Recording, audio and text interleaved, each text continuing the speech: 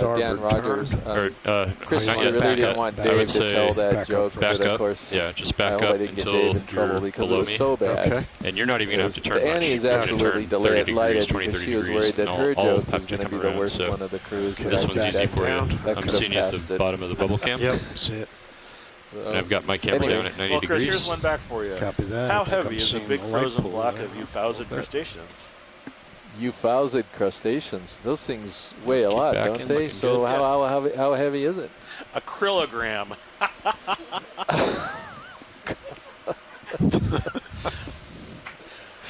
Oh my goodness! Look, we're getting Are we at the people. bottom yet? No, we're getting threats to turn off the audio right now. Okay, so that's it. We're done for the day.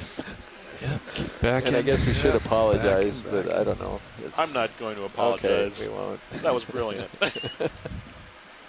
60 good Oh, or 60 Tara or Luke, 70? Or is please that don't encourage him. Tara Luke well, you just can said push she back really a little liked harder. that. A little harder Chris than that? Moss, Yeah, so- that's Oh fine. my Well, goodness. Afraid to Tara's go one too of much. the people Yeah, that no, you're- I've Bottom things out interacted there. with on I Twitter see it there. before. Yep, She's got it. lovely. Oh, okay. Pretty good, almost All in of my view. our scientific resources on the shoreside pool who are helping us with identifications and other knowledge are great and knowledgeable people. So thank you. Yeah, thank you. So aside from some of our OER folks Go ahead, Bridge. and the Interspace Center folks that are on our offline chat question. right now, When we Dan are is also no joined longer on by, watch, could you have Asako him come to the bridge? We Matsumoto have from the questions Shida for some Institute of Japan, SOPs. John regarding, Smith bailout. from the University of Hawaii, If you can just Oceanography pass it to him Department at some point. and School of Ocean and Earth Science All right, no worries. Technology. Thanks. He actually All right, has an so now I'm office gonna right, start right coming next to to port. me. Okay. Les Wadling from the University of Hawaii's biology And you program. can turn your, Megan roughly Cromwell 20 to 30 degrees to and starboard. Starboard. Again, I'm trying to remember, Megan. Oh, I'm sorry, Megan, that I cannot remember what your institution is or where you're from. And what's the general Scott slope here? France, he's from the University of Louisiana Looks at like it's going Lafayette. to be And easterly or southeasterly. Is from what's our Stockton. upside? We Stockton. want to try to Another one climb of these I keep spacing on. directly Very, to the very east, sorry, but I will to remember get on next top time, of it, Tara. and then we're I gonna know that head Chris more knows it south. very well. There you go. Go And ahead then and Tim line Shank up on from the Probably Woods Hole mostly east Oceanographic to start. We'll Institution. both go to 090 then. And we typically, when we get to bottom, we're joined by other scientists, benthic marine biologists who are interested in the deep sea fauna. So we'll get some more as the time goes on. Thank you all for joining. And we are now at 2,400 and about 15 meters. Okay, watch lead. We're just getting in formation now, and we'll start down to the bottom soon. I think with the I suspect that we're going to be seeing the direction of the current seafloor here, let's do- very shortly, any second, because that's pretty close to our drop depth. let's do more like a 110. 110. They copy usually that. do so a little the bit tether's not of getting blown right up We can do that. upslope here. tasks, if you will, right around 50 meters or so above the seafloor, making sure everything is ready to go before doing the final descent. And we're in that period right now. You can see that we're not really Okay, descending. yeah, that looks Both good there? on The actual sonar. particles Maybe in the a water little are bit pretty more. stable. 115 maybe? Or 115 looks good. Yeah, sound good? we can do that. Yep. Yeah. That agrees Okay. with sonar there. All right. All right. Ready All to right. start coming down? Coming down. All right. Yep, I'm let's going to go. start coming down slowly. Okay. I just heard the word. We're making our final descent. And the current's going to tend to blow Chris you and off I to the already side, so you made our might have to do a descent little this bit morning. of starboard lateral. Okay. You mean those Keep in terrible my jokes? view. Yes. Tara Luke, she is pointing out that Stockton University is a small tilt your camera university down in a New little, Jersey, but further down, yeah, see I the will bottom here. definitely We got try to bottom in remember sight because there. I certainly go. should know it. Yeah. you're gonna Okay, have to we push have it bottom in starboard. sight. You'll see it any second. Bit of a current today. Yep. Coming over hard to starboard. I see a lot of rocky substrate here. And it looks like a lot of pillow lavas, but we will find out when we get down a little lower.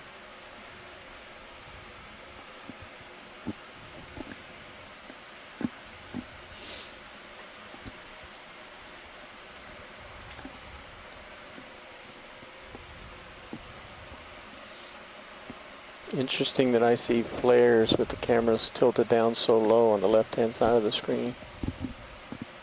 Oh, yeah. I think that is. Not sure. Maybe the temperature probe. Or the craft jaw. The glint On the left-hand side? Yeah. Okay. it tends to be the craft, that one. Yeah. Well, I'm seeing a lot of rocks so far and some good consolidated almost substrate, there. which is a very good Yeah. sign. Because that's what a lot of corals and sponges prefer. I'm not seeing our first Yep. animal yet, but I didn't think I saw it Coming the other down. day Yeah, this high, still and coming down. they showed up in abundance once we got closer. Oh, oh wait, no, that's a rock. One of the fun parts of navigating these kinds of terrains is the various illusions the rocks form when you stare at them for long periods of time. Especially if you have a search image. Oh no, there's a stock. 10 well, meters it's off the bottom. like a dead something Yeah. too on the bottom. Yeah, maybe a dead sponge stock. All right. Do you want to go ahead Oh and yeah, dial in your there's an Z-bias? unbranched Copy that. coral, and I think I see some sponges. So yeah, it's just a matter of getting down a little bit So closer. what I would recommend is Oh, if you come out of auto, Yeah, there's a nice coral depth. to the left there. okay. Yeah, And I then, see that. That's the one so I was now- thinking. We got a couple of now- now- unbranched or now you can put in auto depth.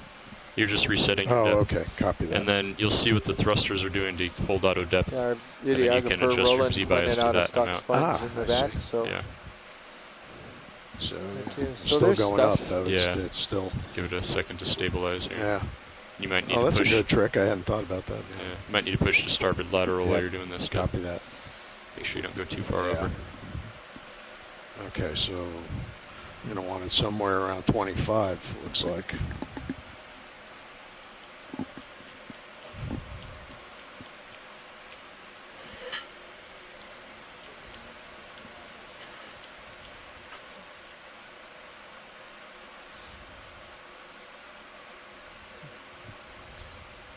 Try that and see what happens. Okay. Now go out of auto depth Okay. and heading down to the bottom. Yeah, I can see some things sticking up on these rocks. Yeah, they're just hard to see when you're farther up. Of course, you don't have as much light penetration. But yeah, I can see possibly even some chrysogorgids and some other things here. Maybe even a black coral right in front of us as well. These are just guesses until we get a little bit lower, but All right. Can you bump in my sonar, please, Nav? kind of Yep. fun guessing. We can go 50 meters. And I'm coming back to 115. Yeah, We're we've at got 50. some dead sponges Thanks. here Pilot's too, at and 30, it looks I'm like we working do have with some gains. current Thank you. here. All right. Looking good, Don. Okay. You've got 2 minutes. Look at that, we've got some animals. We definitely have some animals. Okay. All right, I'm It's going to call interesting this how- bottom.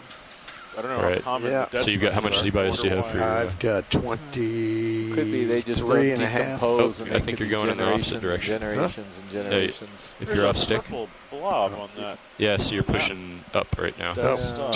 Yeah, What I we want to go might do opposite. is get the. Yeah. We'll have to see where we Oh yeah. land. See where we end up. Yep. Oh, there's a lot of things here. There's smaller things. We're not seeing any huge fans, but there's a lot of things. Going hard, going hard. Oh, it's a nice little assortment Yeah. to start with, at the Yeah, very least. yeah, and there's some chrysogorgids and primnoids. Bridge, and Nav. Go ahead, Nav. We are on the bottom. Roger, thanks for letting us know.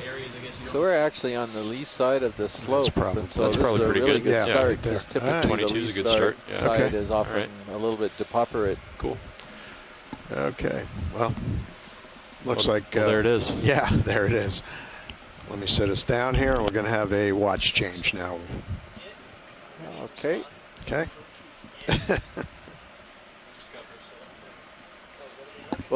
Well, Don, I'm glad that I didn't give you a chance to do introductions. Then, if you're just going to bail on Yeah, us. we're bailing. That's it. Yeah, I think it was the jokes. Yeah.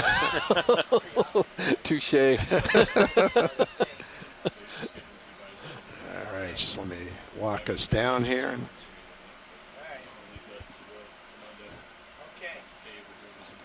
Very manganese crusted seafloor here. You can tell by all that texture, that's this bubbly texture that's high enough that it actually is trapping sediment in between it. So it gives it this very sort of dinosaur skin look to it. And I think that's kind of fitting because I suspect that the Seamount is probably Cretaceous in age.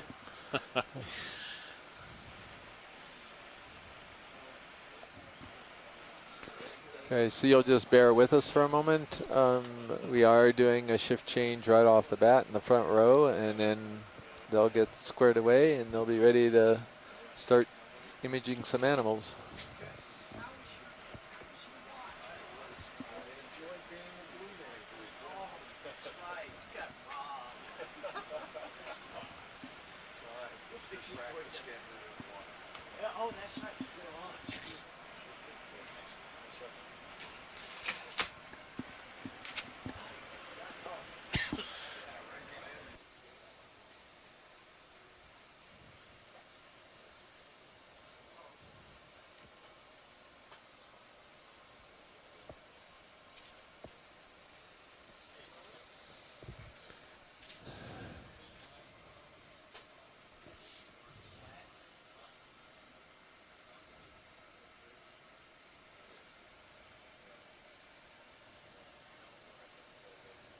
Well, while we're here, Dave, I'll get your swing arms out.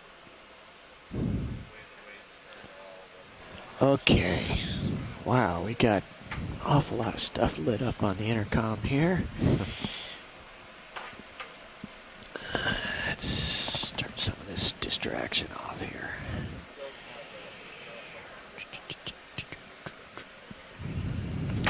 Listening to OKEX, talking to EXRV.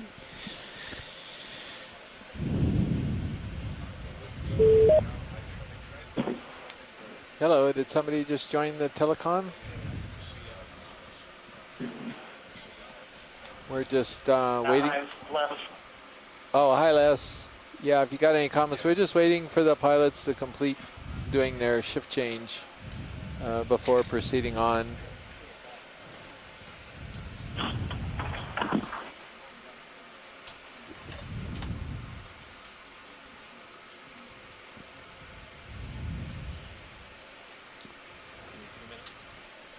I am not mistaken, the pilot this morning right now is Dave Wright.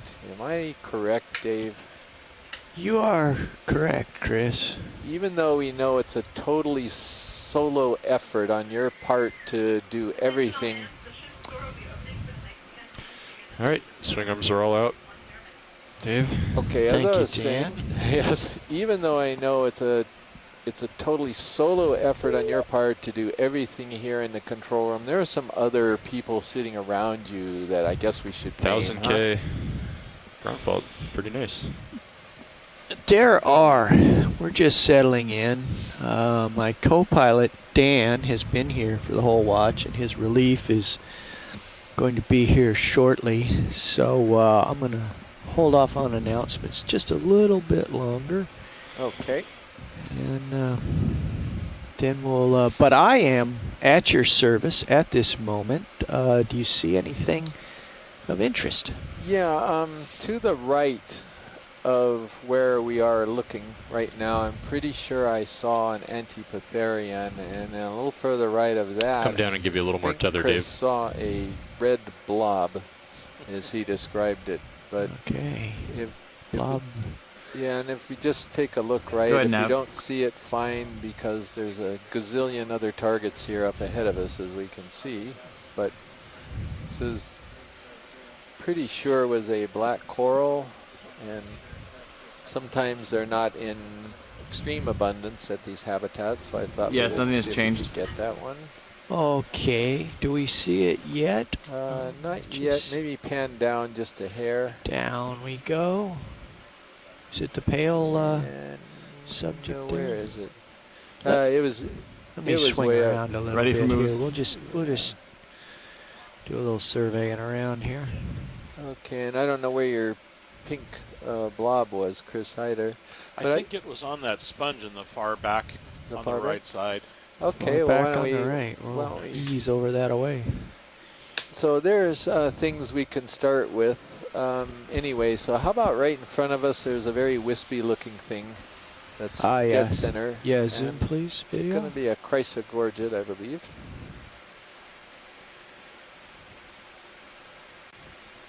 I need to And- get much closer to put some light on it. If you need a better look here. Yeah, we might. And also, Les, I think, is in the ECC, so he can actually see things in almost real time, like a 2-second delay. Let's come out a little video. It's an and Exploration side maneuver. Command Center. Thank you. That's Les Watling from University of Hawaii, who specializes in chrysogorgids and bamboos and a whole lot of other stuff.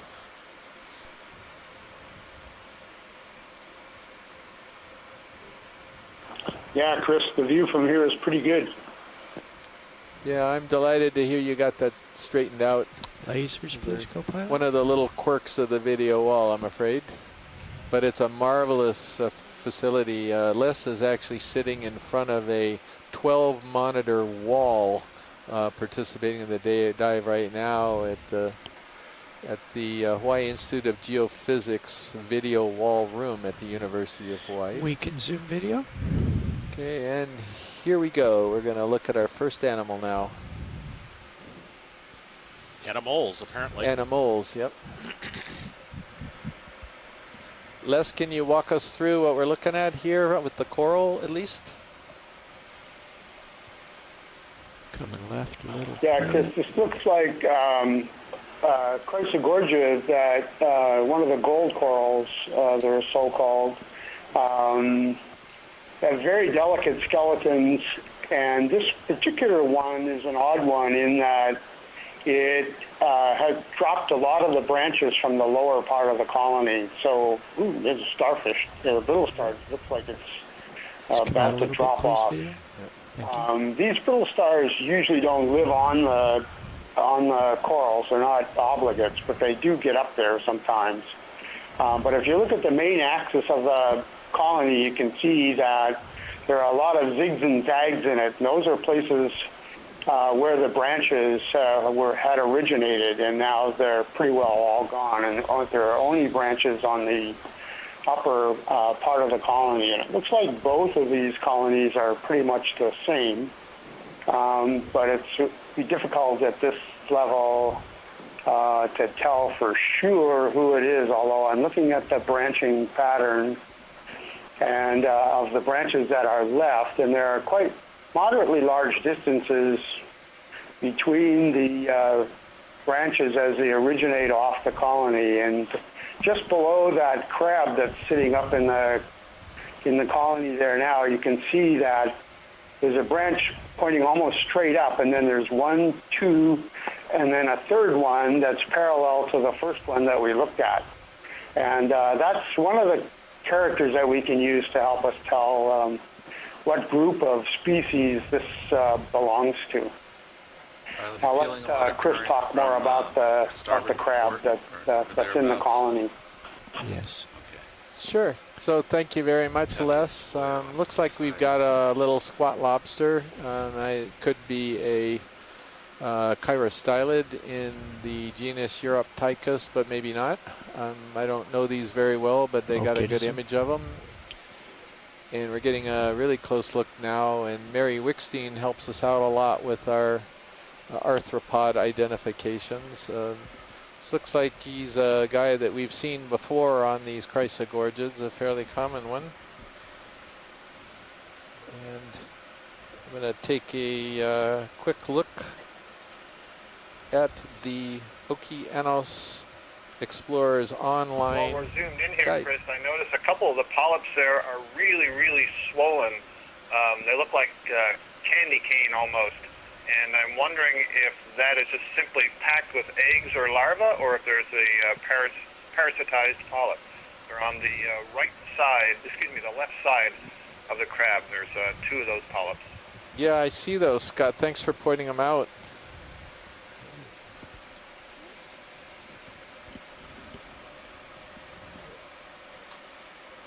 Yeah, I noticed that there's another one on the other side as well.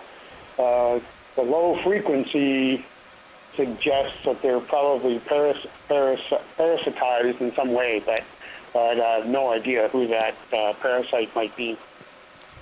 Okay. Well, thanks very much. We're good for Science Pilot whenever video's ready. Oh, it's wide, please, Bob.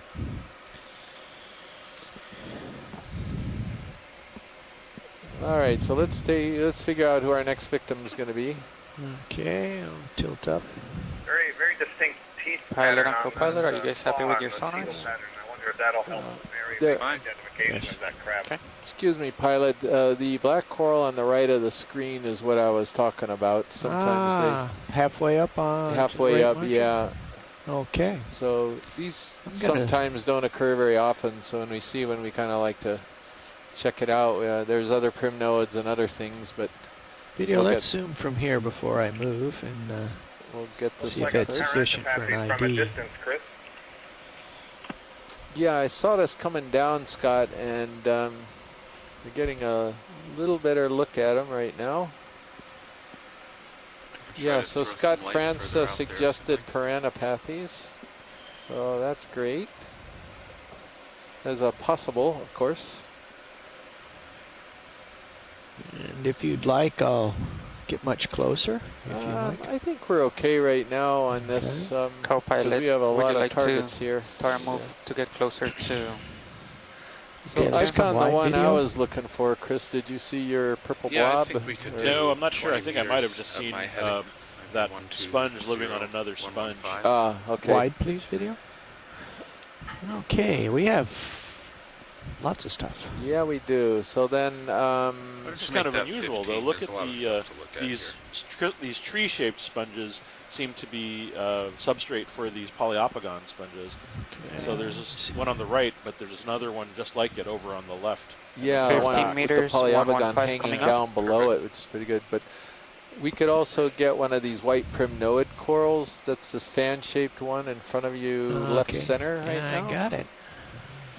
A lot Let me of get you a these little dead, more what I think are Fareid sponges, these Snaps upright brown sponges. I'm just going to float here. I've got no place to set down there. Okay. So just And give it you is a primnoid, possibly in the genus Ship move, range 15 meters, bearing 115 degrees, distance 2 Norella, knots. but we're not absolutely certain. But I think that's as good a guess as any. Okay, wide, please. I would support that guess, Chris. Thank you, Scott. T for Z bias.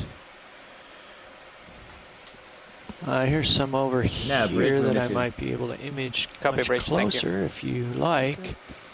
Bottom center. There's a place to set down if you want a macro view. I think we're okay with that. I wonder if Okay. we could go with the stock sponge in the background. Headed And there. Dave, we worked together long enough where you know me, and you know one of the first things I like to do is Introductions. introductions, and then what's the second thing I like to do? Oh, is it time for a joke? No, We it's not a did time that. for a joke. That already happened. You have me at a give you- disadvantage, sir. Let me give you a little hint. ROV seems a little light this morning. Oh, It may be just me. it's but, rock and roll time. but Noted. just Okay. if you see something that looks girthy and free Yes, that'd be fine. okay. as we go along here. Dave did that checklist pretty well, though, Chris. Yes, he did. But Dave, you did not. You mentioned the number one thing we like to do, but I don't. Did you do it already? I think you did. No, it. I delayed it Yeah. because we were still getting settled in up here and lots of chat going on the intercom. But now we have settled into our roles. So we of the front row are all members of the Global Foundation for Ocean Exploration, and we're an organization that operates this ROV and its systems for NOAA. And my name is Dave Wright. I'm your pilot for the next hour or two. And to my left is, Fernando Aragon, sitting as navigator. and to my right, Dave Casagrande, co-pilot. and further over to the right, Sitting in the corner, Bob Nutt. Bob is the video engineer, and he handles all the camera operations because the pilots just don't have enough arms. Sometimes the video engineer doesn't have enough arms. Who's clipping?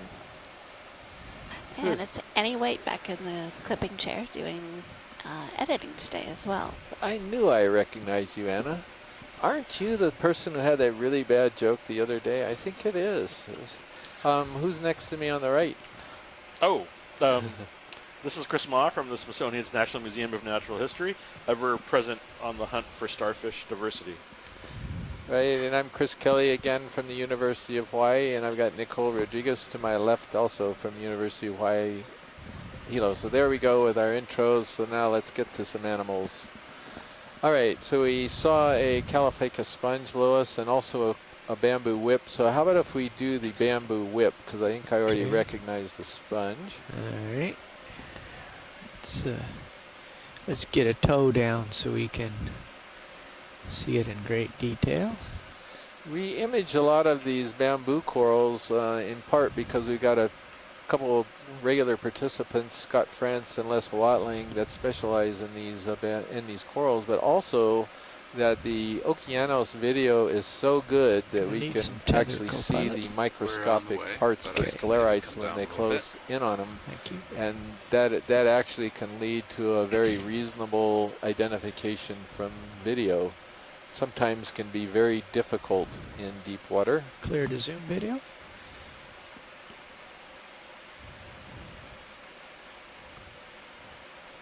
All right, Scott. There's actually a lot following up on tether that. in between us. It's just all Since pulled off to you the side. and others go through Understand. the video and annotate the video to learn something about the species distribution and the biodiversity, it becomes important to distinguish between different kinds of bamboo whips. How many actual species are we seeing?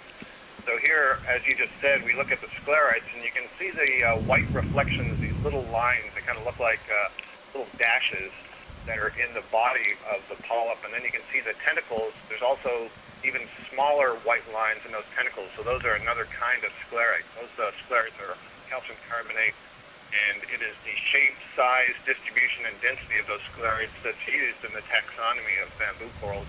And what we can see here there seem to only be these short needles or rods. We probably call them rods. And I don't see prominent needles. Arvina I'm going Bridge, to guess complete. this is a B, maybe even a J clade. Welcome. Let's see what Les has to say. He's on the phone.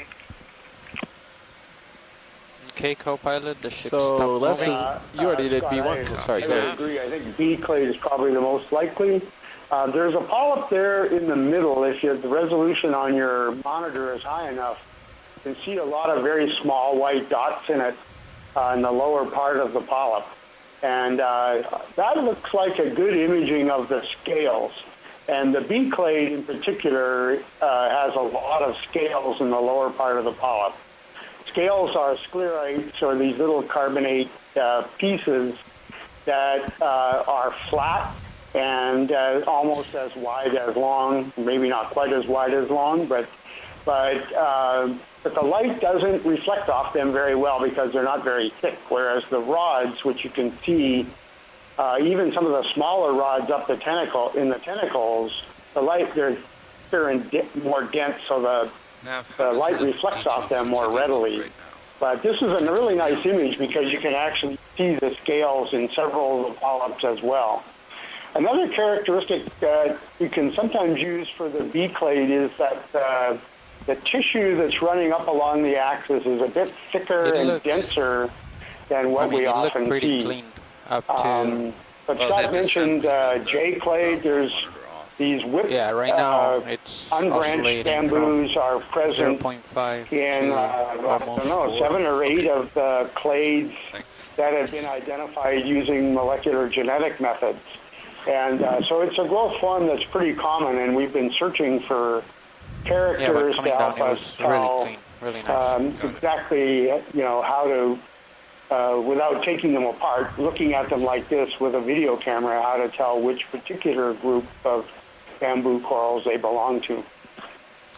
I want to add one more thing to what Les was saying as we're looking. It's now at the top of the screen, and maybe because I'm delayed, it's off the screen. But there was a polyp on the right side that had a somewhat brownish yellow tongue-like streak in it, and I'm wondering if that may have been a prey item, if possibly that polyp had eaten, for example, a polychaete worm. It's the size, shape, and color of it are not something that I would normally expect to see in a polyp, and I don't see it in any of the other ones. It's the one that has its tentacles closed there. That's kind of interesting. Okay, well, thank you very good much. spotting. I think that's exactly Yeah. what that is. All right, well, pilot, I think we're good for this. Wide piece video? All right, we are going to proceed along, and there's the nice stock sponge, the Caulophacus, which we already noted in our annotation software called Seascribe from Ocean Network Canada. I believe I see a candidate rock. Alrighty. It's maybe large, but bigger is better if we can get it. This, lasers, are they on? Where are they? Yes, there they are. Oh, that's a very big rock. But here's an angular one. Looking a little detached. I'm just going to dig around here, see what I can...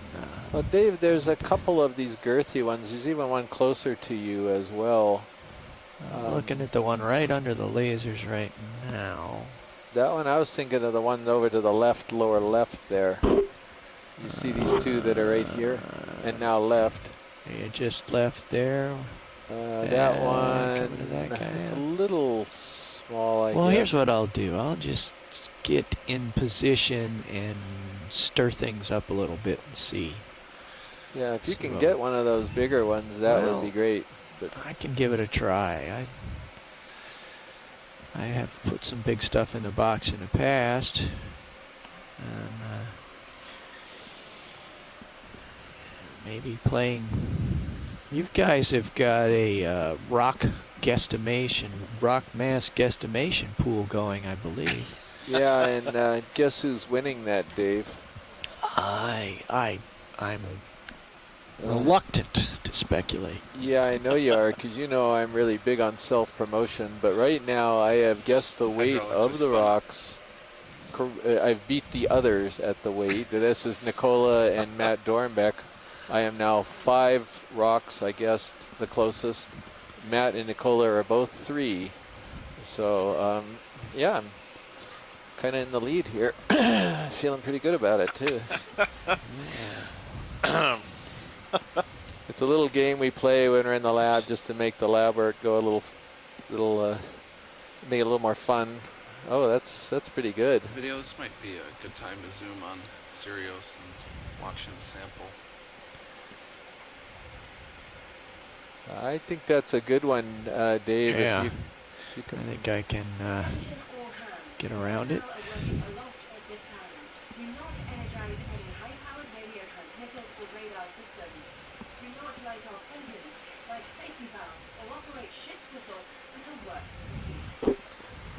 That's a nice one.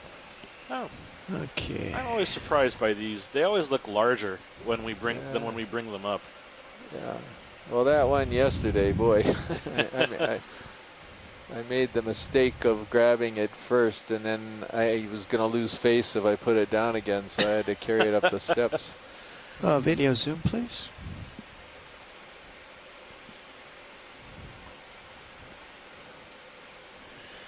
And co-pilot, you could bring the starboard wing in if you would. Looks like the please. trace of some little denizen of the deep. Starboard wing. Perhaps a mollusk coming or in. something. Actually, I think I scratched it in Oh, my that- attempt oh, to that too, flip it yeah. over.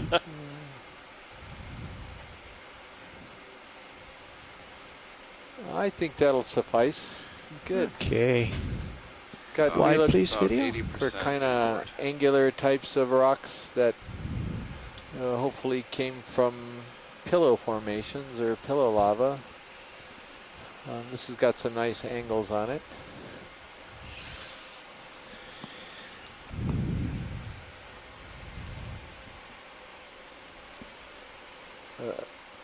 Reason we collect rocks is because, as I told you earlier, this seamount was only mapped a couple of nights ago, And we have no clue what the origin of the seamount is or when it formed or any of that. And the only way we have a chance of figuring that out is by grabbing a rock and letting the geologists actually do some geochemistry on it.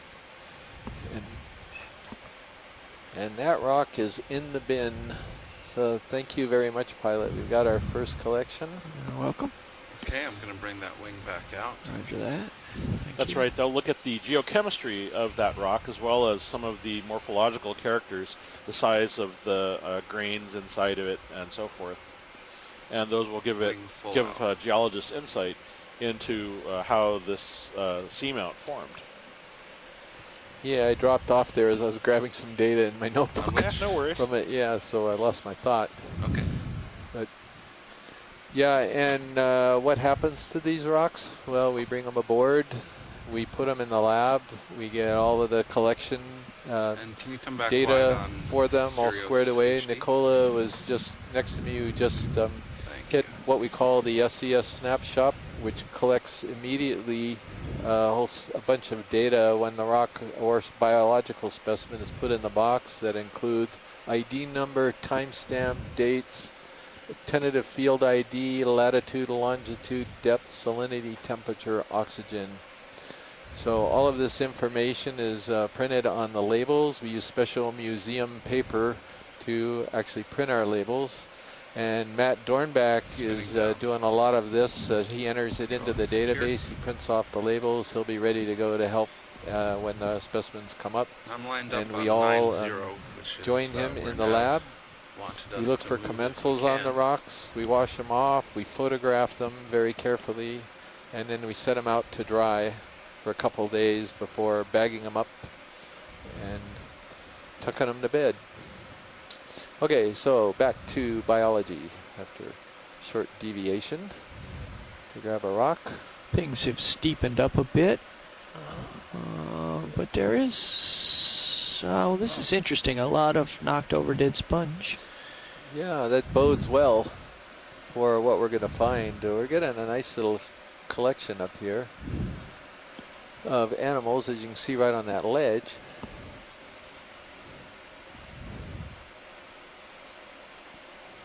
And feeling quite a current. Would you like another Can move, you describe co-pilot? it to me, Dave? Yeah, I'm going to, we see particles going from right to left right now, and I'm facing southeast. I'm going to attempt to align myself to this current and give you a direction from which it's coming.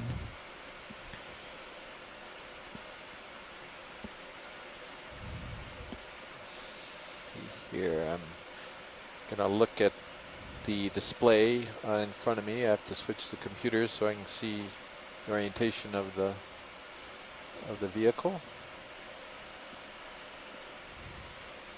There we go. Okay. So you said it's coming from left or right to left, is that right? It was previously. I'm facing due south right now, and I'm going backwards. I think it's just a little bit west of south is where it's coming from. Okay, thank you. But, you know, in general terms, south, definitely out of the south.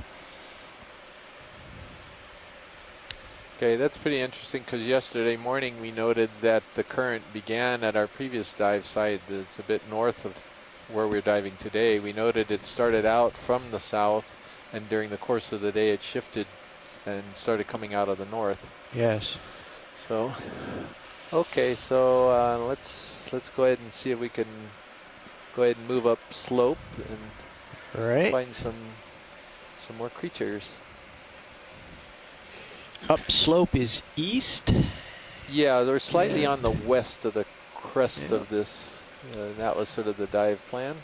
So locally, let me raise my gaze here.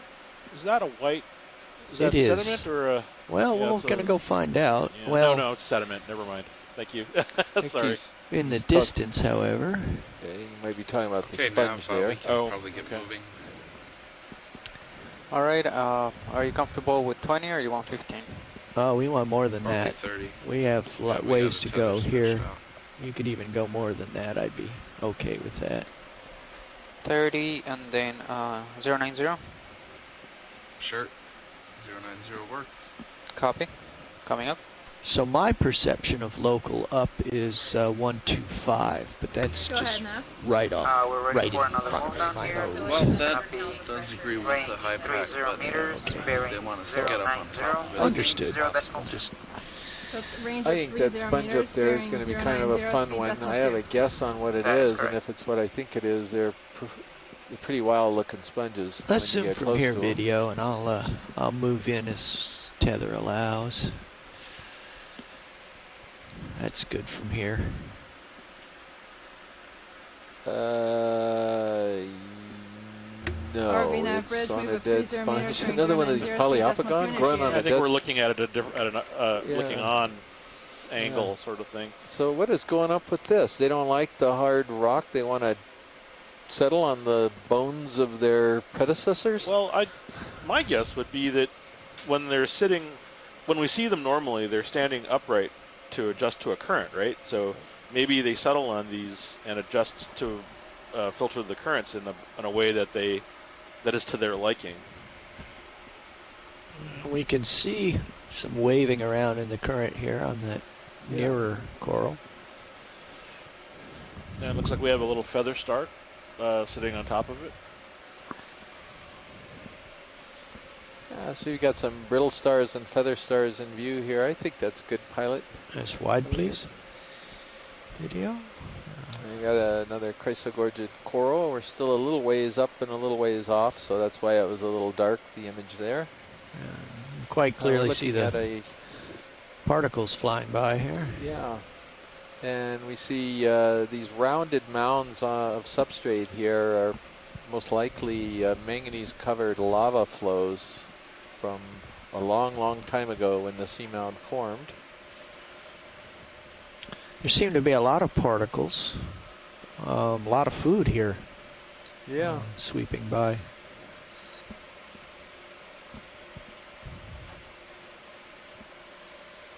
So we're just waiting for the ship to move before we can continue on. I'll do a little bit of a wander here. Those of you who are new to the Okeanos dives, you may be wondering, oh, why can't we just go? Well, it's because we have basically over a mile of cable above us, and before we even look at that mile of cable, we have a tether to another vehicle called the Sirius vehicle that's above the ROV, and it shows the ROV exploring the seafloor if you go to feed 2. But you have 3 vehicles involved when you do any move. You have the ship, you have the Sirius, and you have the D2 ROV, and they all got to be lined up properly in order for us to proceed. So that's what happens. We will take periodic pauses to line up vehicles and then make our moves. Lots of chrysogorgids here, and some primnoids too. Doesn't look like there's nearly as many of them as those dead sponges. Yeah, a lot of. This used to be quite a sponge place, I imagine. At some point. If we're waiting, pilot, we could get a zoom on that primnoid coral that's right in front of us, the fan-shaped one. Yeah. To the right or left? To the left of center. Okay, here we go. And then maybe even another one of these chrysogorgids. I think I see a bottle brush chrysogorgid that it's different than the one we imaged when we landed. Okay, video, you can zoom. I'm going to go to the right simply because the current will aid that. That's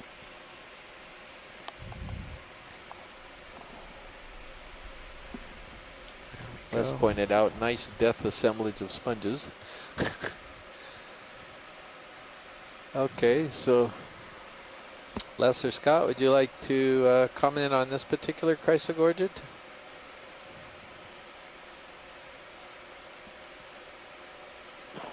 Yeah, Chris,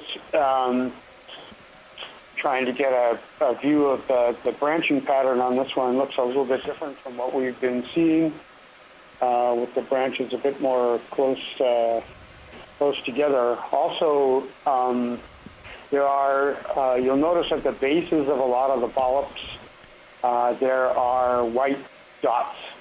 And this one's making me wonder whether this isn't one of the groups that we affectionately refer to as saddlebags.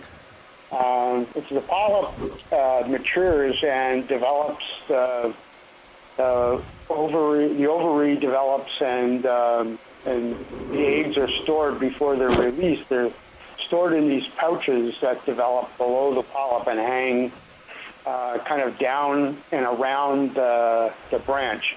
More so if you got it. There's a couple of spots where you can see that there's like a pair, one on either side of the branch, and that's why when we first discovered this in the Atlantic, we called these saddlebags because they kind of look like saddlebags that you might have on a horse or maybe even on a bicycle with material in it. And this is a fairly distinctive morphology for mature chrysogorgia polyps. And we've seen it in several places now. Okay, co-pilot, the ship should be coming Great, to a thank stop. you, Les. And we're probably RV9 good for bridge science complete. now. Yeah, we're going to swing to Thank the you, Bridge. left and pick up the Primnoid, I'll bet. Primnoid, yeah. So go on 4. There's one of these dead sponges that's most likely, there's a little bit of live material on it in the back, but it's most likely in the family Furiidae. Lots of And we're tether. continuing to Sucking swing, it up and you're going by- to see a different, completely different type of octocoral somewhere. It's And the coming. little sponges on the seafloor there. There he is. And we're getting sort of a side view of this. It's a fan-shaped coral. We're kind of looking along the axis here, and kind of gives us a nice view to see what's growing on it, Chris. Oh, zoanthids. Or sea anemones. I think these might be sea anemones because they aren't connected to one another. So this is what we sort of saw from a distance before that both Scott and I thought would be Narella. I think we're good for science whenever wide, video's please. ready. And it's nice to then get our close-up of that species because it gives us more confidence as we go across the seafloor and see similar colony morphologies that we're IDing them as best we can correctly.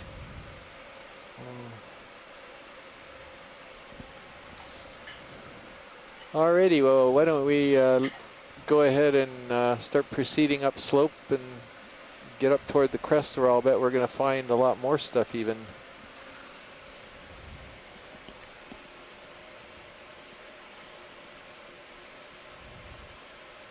The crest is not very far ahead, by the way. It's fairly close. We're just slightly on the west side, so we're going to be there momentarily. Attention all hands.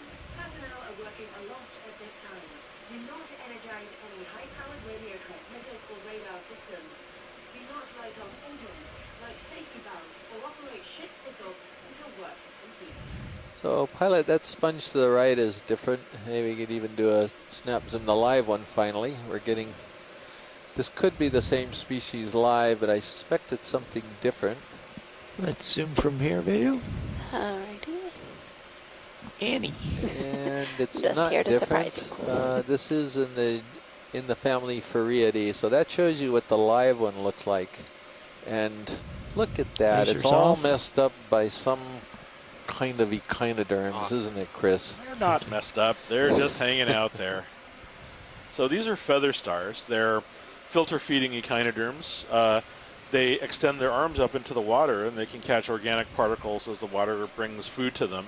The one that's on the bottom there, if we can zoom in on the arms, those little white dots. Come on in some more. Thank you, pilot.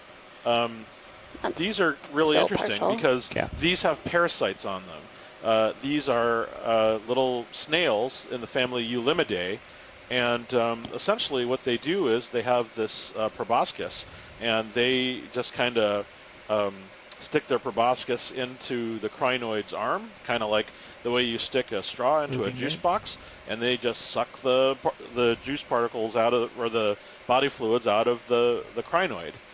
Are they like deep sea ticks? Yeah, You know, I've never heard it expressed like that, but that could very well be an interesting analog for them. Eulimid snails are actually found in all of the classes of echinoderms that I know of. They're found in crinoids. They're found on sea cucumbers. We saw one on a sea cucumber yesterday. We see them frequently on sea stars. Okay, so it really depends. But this seems to have an unfortunately quite a heavy infestation. There's 1, 2, 3, 4. I think I counted another 2 or 3 on the right as well. So some 6, 2, 3, 4. Yeah, there's 5 of them right there. It looks like 2 of them on one pinnule. So yeah, that's a fairly heavily infested one. That arm on the underside might be from yet another crinoid. Also, this affords us a nice quick shot of the underside of the crinoid. So that center circle is the mouth where all the arms converge, and then you can see that kind of triangular structure that's opening off, kind of offset to it. That, I believe, is what's called the anal vent, and that's where all of the poop goes when it's done. It just sort of carries all of the stuff away from the mouth, so it doesn't, how should we say, get confused during input. Anyway, we're done. Thank you. Let's come out a little bit there, Annie, and get the Chris Kelly, I really picture. like that comparison of the eulimid snails to there. the ticks. I think that's great. Little parasites There we that go. are sucking fluids from its host. That's a poster Yeah, and shot. another point, just Yeah, as it a is. follow-up, is you're seeing a couple different levels of associations here. So the crinoids are probably benign associates Okay, for the come out sponge. now. In other words, they're Come out just up partial. on the sponge, getting up in the Yeah, current hold flow a that. little bit Okay. more. And they're not really hurting the sponge. That's sort of a commensal type of relationship, I guess you could say. But then those snails are definitely having, that's a parasitic relationship Yeah. to the crinoids. Yeah, so that sponge is practically a whole ecosystem unto itself. Yeah. All right, let's see if we can find some other cool things. So far, the community is dominated by a few bamboo whips, a lot of chrysogorgids, a lot of these Narella primnoid sponges, and not that many more different things so far. A couple of polyopogon sponges that are settled out on the dead sponges, and there's another one in the distance. What is wrong with the rocks? I don't get it. These things are normally attached to rocks. Well, clearly, you scared all of them off after we collected that first one. I guess We so. could probably get another move in. You know, you always see sponges growing on other sponges, but you also see them on the bottom. It's like they don't. Sure. It doesn't really matter. And so here's a I see perfect something in example. your I wonder, sonar. Do Pilot, you if we wanna could make get a it look at the one on the left, 20, because this shows you 30? shows everybody what we're do you feel talking comfortable about with, here. co-pilot? I think we could do 30. A little bit more zoom, just a partial here as I want to pirouette. Let's hold that. And just Yeah, so there's the dead sponge, and the stalk is the dead Copy, so sponge. that's gonna It's be not part of the living 3. sponge. Now, as he spins go ahead. around here, which is giving Zero, us a zero. great Maybe a view, heading of 1, the 0, living 0, sponge 1, is 0, 0. actually kind of clasping onto the dead sponge about halfway up 0. its stalk. Anywhere in that range would be fine. And this sponge you often Alright, find that's on 30 the meters, rocks 100, coming quite a up. bit. They'd have no trouble attaching to rocks. And so I'm not getting it. I'm not understanding at all Ready for the next move? why a lot of these are on sponges. And you see the one in the back, it's on a sponge, a dead sponge again. Could I Range 30 speculate? meters, bearing Sure, 100, please speed do, decimal Pilot. 2. Well, right now it's a high current environment, and I wonder, if the larvae get caught in the dead sponge, rather than bouncing along the rocks. How do they attach when they first in their infancy? I guess. Well, That's the question.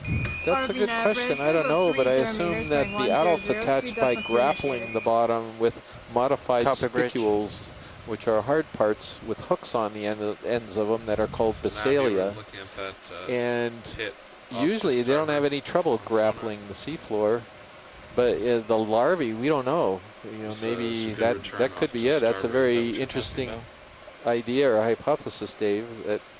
Is that what? That could be it, actually. there's a pretty I good really don't return know, off because to it's starboard rare on that my we see sonar. Is that what you were talking about? really yeah, small exactly. ones and can discern their attachments.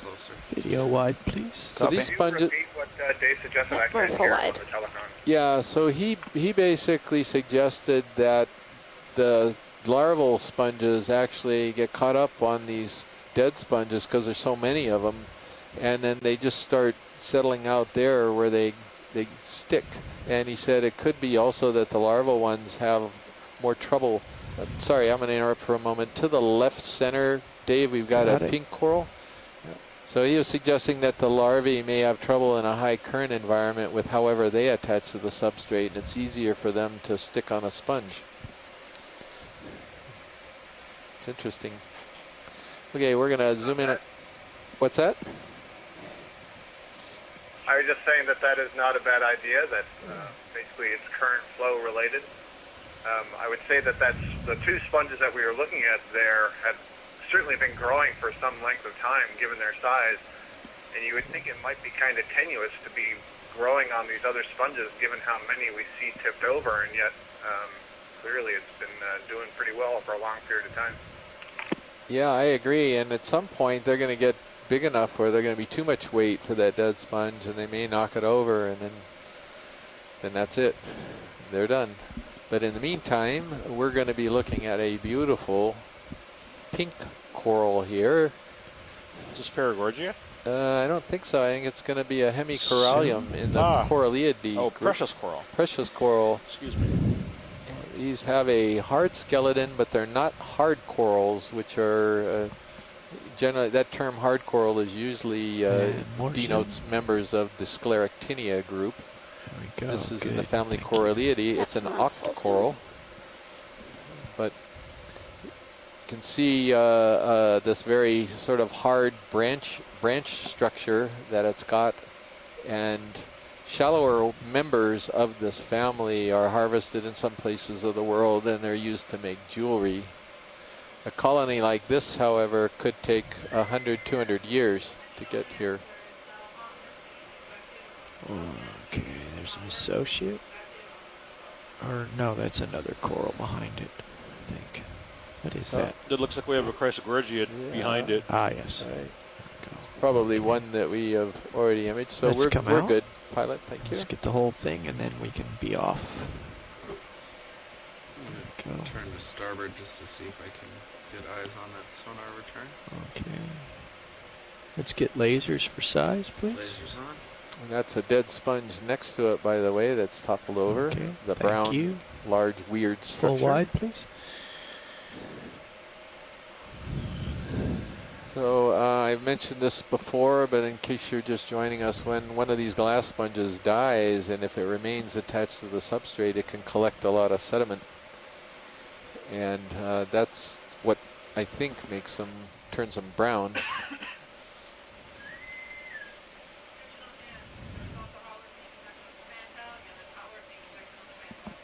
Chris, to follow up on this question about why we see those sponges settling on these other ones, there are the different attachment points, right? What was the name? Phytophagus? I forget the name. You'll have to remind me about that. But Yeah. is it possible that that attachment type is not suited for whatever reason, the bottom that we're looking at here? Yeah, so Scott, this is manganese crusted boulders, as we've seen in a lot of places here, and I think we can go ahead, Pilot, and just continue on up slope. So we've seen a lot of these sponges that seem to have no trouble grappling onto the seafloor here. Its Lophophytus attachment is the one that grapples with modified loose spicules that are called basalia, and then Basiphytus attachment is actually where, like this white sponge that we're seeing right now that these other ones are landing on, it forms a plate and glues itself to the substrate. And I've noticed in some places at least that the grappling system seems to actually be a much sturdier attachment. Oftentimes the live part of the sponge is long since dead, yet you can still see that lower part grappled onto the substrate. But now you're seeing these upright sponges that look pretty darn glued and upright too. So I don't know. Soon. Right, and so I didn't mean to suggest that it was the manganese crust itself, because Hold I that. agree. We see that fairly routinely. All right, co-pilot, the Something ship else should that be we're coming not to a stop. seeing, we don't know. But to me, that's the difference here. D2 USBL Is has it the been kind attachment of type? I crazy suppose it's for the also, we're last just 2 looking at minutes two or species so. of Do you want me sponge to right stop now. it and Although do? no, didn't we also see Bolosoma, I think? So that would have the same attachment type, right, as these ones? Right.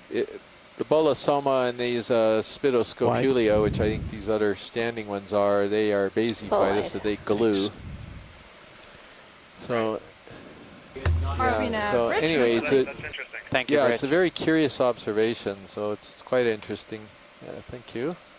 I see a couple more coming up on the distant left there, are still on the sponges instead of on the bottom. So very curious. Love seeing these new observations.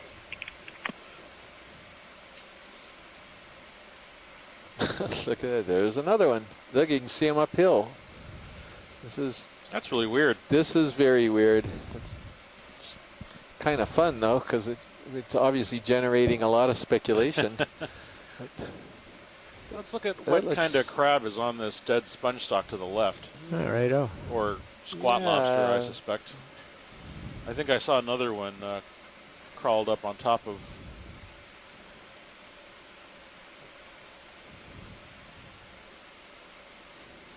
Yeah, right by the lasers, yeah. Yeah.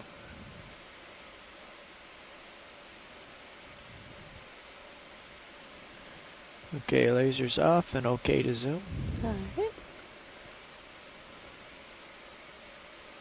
Aha. That's a partial. Okay. Well, we got this to genus, but I'm not sure I can go any further. So this is Munididae. I don't know if I can say this right. In the family Munididae. And sorry if I butchered that. And I believe this is in the genus Munidopsis, but I don't know if others have a different opinion. They've got very, very long spines sticking out between his eyes. As you can see, he kind of looks like a deep sea rhinoceros.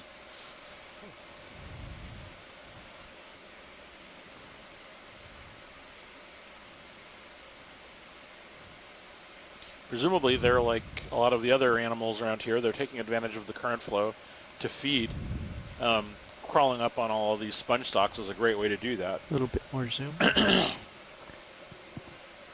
that's good. We'll just get this in the can and move on. And confirm lasers off. I think they're still on. Almost looks like something we call Munidopsis bairdi, but I'm just sorry, I was gonna wait on lasers that. are on. Would you like bet them Mary Wickstein will Off, email please. me in a couple days when she gets a look at these photos. She's at Texas A&M and helps out a lot with the arthropod IDs, and I'll bet she'll know. Indeed, Mary is very knowledgeable in these subjects. Okay, video we can pull out, get the whole sponge, and then I'll be on my way. Sounds good. A couple crinoids there to the Pretty right. picturesque there.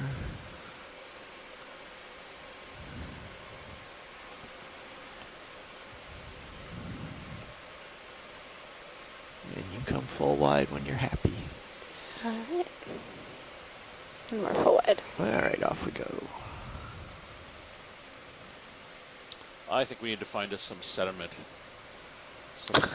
Good luck with that today. Yeah, I know. See if I can muddle my way there. Oh, no. No. Hopefully you guys didn't hear that. Dave's joke. This stock sponge here to the right center, this is something different. We haven't seen this today so far. Near ground? Far yeah, right center right now, and he's on zoom. that boulder in the background. Oh, that guy. That guy. Yeah, okay. This is just wide. possibly the dead stock in front of that species, but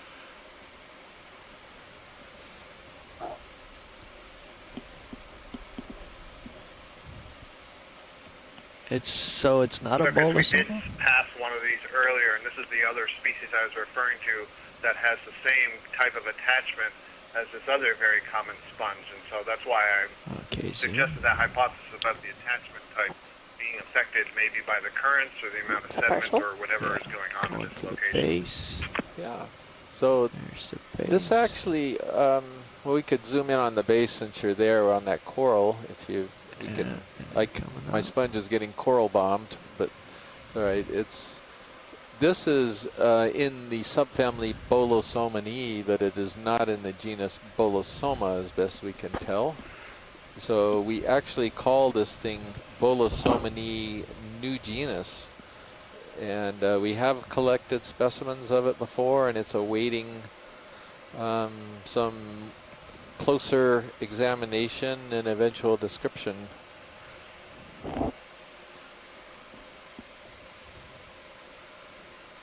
And the thing that this is it's kind of a weird one, but the thing that is noticeably absent on this particular species of Bolosomini is the fact that it doesn't have a top osculum. It has these side things, and if he's coming around and he's looking at its face, we used to call these ET sponges because they look like two big huge eyeballs. But there's no opening on the top of the sponge like the other members of the Bolosoma genus, and so we really aren't sure where this belongs, except that it is a stalked glass sponge in the family Euplectellidae. And its open side is facing directly into the current. Yeah. Okay, wide, Thank please, you, video. Yep. Did we get a Full shot wide. of that coral at the base, Chris? Sure, Oh, but there yeah. may have been a Plurigorgia right at the base of this sponge that Yeah. was doing what I think you said was photo bombing. Yeah, I think you're right, Scott. Thank you for reminding us, and Chris also mentioned that as well. I'd forgotten that guy. He's going to get in a little better position to get an image of this, and this is a We can zoom. different coral again. We like Just to hold that, and I'll document back the up. community as we go along, trying to image different animals. And now we can zoom some more.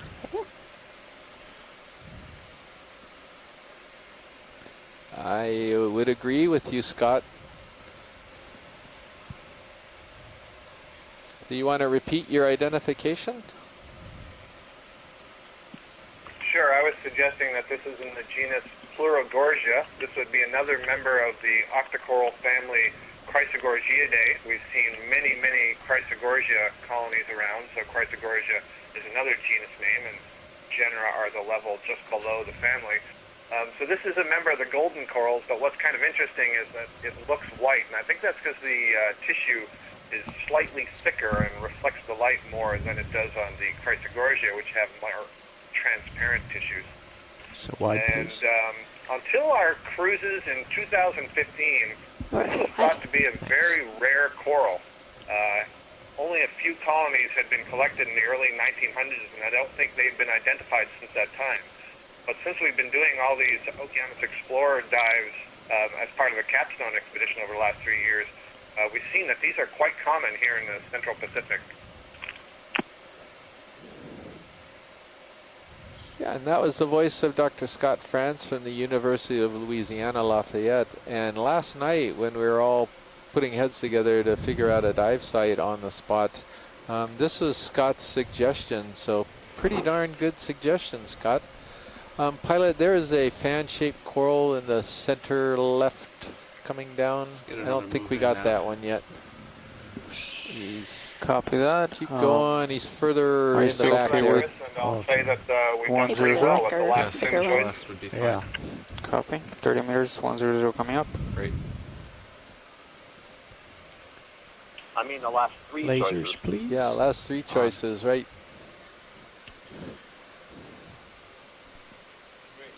Right under the lasers. Is that That's it. That's the guy. Okay. All right. Actually, I'm not sure what it is from this distance.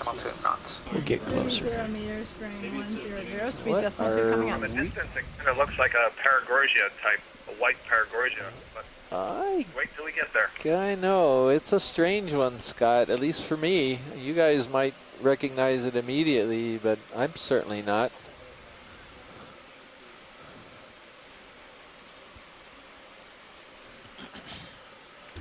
ROV nav bridge. We have a 30 meters. Unless it's bearing totally 100, overgrown speed or distance something. initiated. It's off. Lasers off. Wow. Please. Or Paragorgia. Good to zoom. Distance anyway. Now, if you have a And minute to Scott, do right CTV you testing. are. And we can have more zoom. Yep. So, Scott, just Wally, gonna You can turn tell that, is the way it sort of seems to ground fault monitor vibrate a on. little bit Let me know if the around the oxygen edges. cleans up. Copy. Something about the wiggle. I hope I'm not just Well, seeing it's the going to be video. pretty hard to tell because You can Definitely, just watch I think the numbers. Paragorgia, you can see Alright. how the polyps center are window. arising, especially from the Alright. tips of the branches in these little clusters. And when the polyps are retracted, those look like wads of gum, especially on the pink and the red colored ones. It looks like bubble gum. So this whole Turn on the family starboard for is tether management. this gets may the be common name bubblegum corals, and this is a white morphology of that group. I do not know what species it would be. yeah, so Scott, I'm going to throw this out because I always know we have to make decisions fast. To me, this looks like a potential collection option because I don't think I've ever seen this type of Paragorgia before. Maybe you have, or Les has, or Asako maybe, but I don't know. I don't recognize it. Is it all right to take a little more zoom? So the one thing Yes. that's really distinct is the clusters where the That's polyps zoom. are arising. And I agree, this doesn't look too familiar. Sometimes they can fool you when they have the polyps extended versus retracted. But what I'm seeing here is these are really big polyps relative to the size of the calyx from which the polyp is extending.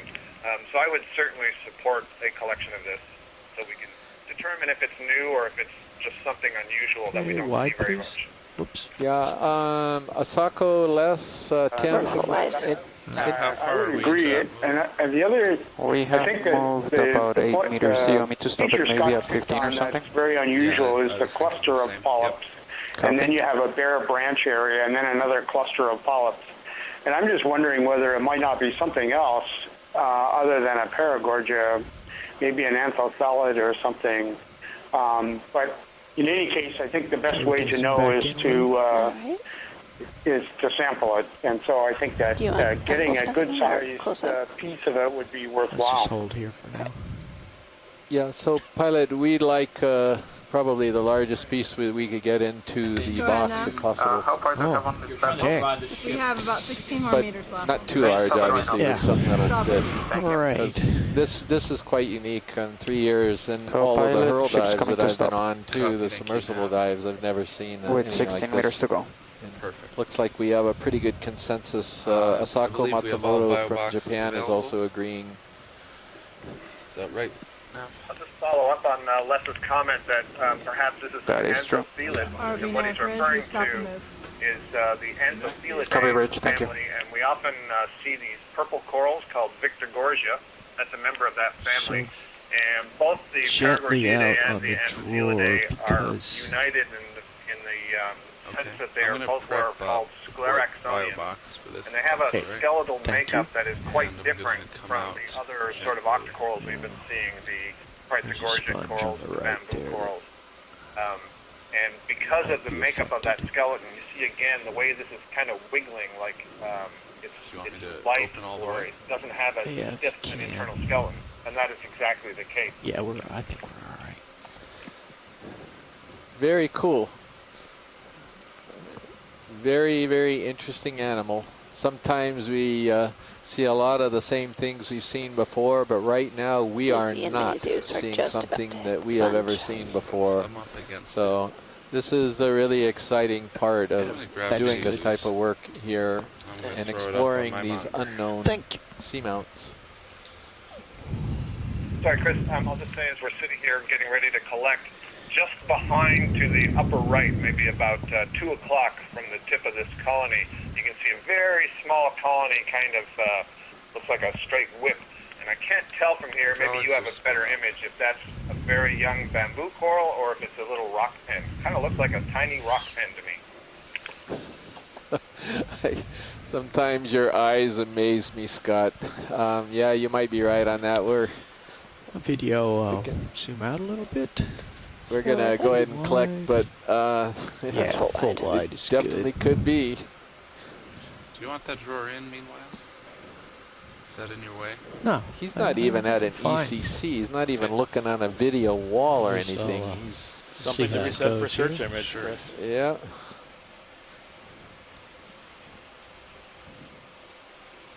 gonna follow you over. Where's my cutters? Cutters under.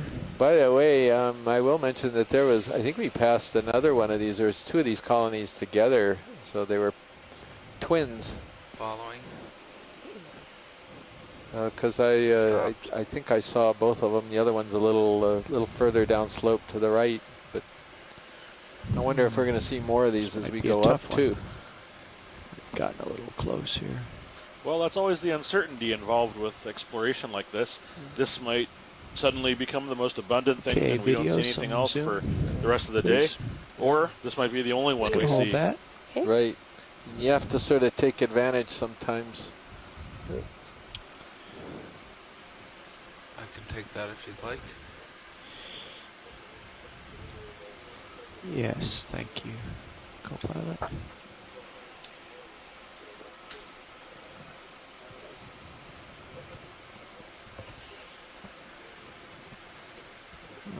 Okay.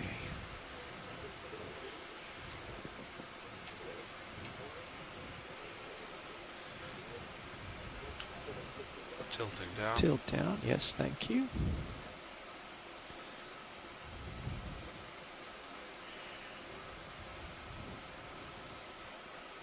I might point out that while the manipulator arm is banging around on this coral, the polyps have all contracted, and now we can see the clustered bases pretty nicely. But also note that these things have a fairly primitive nervous system, and but the signal went through the colony moderately rapidly, Okay, which is video something wide, we don't please. always see. Tilting up Thank you. and moving mini Zeus to the All bottom. right, a little selective harvest there. I can say one thing from seeing the way that it was clipped there, there's no question at all that this is a scleraxonian. So we at least have narrowed it down to one of the major groups of octocorals, and that is the group that includes the Anthophylidae, the Paragorgiidae, and some others. Well, it's pretty exciting.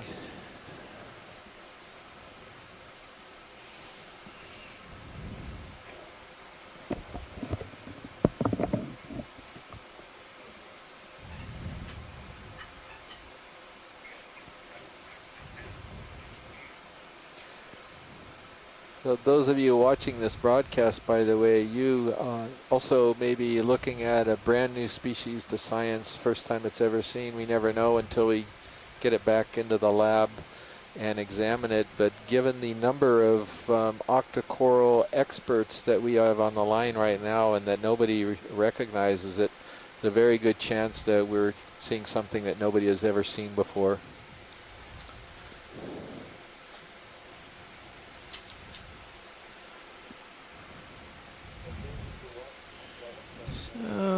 So give it a few bumps on the drawer there and see if it settles in. I don't want to All right. abuse it too much. Whoops, that's not what I meant to do. Actually, hang on a second. I can give it a little nudge. Going to come back out. No, you're okay there.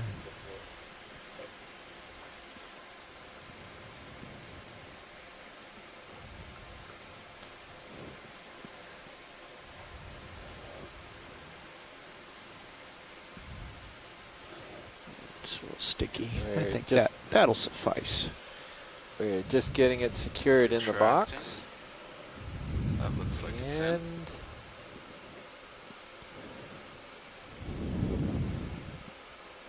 And we have, ta-da, it's in the box. Thank you very much, pilot. Welcome.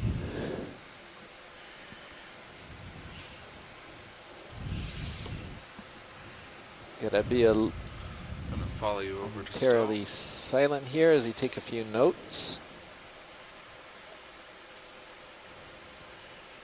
Shoulder full up. Elbow down. wrist. Okay, that's swing specimen outboard a 2, and it smidge. went. Got And some of again, that we on have your all claw. of this, the data, associated data with this thing. Okay. Finished with hydraulics. You have a piece of that sample still on your claw. Oh, is it? Shake it off. So I'm going to throw this Clean out it while out he's a little getting bit. ready. Scott or Les, I don't know have a Paragorgia patience, very or is it well, you? or Oh, Anthophylidae. it's I just know that slipping out. Paragorgia Can't- probably have can't very do it. similar sclerites to coralliids, and I know what those look like if you do a little bit of a bleach prep on them. But do Anthothelids have very distinctive sclerites compared to Paragorgids? And if I Good. took a microscopic little piece of of a branchlet there and put it in bleach, would I be able to inform you right away as to what family it belongs in?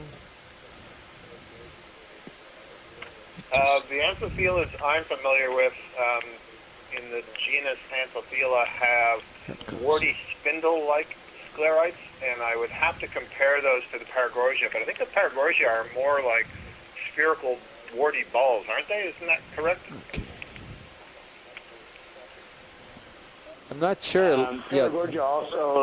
Paragorgia mostly has what are they called? Capstans. They're 8 radiates, 6 and 8 radiates, I think. Finished with hydraulics. And more similar to Corallium in that respect.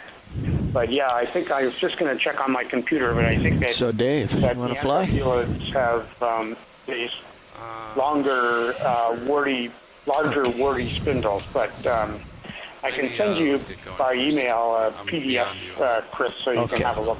All right. Well, thank you, Les. Chris, you can send us the images So I of have the turned. that you take. Yeah, the biggest problem here that I've found, Tether management. even trying to send out sponge spicules, is that even though the waters are pretty calm, when you Yeah, try maybe to we zoom in should on our check the digital slope again, microscope, because according to to very HIPAC, it small should be turning more towards the structures, south. very small, either spicules and sponges, or in this case it would be sclerites and corals. They're just rolling all over the place on the screen, and it's almost impossible to get a good picture. So, but I can give it a try. I remember that when I was out there, and you have to time it with the roll. Yeah, and I'm thinking of trying to make some improvements for the next cruise or for when the ship gets around to the Atlantic. I'm pondering this issue a bit. This is the first time I've had experience with this new microscope. Up on top. And so I may try to get something that might work out a little bit better and put on the ship. Okay, we are, I think, fairly close to the crest, aren't we, pilot? I think I just came up over an edge. Maybe not the first, but definitely. Yeah. Popped up, then it got flat, and here's a pile of rocks. Yeah, and looking at the HIPAC screen, it does look like we're on the top. So we are going to make a right turn, I think, once we got to the top. And I'm sure Nav's on it. A prominent pile of rocks. It's casting a shadow. Let me just get up I over the forgot top that we here. were moving up the side to the ridge, so this will be a very interesting comparison. This looks like a vent of some kind, like it's a volcanic blister or something. John Smith or Jonathan Tree, I don't know if you're close by enough to a phone where you could comment while we're still here. Yeah, go ahead. But this could be one of these places where lava just oozed up in a kind of micro volcano here. That's what it looks like to me. I gave my co-pilot a little tug there, so I'm going to back up. But this is an isolated blister. This feature here. So the bridge just called up. And we they're see a doing bunch of heading stuff on change it. about 5 degrees. Haven't I really can put in seen a move anything after they're done. different. Some more of these farreid glass sponges, these upright ones that have got all this weird texturing to them. We used to call these things Skeletor before we knew what they were, after collecting some specimens years ago with the Pisces submersibles. So we've got those. Come down a little bit here. And those are most definitely pillow lava flows. This is how lava erupts out of the seafloor. There was a coralliid here. That's a precious coral. We haven't seen any fish today, so poor Bruce Mundy, we don't have any images for him, even though he can't participate today. Okay. We don't have any images yet of a fish for him to examine, perhaps tomorrow. There's some more stock sponges in the background, the Bolosomini.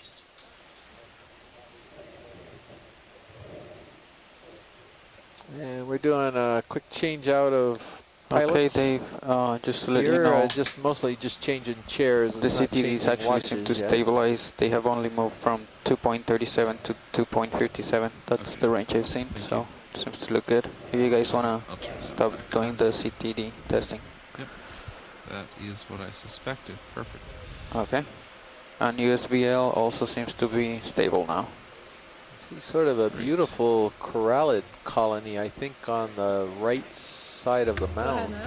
Let me know know if when it'd be you guys possible are finished with to the heading change, please. Roger, we're Hit just over about there. that way, and I Copy, think it's thank you. Dave, right?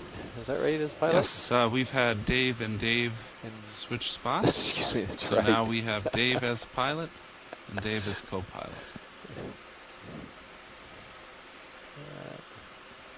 Yeah, if we could get to that coral colony to the right side of the volcanic vent, it's right underneath the sponge a little bit.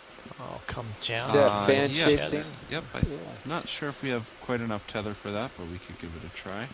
Yeah, it could even be the same thing we just collected. I'm not sure, but it could be. And this sponge also is something, it is attached to the substrate, and this is a really cool RV now, sponge, Bridge. by the way. Go ahead, Bridge. We're ready for a move whenever you are. Copy, stand by. Okay. So, co-pilot, they're ready for that move. What's are you weird about comfortable it is doing I think I recognize So, the sponge, but the 130? sponge species 130, usually has very, very long 30 meters. Copy that, grappling coming hook up. spicules on the base, and this one does not. Yet another surprise, and you see a couple of these sponges are this now is attached nav. to the rock. The move is gonna be range 30 meters, bearing Video, 130. let's try to come in on this. Speed one 0.2. here. Okay. That's 30 meters, bearing 130, speed 0.2. Good copy. So that's a partial. Yeah, well, it's in the genus Poliopogon. If you look at the base, it's got those grappling try to get a spicules little that more of the base. we've noted on other dives. And Is it right to zoom more? Yes. I thought this was Poliopogon species 2 is what we call it, but these we used to call that species the bearded sponge because it had such a long draping of these basal spicules, but this one does not. So Poliopogon is the RV best now, I Bridge, could go. move at 30 meters, bearing on this 130, one. speed 0.2 initiated. Really you, Bridge. curious now, Chris, to look back at previous dives about where these sponges are distributed. I'm noticing right here, at least full. relative to Okay. just earlier on Try the to keep dive, it it's a little steady, bit no? That's full. less sediment on the rock. And you'll see as you move away from this and look to the back left, it looks like there's another Poliopogon hugging one of those upright sponges.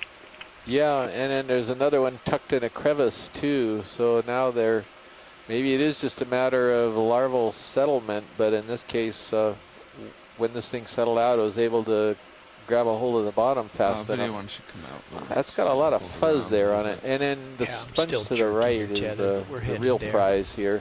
The sponge. Sorry, the coral to the yes, right. Okay. Well, there is a sponge to the right. I there know are there is, sponges but- and corals in every but- direction. But it's not the prize, All I don't right. think. Jeez. Quit laughing at me, Nicole. Sorry, even if I deserved it.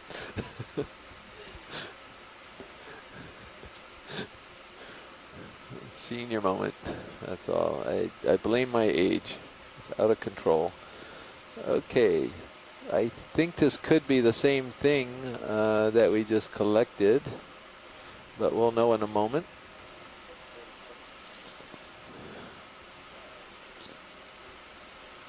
Pretty unusual sight, I have to admit. All right, video. Let's try this. I'm way out ahead, so That's a let's see partial. what we can get. And I think it is. I'm going to turn away from you. And give there's you yet some more another tether. one All right, thank down you. below behind the boulder too. Video come out. I'm going to try to land here. Full wide. Get a smoother shot of that.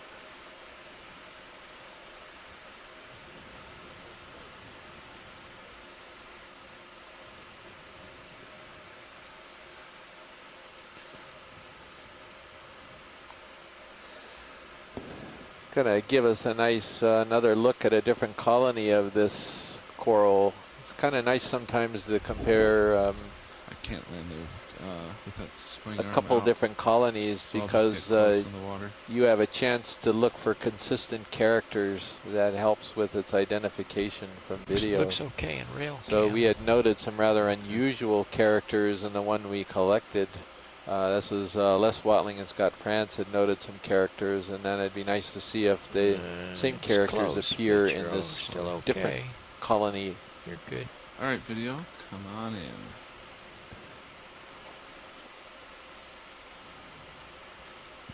Co-pilot, we are about halfway through that move. So is Should it start filling the it's swing the maybe same in thing, I believe. 2 Do you minutes. guys think it's the same thing? I think That's it not is. quite full I zoom. think this is the same thing, Chris. We're just looking on the other side now, different face. All right, come in the rest of the way. So aren't these polyps a little small for our anthothellids, Scott and Les? Because I always associate anthothellid, or I always think anthothellids have pretty big polyps. Well, the polyps we're looking at right now look a little, well, maybe not retracted. I guess they're just a little bit limp. Looks like they're flowing toward it. But no, I did not get that impression. Certainly not on the colony we were looking at earlier.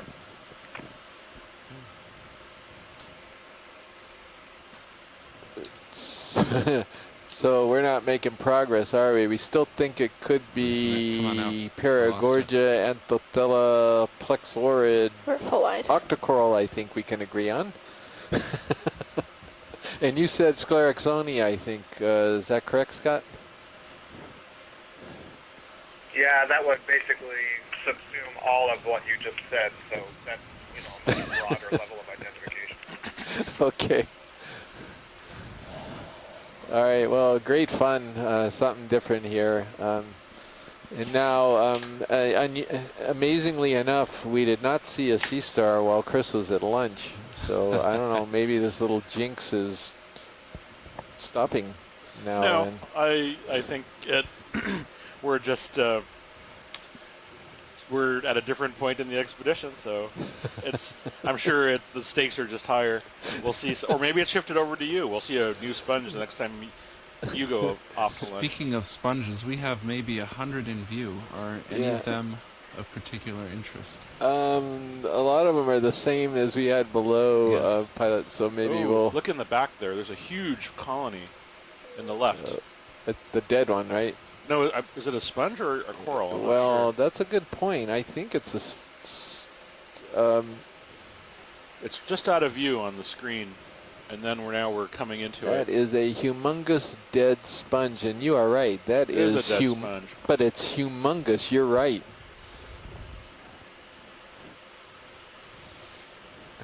A lot of Wow. those chrysogorgids. How old? below We us. don't know how to age these sponges. I have no idea There's how also- old this was. It's also, I apologize for distracting, Uh, because there's another very ornate Fareid. Is that what you've been calling them? Yeah, I believe so. I think they're Is in that the same? See the one on the right that looks like it's got a really fancy haircut? Yeah, I do. And we're seeing the back side of one of these things. But also there is a different chrysogorgid going off left. And maybe some different primnoids. Okay, there's a bunch of targets. So I'm going to go ahead and leave you to take the Which target. one do you want, Chris? First, Well, Chris. talk to the guys on the telephone too. But 8 chrysogorgids. so if you swing a little bit, I mean, those primnoids on the top of the pillow mound, sort of the upper left, would be something. And then if you swing further left, you see that Chrysogorgia, that very wispy one that just came into view? Yes. I think that's different. I don't think we've actually got that one. So those would be the targets, I think. Thank you. Very well. Let's go check that out first.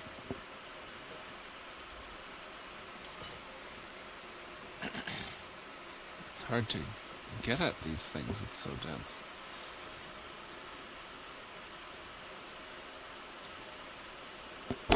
We need to deploy the crutch.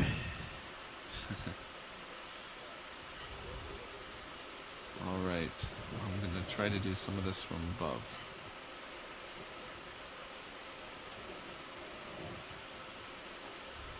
come in partial.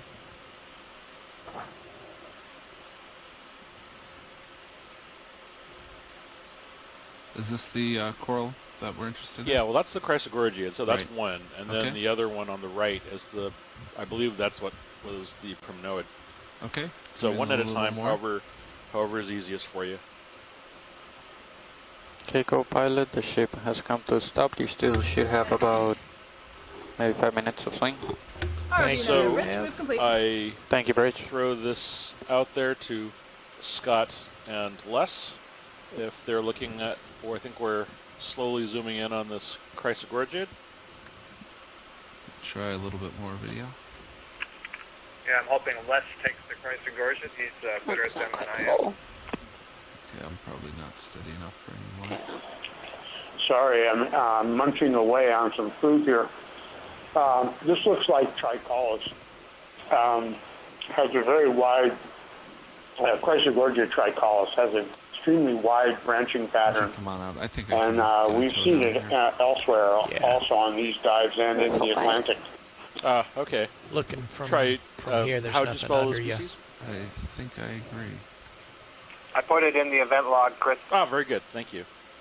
Yeah, and so when I'm going to try to get a better close-up on that. I think that's I have a landing point. Yeah, that's a known species. I think the Primnoid might be of more interest, actually. All right. Well, I can maybe get them both from here. Oh, okay. I'm anything that is great you can deliver. I'm happy to see it. All right. Let's go for the Primnoid. Oh, there's. Okay. Which are we looking for here? The larger This one, right? yeah. This one with all this white one with all of the fuzzy business going on. All right, to zoom more. Sure.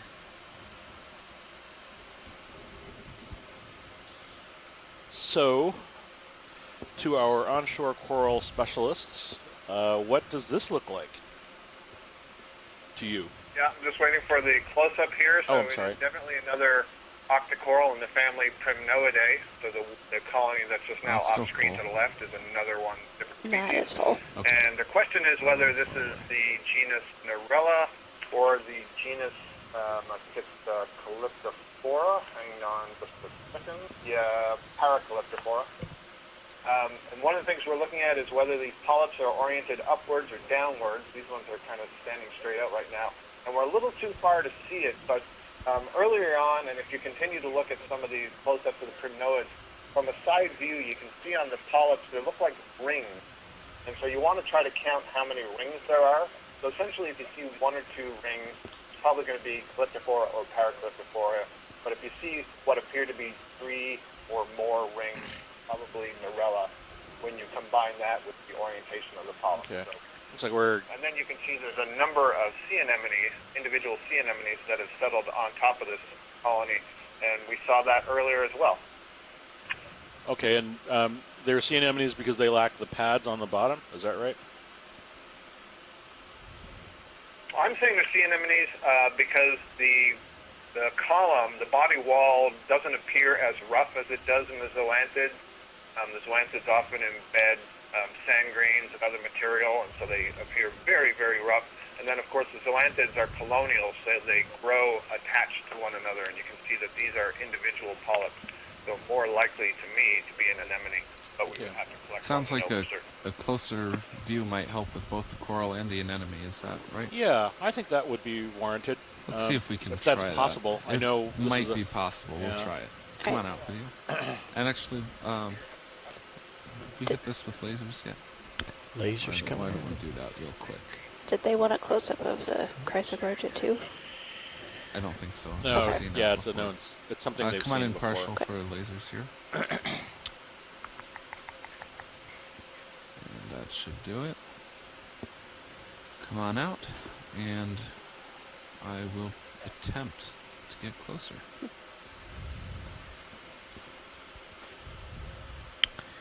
So while he's maneuvering, one Scott, thing. was that? There's a red colony down. I think it's a red colony. I think looks like Paragorgia on the lower side. Is that something you're interested in as well? Yeah, on the lower right there, that kind of looks like what we were saying was a coralliid. Oh, from okay. earlier. So, I So think we should have definitely used go that take a look already at that today. also. Okay.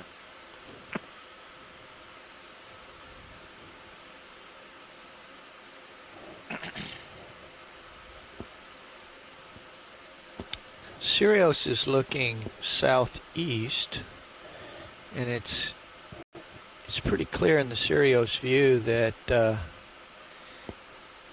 all of the growth is on the southwest, the upcurrent side of this feature, and there's nothing on the downcurrent side to speak of.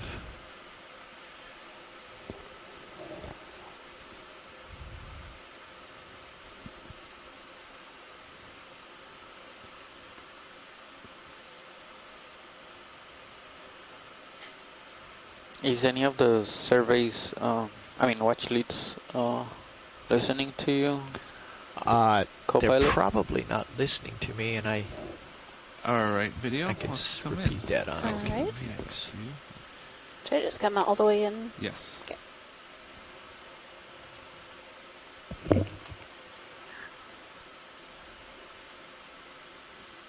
Okay, Scott, we have a max zoom coming right your way.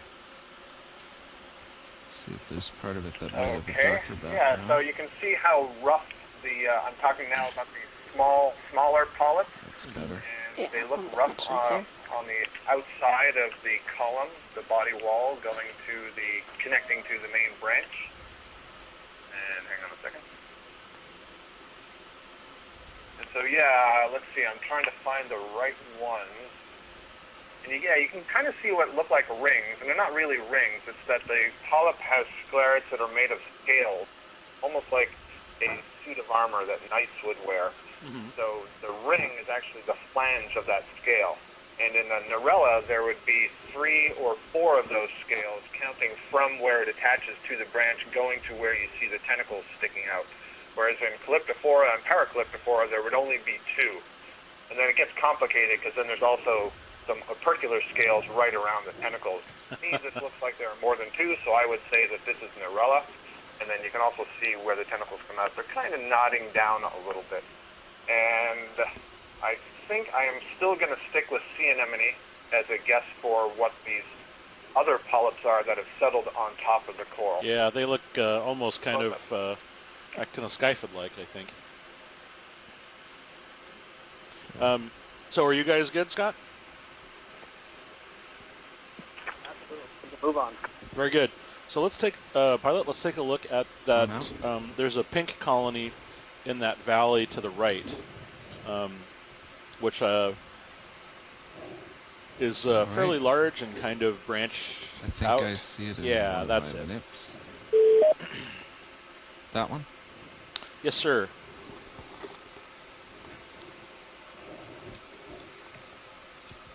There's no way I can set down here. You know, so there's we're another gonna one do on the this left lower. side if it's easier. On the other side of this rock, I think there's a colony just like that. I don't know if it's any easier take to a look. reach. It's a little farther down, I think. Yeah, do you see it? No. Oh, okay. So there's a sponge, or there's a sort of a pink, big tree-like thing that's right next to one of the bulb sponges, right in the center to the right.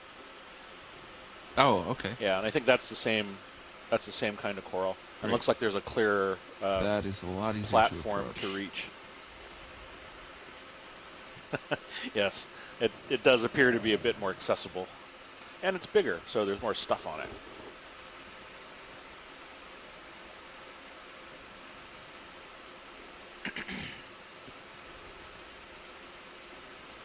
Might be a new bamboo coral also on the far upper left after you finish with this one. Oh, wow, okay. Come on in.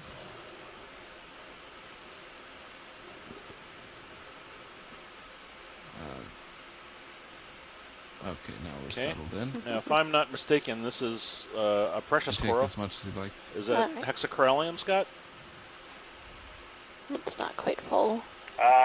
Chris was suggesting hemicorallium earlier. Hemicorallium, my apologies. You are correct that it is one of the precious corals. Wait for the zoom and the focus. Yep, I think that is fair. So it's certainly Another Let's go, octocoral Max. is in the family Coralliidae, which are the precious corals. And I personally can't say for certain if this is corallium or hemicorallium, but I've been hearing hemicorallium an awful lot, so I think that's a reasonable guess. Okay, that sounds great. The tentacles are somewhat withdrawn, or at least the tentacles are kind of curled up. The polyp hasn't withdrawn into the coenenchyme. Okay. Which is the name for the tissue that covers the main branches. Interesting. So, okay, we can move on. So, Okay. Scott, tell me where this Whenever you're happy. bamboo coral was, the one you said was to the left? Sure. Yeah, it's going to be left a little bit further forward, the direction you were going. It's a very you mean these? wide Oh, band. wow. Yeah, That is okay. big. How did I miss those? Yeah, it's pretty big. Struth. Hard to miss.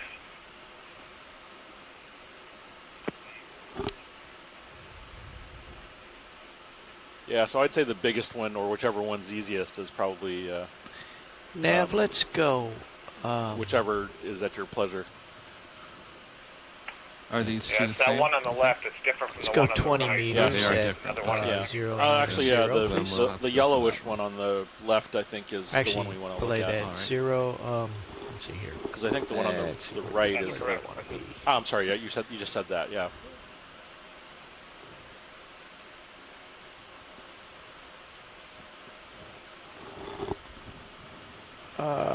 20 meters at 115, please. Bridge, this is Nav. Coral looks nervous. Go ahead now. Let's get a move in. That's Alright. gonna be 20 meters, bearing 115, speed 0.2. 20 Alright, meters, come bearing in. 115, speed decimal. So that's a partial. Huh. Well, it certainly looks the skeleton looks like bamboo coral, Scott. But Polyps. why are the polyps all withdrawn? Yep. Yeah, the polyps are all withdrawn. Something has RV bridge move disturbed of this. 20 meters, bearing And 115, they speed are decimal 2 somewhat initiated. mounded, and you can see that Oh, there's one section with the polyps branches out. are arising With the from crinoid. between the Yes, dark sorry. stripes there. Those stripes are nodes made of basically a protein, so there's some missing and between tissue that we refer below to it as those. the internode. So this is an internodal brancher, and the shape of the polyp suggests that this is probably in the D2 clade and perhaps in the genus theory out here. Ecnomyces, which is a genus that Les Watling and I described several years ago in the Atlantic. So I'm not sure. Oh, there we see one branch in the center where the crinoid is. The polyps are actually extended on that branch. I'm not sure why they have retracted on all the other branches. Yeah, that's Chris, really can weird. I throw out some Colony, crazy pretty old, and speculation? I'm basing that on the diameter of those lower branches. Go ahead, Chris. Go ahead, pilot, please. There is no tissue at the base of that branch that has the polyps extended. I wonder if it therefore lacks whatever form of communication it has with the other branches. That's interesting. So, Scott, the pilot suggests an interesting notion that. Just heard what the pilot said. Oh, you did. Oh, so. It's a fantastic observation, pilot, so thank you. So Les before was saying that they have a primitive nervous system, and actually it may not be so primitive now. There's a lot of studies going on the genetics of these cnidarians, but at any rate, the polyps are able to communicate with each other, and if there is no tissue on the base of that one branch, then it's not receiving the communication still got from some the other left, polyps, too. and so it would have no reason to retract, which suggests that whatever the disturbance was affecting some other part of the colony. So, pilot, fantastic observation, very nicely done. My hats off to. I might add to that. It looks like there's a tissue break on this branch to where the polyps are still extended. You scan down slightly, it looks like the tissue's missing from part of that branch. And yeah, right there. And so that would break off the nerve connection.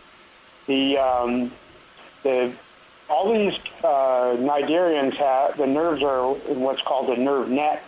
And there isn't like a central nervous system or whatever, but there are nerves that extend all the way down the branches and then up to the polyps.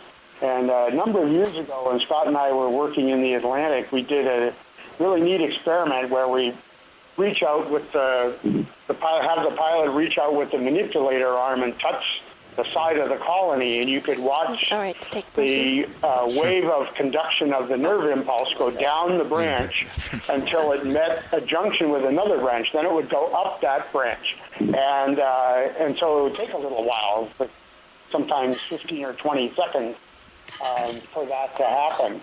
But here, it's clear that the tissue connection is broken, and so this is probably why the polyps on this branch are still open where they're all closed on the other branches. Wow. Are you guys happy with the image so far? Do you need to? Is there what other aspects would you like to look at? This is good for us, Chris. Okay. This looks to us like D2 clade, possibly likely ectomyces. Okay, co-pilot, and I'm the ship basing should that be coming mainly to a on stop the sort soon. of volcano shape, that low Thanks, mounting Nav. shape of the retracted polyps. So it's kind of helpful that they were retracted. Yes, definitely a. I wonder also if it's possible to get can we get any closer on those polyps that are open so we can see what the sclerite Certainly. sclerite arrangement is like? We They're can kind try. of small, so it might not be possible. Yeah, let's want me see to what we come can out? do. Yeah, come on out. They're about to come out, and then they're going to zoom in.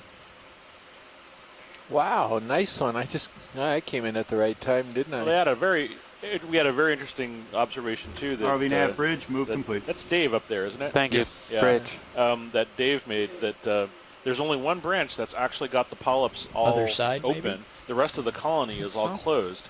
The tissue is absent from the bottom of the branch. Every tail end. And Well, so that's Dave gonna be tough. You have a tail in opines the that current. it might be Yeah. that they are not communicating with the rest of the colony. And Les and Scott agreed emphatically and sort of explained that whole process. And so we're All right, now come on trying in. to look at the polyps and see what type of animal it is. Is that full? That's full. Okay.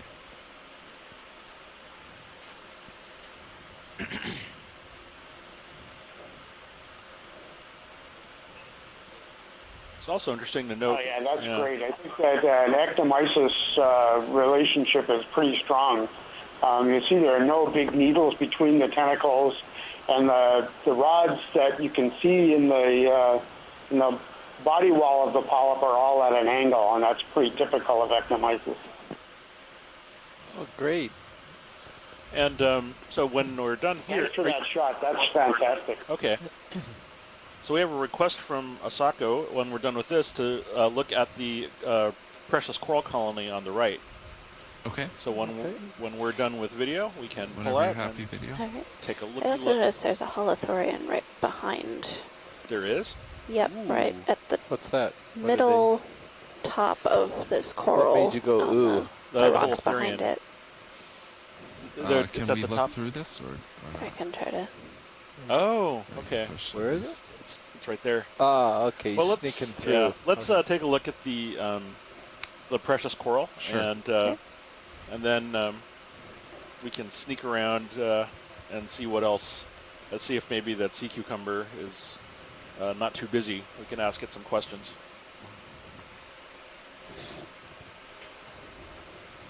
So that sea cucumber probably goes by the name of Hansen to its friends. But Interestingly enough, that's the name of the the surname of the person it's named after. So.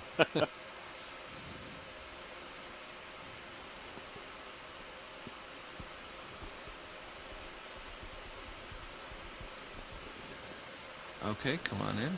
We actually have several corals in between us, but I think we can get it from here. That's a partial. Oh, there's a cute little sea anemone down there too, I think. All right, let's come in tighter on this right side. Yes. so there's there's really only one hemicorallium, or a member of that genus in the Coralliidae that I can identify so far.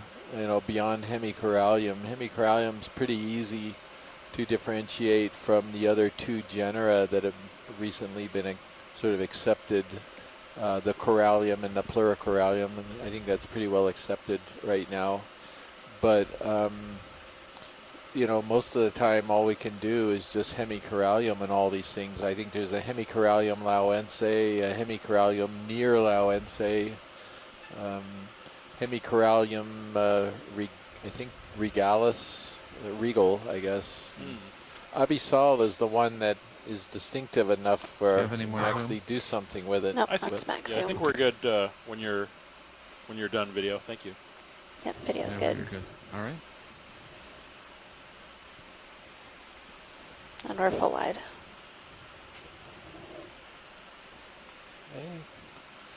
Okay, well, And let's which way are go we headed?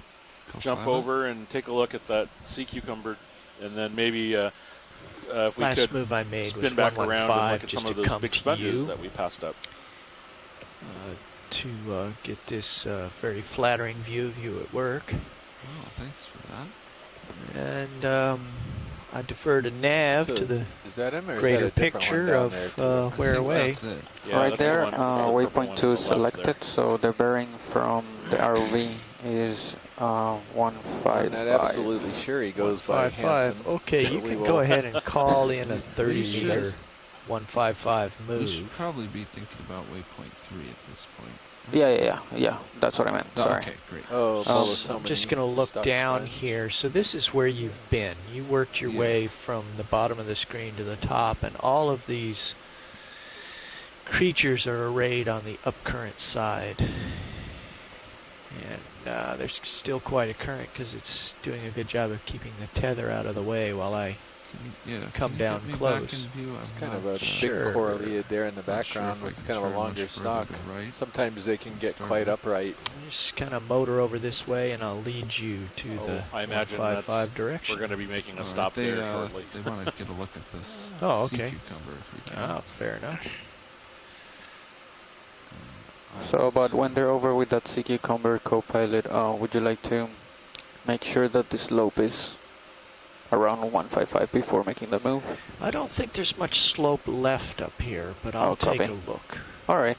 Yeah, if there's not, then we'll put that move when he's done. Alrighty. There are too many chrysogorgids to set down anywhere. We'll get a look at this sea cucumber from floating. You can start to come in. Okay. I'll try to get us a little closer. Yeah, I'll go back to Hansen. Yeah, I think that works. Come in tight. Hansenothuria is what we're referring to. Recentering. Pretty common member down here at these depths, at least. Yeah, at least in this area. This is a beautiful one. That's a So, partial zoom. All right, as much as you'd like. You can see the dark purple area is where the mouth is located and the feeding tentacles. And it's literally sort of digesting all the ooze and sediment off the surface. And those are getting fed into its intestine, which you can see very clearly through its transparent body wall. The material is just being processed through the long gut. And as you can see in the lower intestine, there's quite a lot of guts to I'm going to digest. pull out just a little bit. Okay. When it's done, it will eject all of that out, sort of like the way an earthworm does. These are quite important to the ecology of the deep sea bottoms because they can actually change the nature of the microbial fauna of the sediment that they're digesting, as well as they simply sort of clean off the sediment. They kind of aerate it, and it makes it available for other animals that burrow through it. So definitely kind of a curious looking but also important animal. I like to point them out. Whenever every you're time I happy see them. video. Anyway, we can Alright, move on. video's And good. I think there was a really big Might Korean put sponge wide. that we sort of passed up on the way down here. I don't know if I'm that's not easy sure if to- we can get back there. Yeah, oh, okay. We're kind of beyond Then it now. maybe forward and head off to the left to see that So, Nav, giant you can coral call that to the move left in? side. Well, Or if it's did a you- corallium, we could pass by because we probably they want to still make wanna some look at tracks along some the crest too at some point. Oh, okay. Sponges right there to the left, right? If we want to keep moving, it's yeah, I just can a call in the taller move. foreliid. The family Hemicorallium, in the genus Oh, he is Hemicorallium. standby That here. one right in front of us? Yeah, We it's can look just- at that if you want. Yeah, we could do a snap zoom on it, but I think it's the same variety as we just saw a moment ago. So it'll be pink when you get closer to it. Yep, we're beyond the red range. It's covered in something.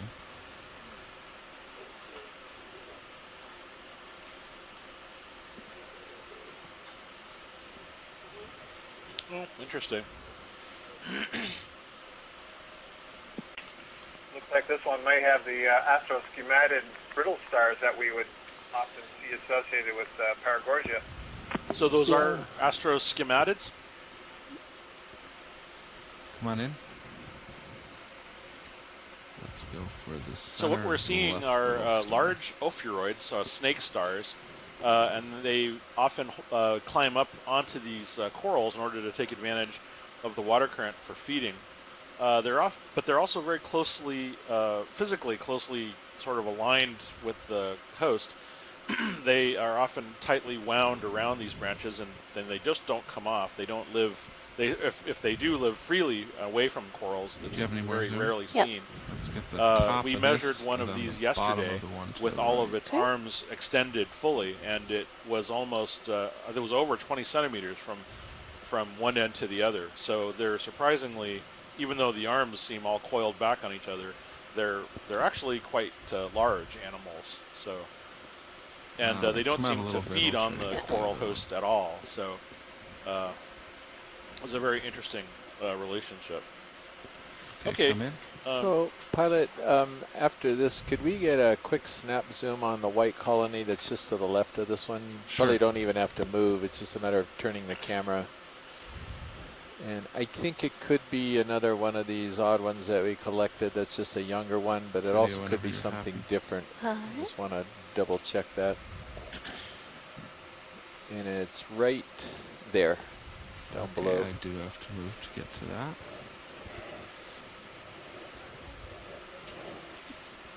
And again, we don't, if it's the same thing as we collected, we don't have to spend a lot of time just to.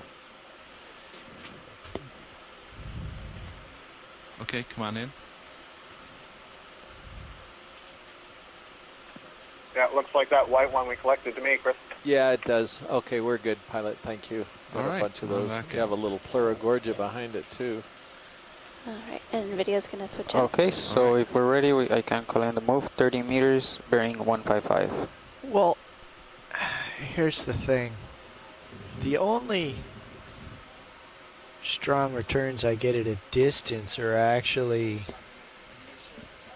Let me swing my head. If you would range out on Stereo sonar here and let me come a little left. Just up may in fact be... You're at 80 northeast. meters now. Yeah, let's see what we see here. Don't get anything past 50 really. Yeah, you're right. Okay. So I think we should go with the multi-beam rather than what's right in front of our nose. So yeah, that 155. So yeah, I think so. Just trying to figure out which direction is actually upslope here. It's not going to be really up that much slope. It's going to be kind of flat along the top. But if you head to the southeast, kind of, maybe about 170 or so, that should do it. I'm bringing my head around. I'm at 130 right now. I'll let you catch up. Yeah, there'll be a slight upslope that we kind of set it at, but I think we were on we're going to run the crest. Lava pimple there. Yeah, just okay, calling up 155, 30 meters. Okeanos running of the crest. This is the bridge. Go ahead. All right, we're ready we're for our centering next up move. on that I'd like to move new direction. Range we've 30 climbed up to the meters, top. bearing 155, And, now it's speed gonna get us 0.2. A lot of these. Range 30 meters, Korean bearing sponges. 155 It's degrees, speed 0.2. That is a good copy, And Reg. Thank you. Dave, as usual, around this time after lunch, how do I? This joke is going nowhere, so I'll just go ahead and say it. I started thinking about rocks maybe, and the fact that you might be a little light, and I'm just Yeah. trying to, I'm feeling heavy after lunch, but the Oh, ROV, but the ROV might is a little okay. bit light. I see where you're going with that. Yeah, and You think the ROV needs to increase its minerals? I think it does, actually. I think it would help. Uh-huh. Can we get lasers on Copilot? Coming. I think this one is Did I- very promising. And I obviously that's noticed way that because big. there was a cluster of Did they loose come ones on? right there. Yeah, I That- see That him. would be a good. I'm higher than I thought I was. Okay.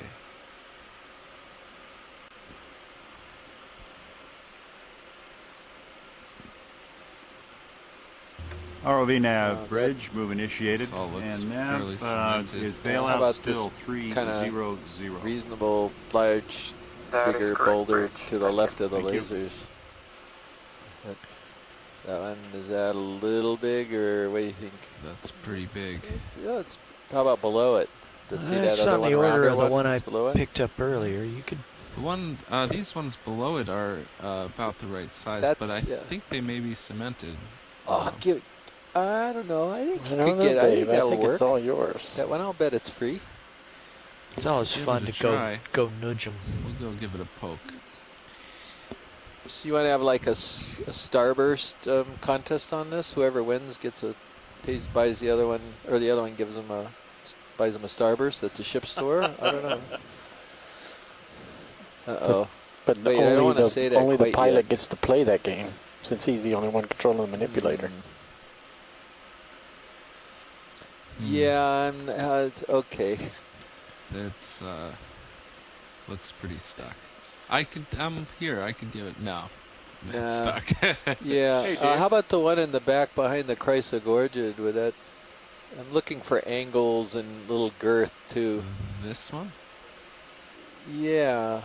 That one may be. You think that better might be shot. free? Yeah, Because let's I think try that would work.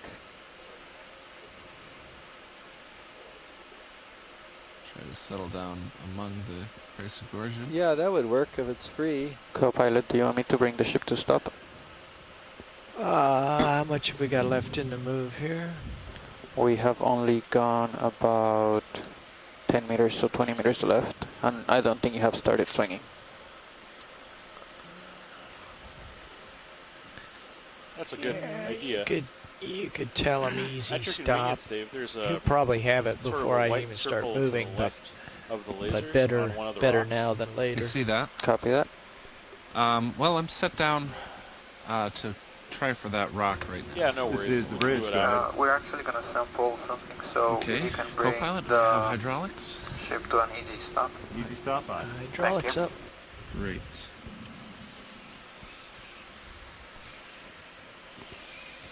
And Come on. Okay. We want you to Port. move. Bringing the arm up.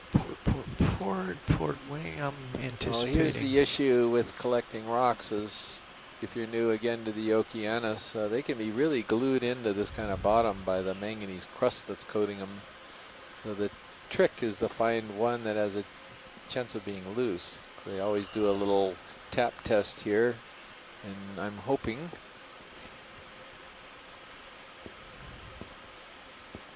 Oh yeah! straight. Oh yeah! Okay. Here we go. I'm gonna go ahead and bring port Oh wing in. man, this see is the one we should have bet the starburst on. See what, Something going on with my wrist here. yeah, think we I may had have it full. flopped Yep. over for snipping and. Perfect. Okay, let me get some mini Zeus going over here. 3, this all looks great.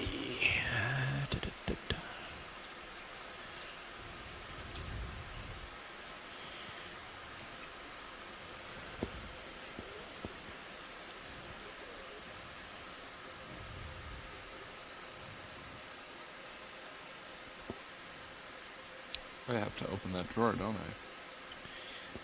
I? You just use the corner of your jaws and flip it open. You can do it with the rock, whichever you prefer.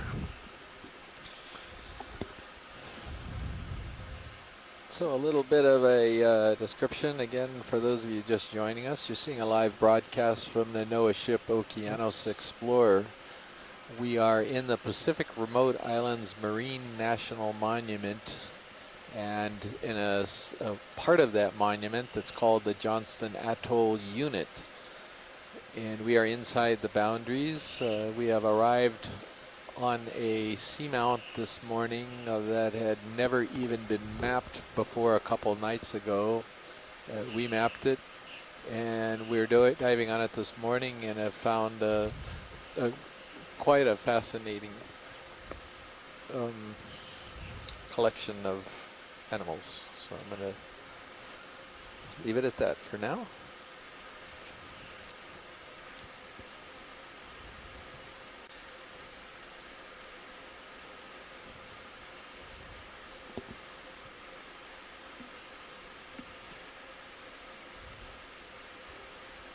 Port Manip's got a nice view. Yes, thank you.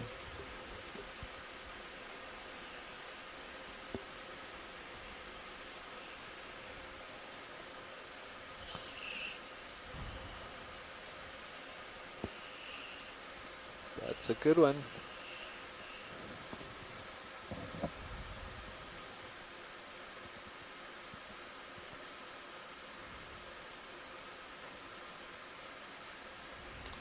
Video, do you want to come in on this? There might be some stuff. Tilt the camera up. Stand by. Tilting up. Get you more away from the rock box. All right. That's good. I like it. That's a good rock. It has a pleasing mushroom shape. And there's a pedestal on which to set it on your curiosity. It's a commensal on the bottom left. A little bit of scunge on it, but nothing else. Let me see what that is. Oh yeah, there's something on it. Just lift up a little higher. We're a good pilot if you just want to put it in. Okay, We're not. we'll just None of this is something we would. Oh wait. Well, there's something on underneath. the bottom. Yeah. Oh, it's a jellyfish. Is that right? Just Is lift that one the of camera those up a little higher. doodles? Little wrist. I don't know, wrist but down would get it. Down. Why is he? It's a benthic jellyfish, maybe because Actually, Dougal was it's looking wrist for left. jellyfish that live on the undersides of rocks, or over underhangs, or under overhangs. There, now just lift camera. Okay, I'm tilting up. It's into shadows, but there it shadow, is. Yeah.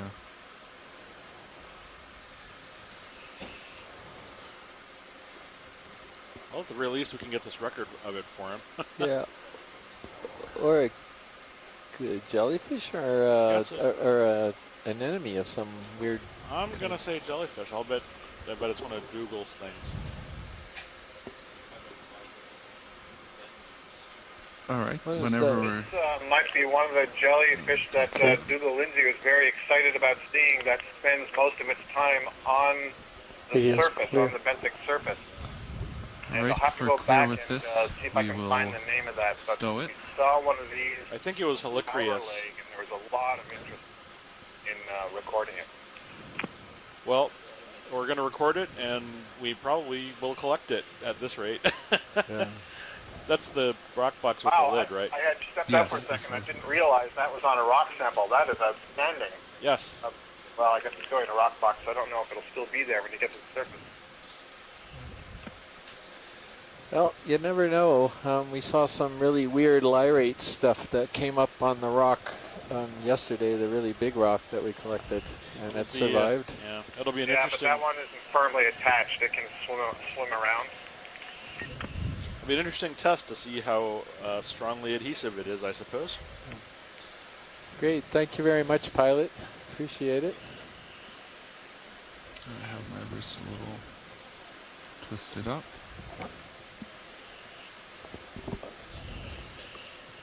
Plurogorgia. Yep.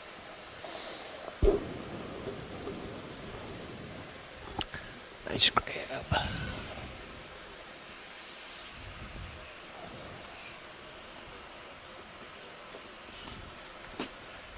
Okay, we have our third sample of the day, which is our second rock.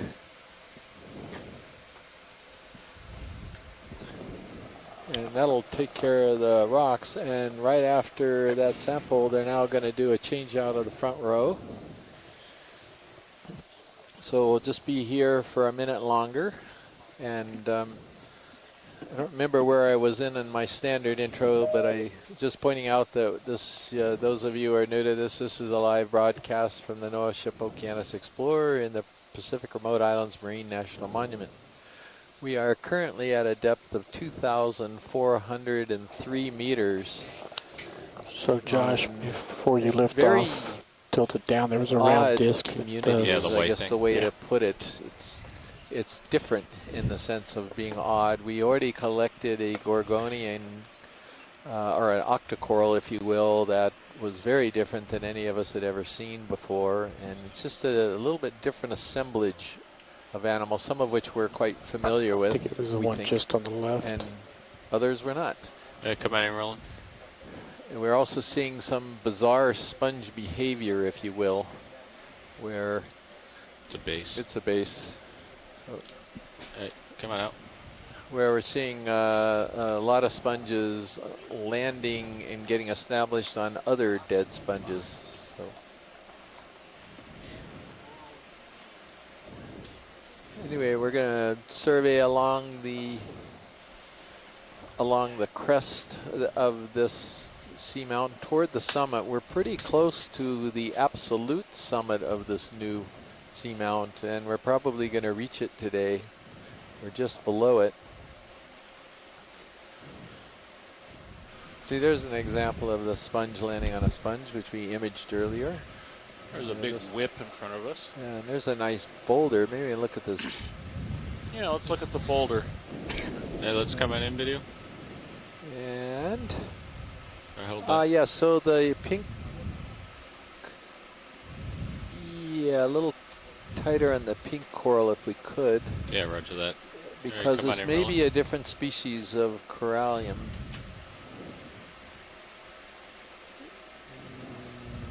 Partial. All right, come on in. Max. This is a little tough. I suspect it's just a younger colony, the one we've imaged already. I'm fine, pilot, whenever video's ready. Video's clear. All right, coming up.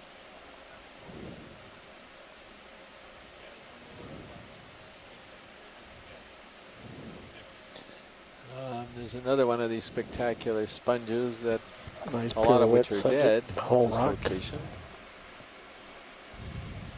So this is kind of a nice little, I would say, a summary of the community that we've been seeing today, with a couple chrysogorgids, these weird sponges. This is literally like a perfect cross-section. Yeah, exactly what we've been seeing. So not tons of diversity, but a reasonable amount of abundance.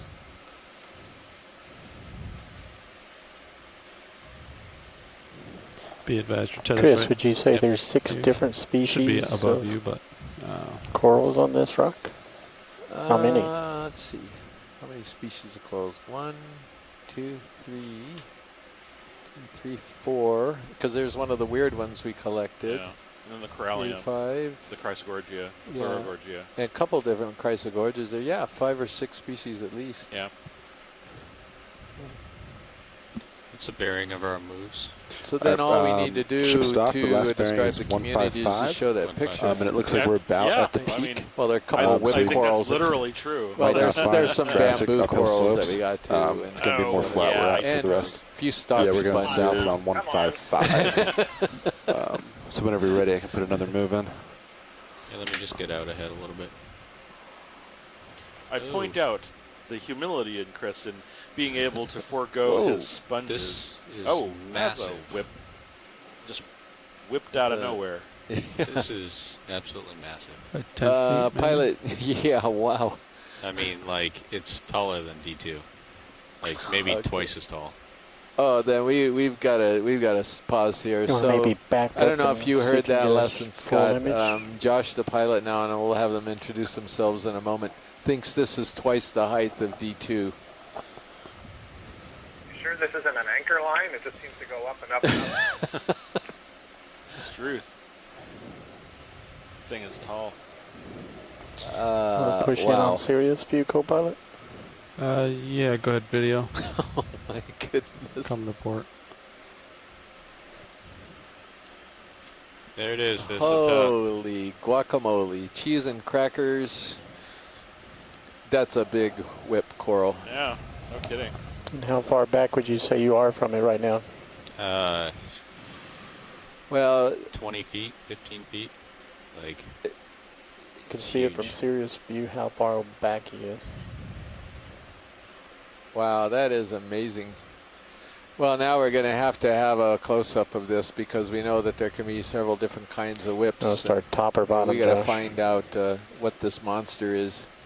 I can't even see the lasers. Yeah, we can say as we're approaching it that it's interesting that it's fairly straight. You know, there aren't a lot there of are the coils lasers in it or on the hitches bottom. in the stem, so that's kind of interesting. I noticed that near the base there weren't a lot of polyps, but the polyp density is quite high. And I'll be very interested to hear. I hope Les is still on. He and his student, Abby Lapointe, have been working a lot with Tasmanian corals, and I believe they have some names for some of these whips. Yeah, I might get that. Actually, we came across this coral just a little bit too early because Abby will be here in about 45 minutes. Come on in, Roland. And she knows this group fairly well for the reasons that Scott stated as part of her master's thesis. Anyway, these do get quite large. And in the Atlantic, we measured one at 5.5 meters total length. What happens is they grow up like this one does for maybe about 3 meters, and then they start to turn and coil and grow more horizontally. And so you get a pretty long total distance altogether. Slow down if you can. Obviously, they can only do this in areas where the current isn't excessively strong. Looking at the polyps on this one, I would guess, well, I don't know. I was going to say I would guess it's either a B or a C. Doesn't look like a seed clade, although it does have needles. The B clade tall whips like this do have needles also at the top of the polyp. They're not usually excessively long, and they have a lot of rods that are at unusual angles, and as this one does. But I'm not really sure I know what this one is, though. Les, one of the things that I'm lasers. looking at is the thickness of the tissue. It's very hard to see that there's a white skeleton under there, and I'm not even certain I saw any nodes as we went by. And I distinctly remember some of the colonies, as Les was saying, that we collected in the North Atlantic on some of the seamounts there that had almost this thick rubbery tissue that you could kind of remove like a glove, slide off of the skeleton. So I suspect that's something that is going to help us give this an identification. And I will have a quick look at my database to see if I can come up with exactly what that was. The other thing is interesting is how tall and thick the polyps are. Mav, can you select the next kind of waypoint? a Just curious distinct, where. I'll call it the head, Yeah. but where There the it is. tentacles are, and the tentacles are all 150 retracted into is, kind of like a fist right now. Gotcha. Oh, great. Thank you, Les and That's a Scott. good point on the But that might thickness not of be the tissue along the axis. directly upslope. And the other point here also is that the way these polyps contract, this is a peculiar thing about a lot of bamboo corals, is that the polyps, in many of these tall whip forms, the polyps don't pull down into small little knobs, but instead they maintain their erect shape, and the tentacles pull in over the top of the polyp. And as you say, it just looks like a little fist that's there. And when that happens, then sometimes you can see the little needles that are sticking up between the tentacles. Yeah, thank you. Well, we're good when video is good, pilot. We're just going up the stalk to the tip. That'll take you about an hour. I think we're halfway there. Jeez.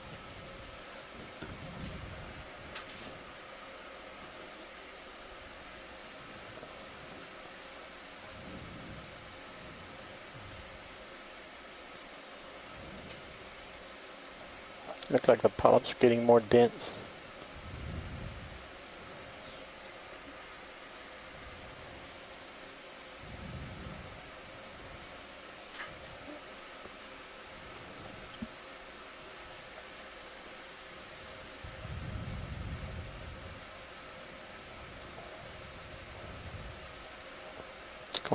Getting close out of the light pool.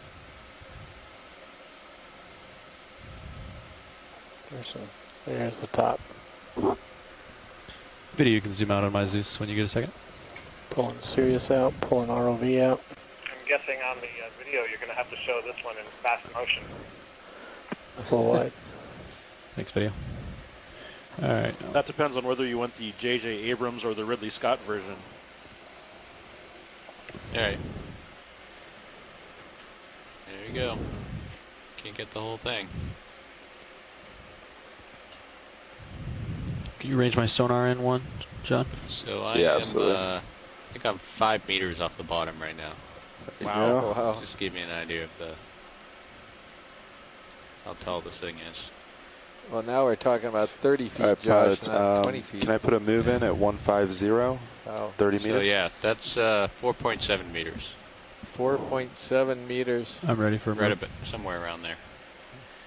All right. All right, Levi, when you get a shot, can you, a chance, can you deploy my uppers more? Yeah. That's pretty tall.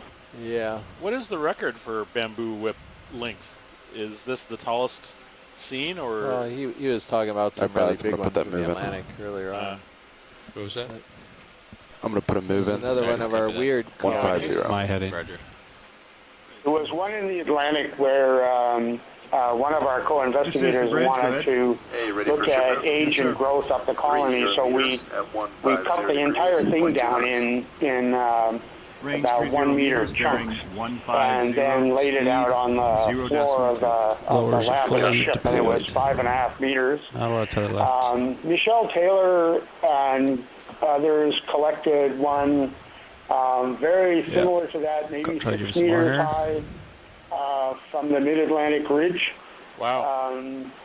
But so far as we know, the tallest or longest deep sea gorgonian is this really gorge Magnus viralis that we saw a lot of yesterday. And up on Twin Banks, we measured one using the lasers. We measured one that was 6.7 meters long, and that we published a little paper on that a few years ago. So that's about 20 feet. So it wouldn't fit in most rooms. And so sometimes these corals can get to be quite large, and I think we also have seen, I know Chris Kelly has definitely seen this with some of the sponges can get really gigantic as well. And I'm having a look back in the database, and I'm seeing multiple corals that we collected that have that really thick tissue, are unbranched, have these tall, wide polyps with the fish-like head, and they're all clade B1, at least on Sirius, including the one that Lex was just referring to that we collected the entire colony. Just sweeping out rather than because you get really hot in the that front. is a clade B1. Starts reflecting everything back. Great. Thank you, Scott. I'll make the adjustment. get the lowers where you By want the them. way, Chris Kelly doesn't know how to add or figure out. I think I said that 5 meters was 30 feet. People forget that we have 8 How about lights 15 in the, feet? 15 or in the 18 light feet bar. or so? So you don't really need a whole lot more light. Still, it's a really right tall in the one. center. Yeah. The only Pilot time had you estimated around 20 feet, so come that in was if you need lighting going to down give you a or little something, correction there. which occasionally is useful. Yeah, I've seen that. Coral that was just really tall, about 5 Put it right down in your box or something. Yeah. Or, yeah. I think your microphone is open, maybe, Les? Yeah, and I think Gabby just arrived too. Nope, not mine. It's someone who just joined the call has their mic open. Sorry, it's IRC ECC. I just muted it. Sorry. So who have we got there in the IRC ECC today? Just do a snap here, Ron. This is Richard LePenz. I'm just setting it up for Bruce, but apparently he's not here today. Great, thank you, Richard. Yeah, he said he had something that cropped up at home, so he wasn't able to be at the ECC this morning. So this is a stalked glass sponge in the genus Caulophacus, and it's in the family Rosellidae. It's a pretty common glass sponge that we see in a lot of places, so it's very successful at doing what it does, which is filtering the water currents there. Coming up. And Got that tall colony on your shrimp in your tail cam there. Copy that. Thank you. Yeah. Didn't see that. Get the shrimp rolling. okay, and we're zooming in on a long-legged shrimp in the family Nematocarcinidae and presumably in the genus Nematocarcinus. This is again another very successful member of the deep sea community. We see these everywhere we go, at least members of this genus.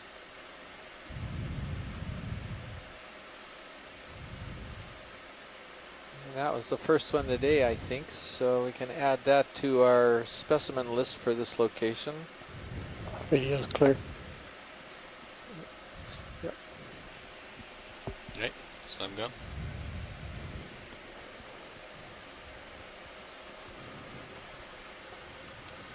Let's get this floater real quick. Come on in. Go ahead.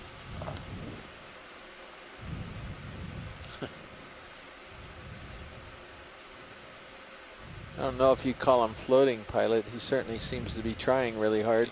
He's putting in the effort. He is putting in the effort. He gets points for that. Come on out wide.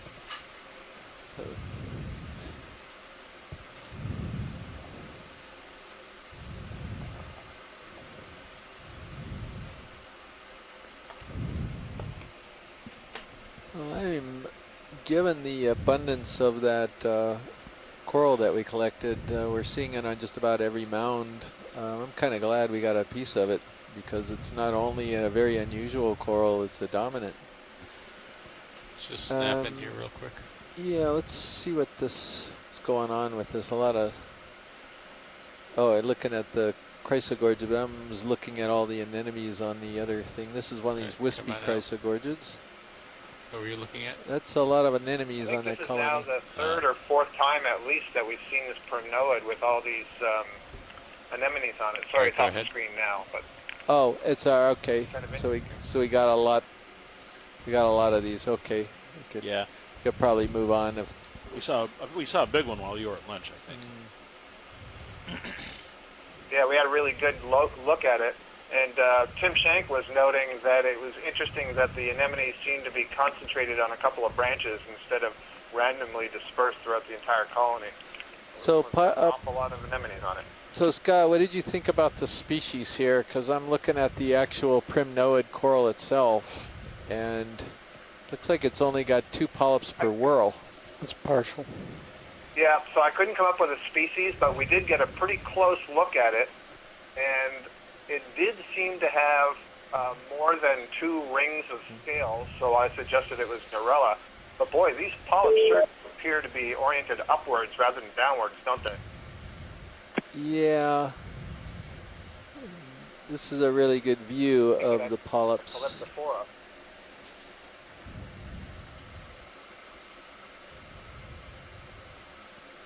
I think Narella, it looks like it could have at least 3 body scales there, Scott. So I think your initial thing of Narella might be the best guess on it.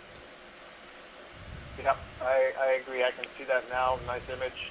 Definitely has more body scales than you would expect for a calypsophora. 2 polyps, 3 polyps, 2 polyps, 3 Narella. polyps.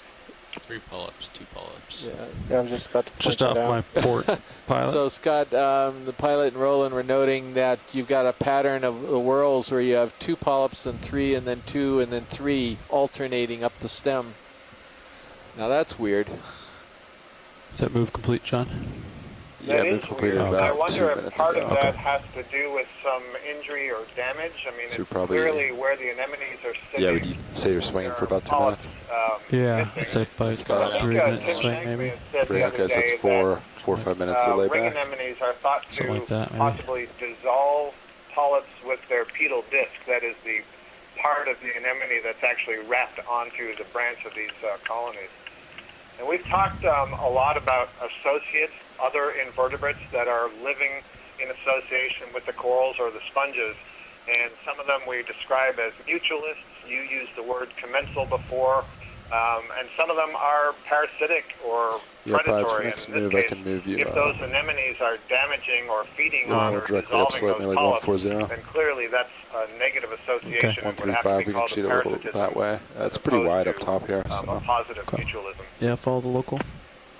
Hi, thank you, Colony. Scott. Just calling in from the University of Louisiana at Lafayette. So I'm just taking a quick look at the chat room, and I can see that Tina Molitsova is on now. I'm not sure if she's awake because it's so late in Moscow. She's with the Shirshov Institute in Moscow, but we'll see Actually, if Pilots, we if you're can ready, I can put another find any 30 more meters in black corals. 135. I'm ready. Copy that.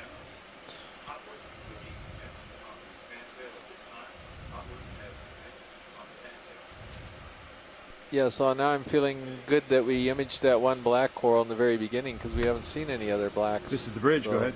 Unless you saw some while I was at No, work. 30 meters at 135 degrees, 0.2 knots.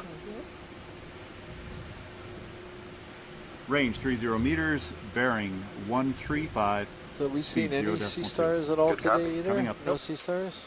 Nope. What is with Johnston Atoll and sea stars? I don't quite get I that. think they're waiting for their big denouement at the end. Let's just do a That's quick the way it snap, seems see to if have been. this is anything. No. Right, come on out. That and the big fake out of sponge and coral stalks.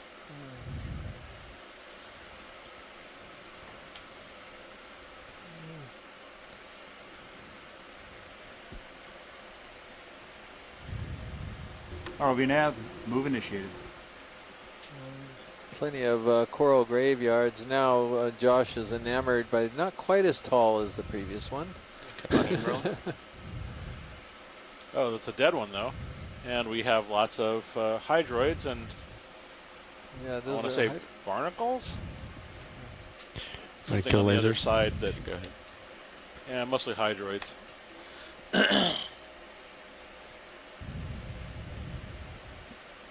But any kind of this high-rise space is, oh yeah, it's a nice big, I want to say Solandaria, or one of those large hydroids as opposed to the smaller types. But all sorts of valuable real estate up in the water column, or where they can take advantage of water currents and so forth. Ah, we're good for Science Pilot whenever video is done. So yeah, if that other unbranched bamboo that was almost 20 feet high, if that had elevators, that you have to go up 60 floors to get to the top of that one. That was a big one. Let's get lasers back on. Absolutely. There they So are. the crest of the Seamount's Snap got in. these little mounds. And another dead stock. We're trying, Chris. We're trying to find one of your You don't need to apologize. It's It's Josh's fault. It's really not mine. I was apologizing for him. But hey, it's all right. we're just commenting that sometimes, you know, it's very, very interesting what we're not seeing. And we're not seeing a whole lot of echinoderms today. We haven't seen very many urchins. And finally saw a few yesterday. But Yeah, well, I mean, other than the filter feeding types of echinoderms, the crinoids and the brittle stars, we haven't seen like sea cucumbers, urchins, or sea stars, which all have different types of feeding modes. yeah, another one of the Pleurogorgia corals that we've been seeing throughout the day so far.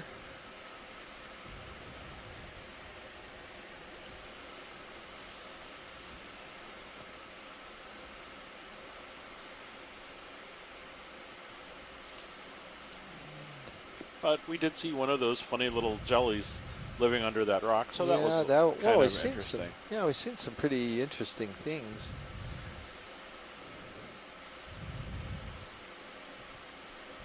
Sort of a natural progression of the dive that as we get toward the end of it, the communities, we've seen a lot of the members of the community already, so we're kind of straining to find other things. We're only about halfway through the dive, but this one's got a very interesting but somewhat limited diversity here, at least so far. It's another one of those corals with lots of snap in here, Will. things on the bottom right. Got another little brittle star on a Pleurogorgia militaris. Mind if I turn that aux light off? Missing some legs. He can't really get his legs around it, can he? It's kind of a small coral. There's something else there. Let's see. Pull that off of the coral. No, that's... Pull the branch Next down, in. maybe. All right, let me get closer. And he's missing some arms.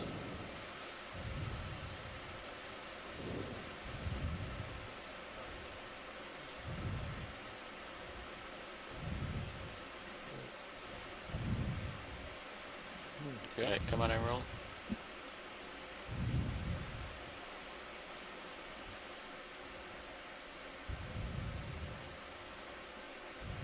Oh, it's that? a weird little Swimming worm worm, or yeah. something. That's pretty strange. I'm going to let Matt Dornbach log that one because I don't have a clue. I'm going to call it swimming squiggle. I don't know what it was. Yeah, that's okay. We can move on. Looked like a little polychaete worm. I was able to use the delay to my advantage when you exclaimed. I watched, and so I just went by. Looked like a polychaete. All right, it's coming up. It's a little battle scarred. Well, you know, I have a theory. I didn't want to express it with Chris here because he could laugh at me about this, but I have a theory that why a lot of these brittle stars are wrapping their arms around the corals, because the corals provide protection from getting their arms bitten off. Is that a brittle star or sea star? If you land on a coral like that, coral. I think that's pretty reasonable. I mean, the spines provide a lot of defense, but sometimes you have just fish that are, that's an Okeanos, I'm pretty sure. Yeah. So the brittle stars, that'll jump off before too long. You got the sponge on the stalk that we noted. It's just kind of weird, but you have several different coral species all in a row here. Primnoids and 3 different kind of chrysogorges potentially. Those sea anemone ridden primnoids seem to be quite abundant here. It's interesting.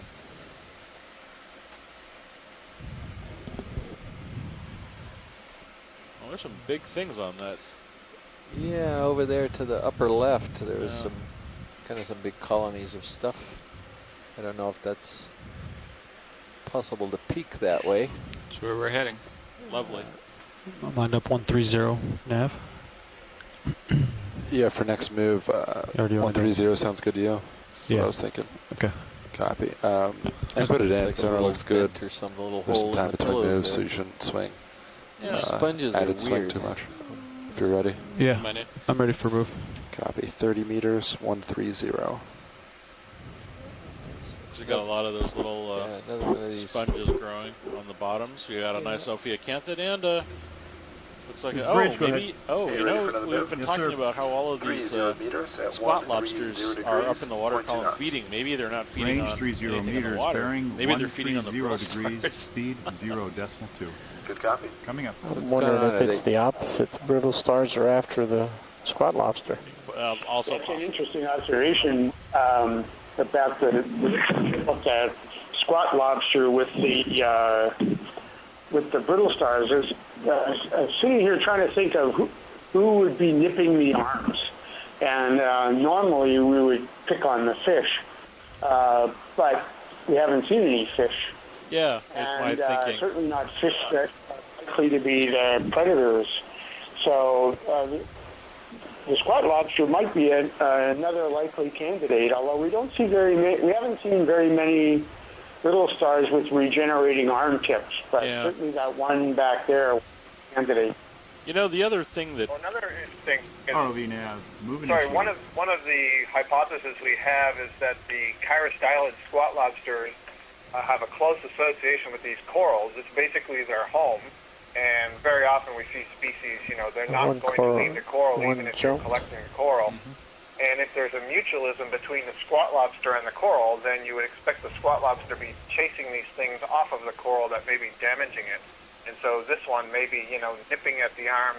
Maybe it's not even feeding, but it's just trying to deter this thing and get it off of the colony. Might explain why they're always jumping off also.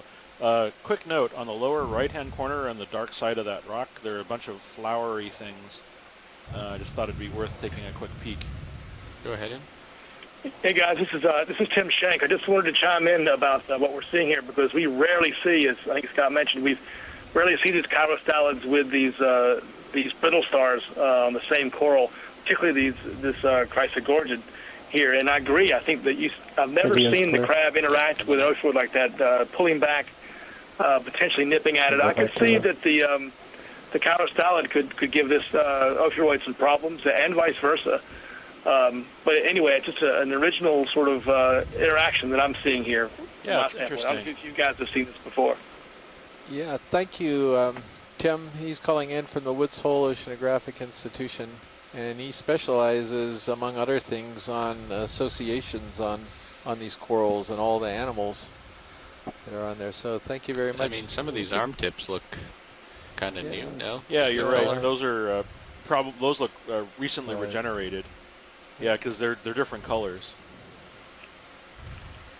What I would like to see right now is that chirostylid move out and continue the job and continue to harass the Ophiuroid until it's out of the colony. That would at least give us a little bit more sense that we are thinking along the right line.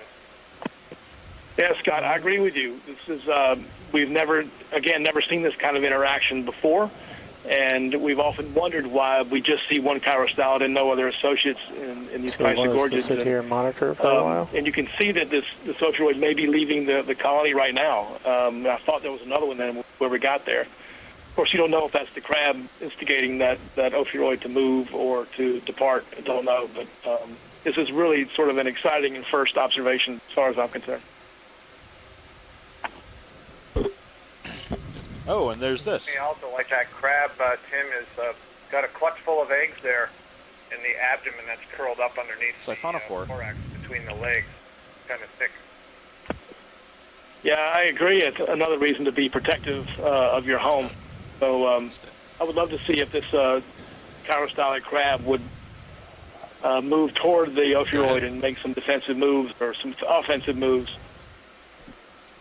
Well, I get the impression we're about to move on, but we will tune in again to this chapter of crab versus brittle star when another opportunity presents itself. Yeah, thank you guys for the opportunity. Oh, no, it's an interesting observation. Thank you. So this is a type of ferronematid sponge, but this one in particular is something that I have not seen before. And you can see it's attached by the fibrous attachments to the left there onto the dead sponge. It's called lophophytus attachment.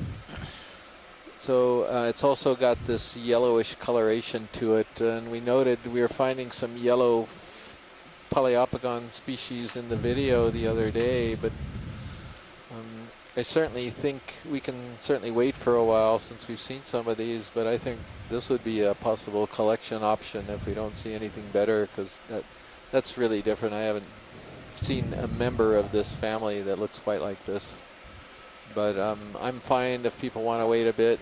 We've got one biologic collection. We don't have a second one yet. We've got that interesting coral just in the background to the right.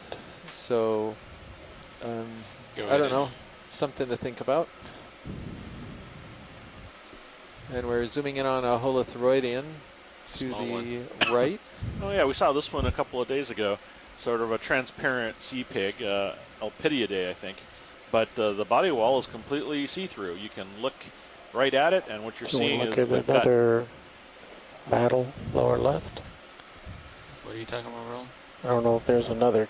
Yeah, well, crab. maybe we could push on pilot a little bit. We do want to kind of survey this crest You're for a off my little port. while. We can, Pilot. maybe we can spot battles Roving when they average. come across them Complete. clearly.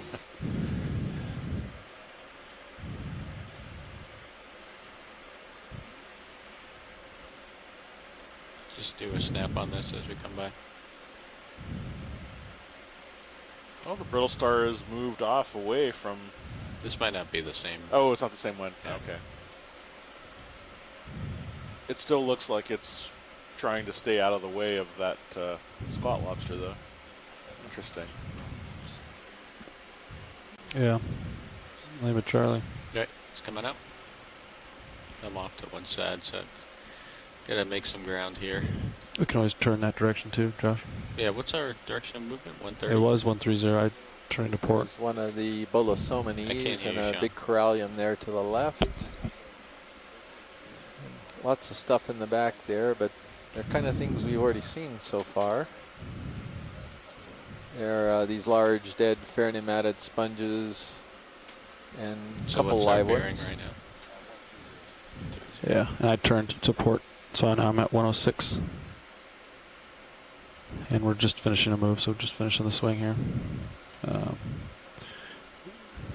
just snap in here, Roland. Alright. Coming out.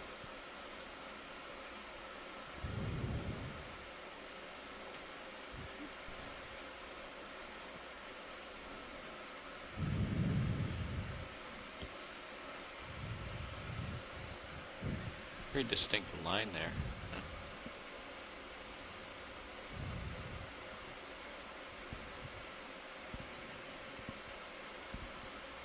Let's get this guy. Come on in. Oh, so this is, I believe, a Unopsid isopod. Is that right? Moving fast. Sort of, yes. Or is that I an think ampod? Well, Oh, no, it's one of these it isopods, is. I think. Yeah, it is an isopod. Whee! It's Yep, I agree with you, Chris. That's an isopod, one of the water walkers. Yeah. Alright, let's let him go. If we have, oh yeah, we do have isopod in the. You got it already, Matt? Okay. Thank you.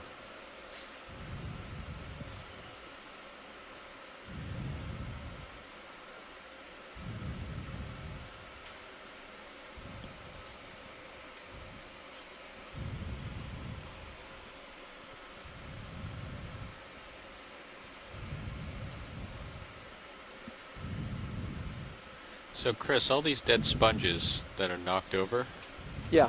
you think, I mean, I don't know if you can answer this question, but do you think it's like a single event, like a landslide that knocked them all over, or like just individually they fell over time? I'll answer that, and while you maybe zoom in on that anemone, we haven't seen that one, but the dead sponges, I suspect we're just seeing multiple generations of these sponges that have lived and died over here rather than one singular event that killed a whole bunch of them at once. Okay. So we typically go to the family Actinostolidae on this type of big deep sea anemone, and it's mostly because we don't know where else to go on it. The problem with anemones and the identification of anemones is Pilots, how do you feel about a move you actually 100? are required to look at their 30 internal meters. structures or mesenteries in order to that, try Yeah, to that's my heading right now. get further than Gets you family more in uphill. a I think main it's I'll put it city in. I see groups. cameras at 40. So, Yeah, and sounds then good. yeah, go ahead, Scott. Before we leave, I think there's some small bamboo corals on the right side of the same rock that may be different. Okay. Okay. So, Coming out, Roland? This is the bridge. Go ahead. Look at these the are ready for pleurogorges right now. 30 and meters at let's see if we got 100 degrees, 0.2 knots. Perhaps I just saw pleurogorges sticking up and I was fooled. 30 meters. Range. Okay. Yeah. I think Range that's what it was. Thank you. bearing 100. Okay, thanks, Scott. Speed 0.2. As you Good copy. pan Coming up. out further to the right, there's a colony, and I don't know if it's that same Narella or if it's something else new. Yeah. It looks like all the branches come from a single point. Yeah, we're panning out right now. I think it's this one that we see on there, edge. High view on the right. Okay, come on in, Roller. Really slender white branches. Right, we're Hold zooming. that. We're zooming it right now. This is the 2323 primnoid. Okay, we saw that. Thank you. Yeah, I mean, we could zoom in on it, see if the same pattern holds come on on in, this Roland. one. This might be pretty interesting.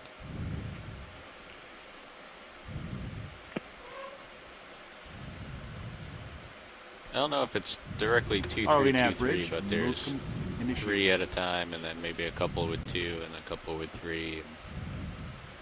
Yeah, I agree, Josh. It's so I guess 2 polyps per whirl isn't that uncommon on this one particular looks like species. it's 2, 3, 3, 2. Well, 3, there's 2. no, Well, there's no pattern. Yeah, I mean, there's if you like look at the 4 other 2s arms, right yeah. there in a row. Yeah. Okay, wow, it makes you wonder about the number of polyps per whirl as a diagnostic for some of these primnoids. A little worrisome, given that typically you clip a very small piece of one of these corals to try to identify it. You could theoretically get a section that has a certain number of polyps per whirl, and another section of the same colony could have a lot more. Or not a lot more, but a few more. That's really well said. This may be because of damage, or death of some of the polyps that are being lost, but it says why the sclerites themselves are so important in the actual identification.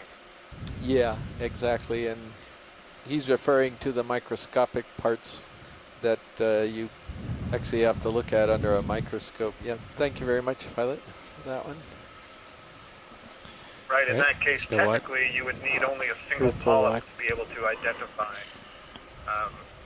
the colony or the species. And of course, genetics, this is Doing one of the what? reasons we spend time, among other reasons, but we spend time working on the genetics is to try to develop some kind Yeah, of I'll tell you. molecular barcode that can be used to identify species in the absence of any of the molecular characters, the morphological characters.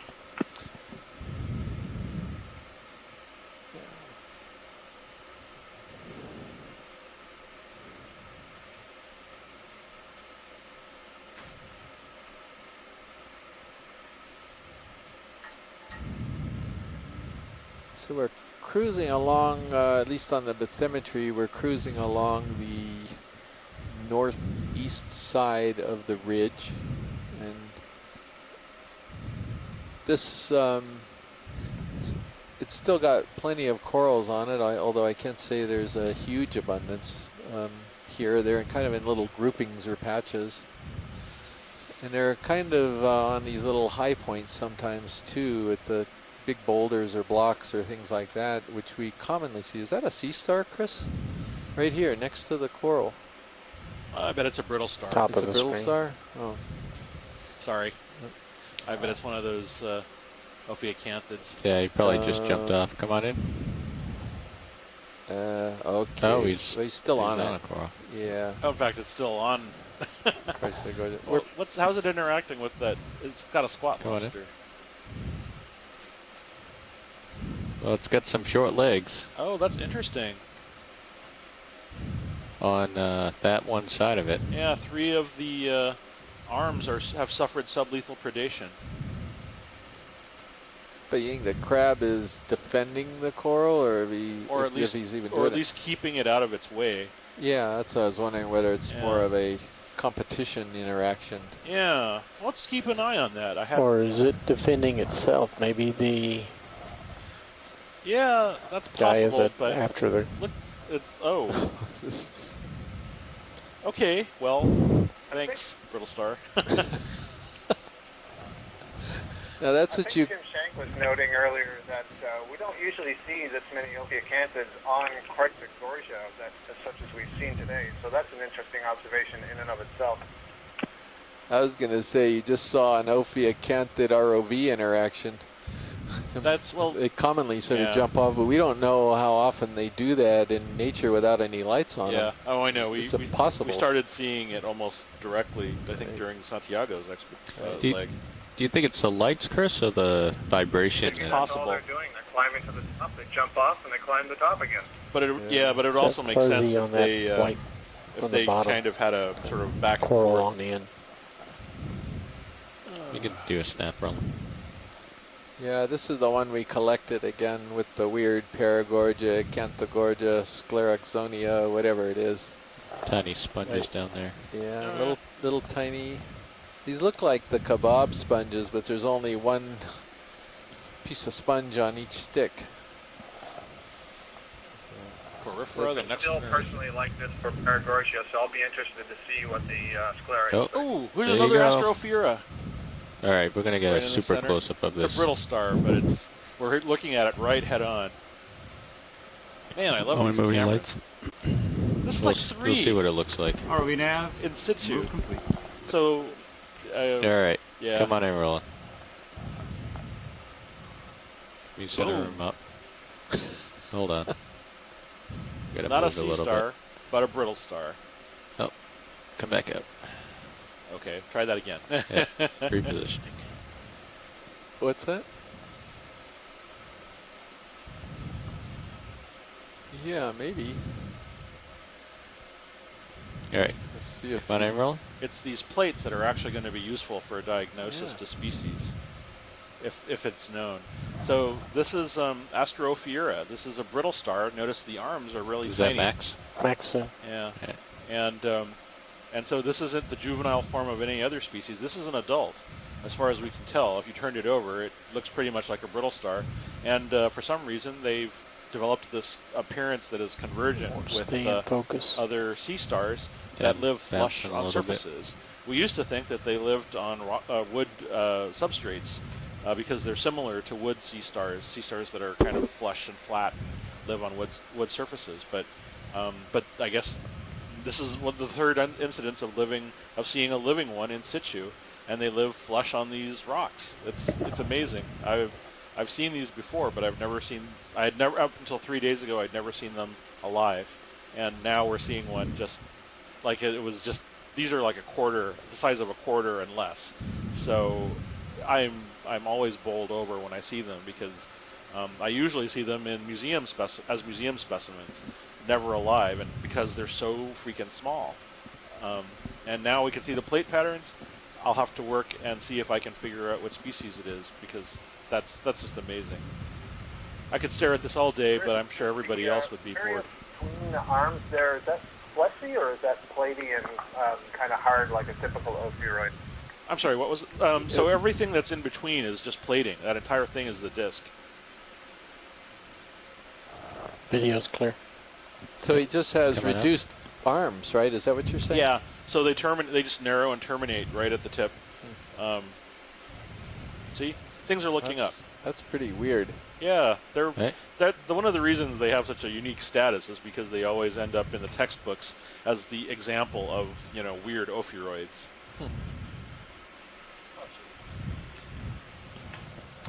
Roger, Nav, go ahead. Pretty pink.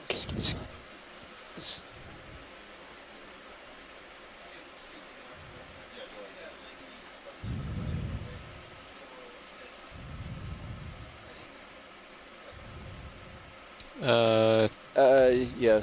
Where Sorry, is it? right at the base of this red coral, I think we got something different. So straight down, or is that just the plurigordia? Right there? Yeah. Yeah, come on in. I'm very sorry I interrupted. I thought we were seeing one of the weird branch images. Okay, Nav, apologize. What were you saying again, please? That's all right. Yeah, so waypoint 3 is more south, but the slope is more east, so we've been splitting the points. So we're central and so most of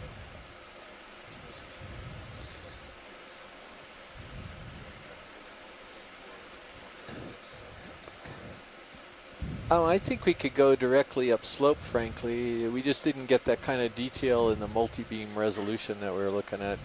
So, yeah, great, thank you.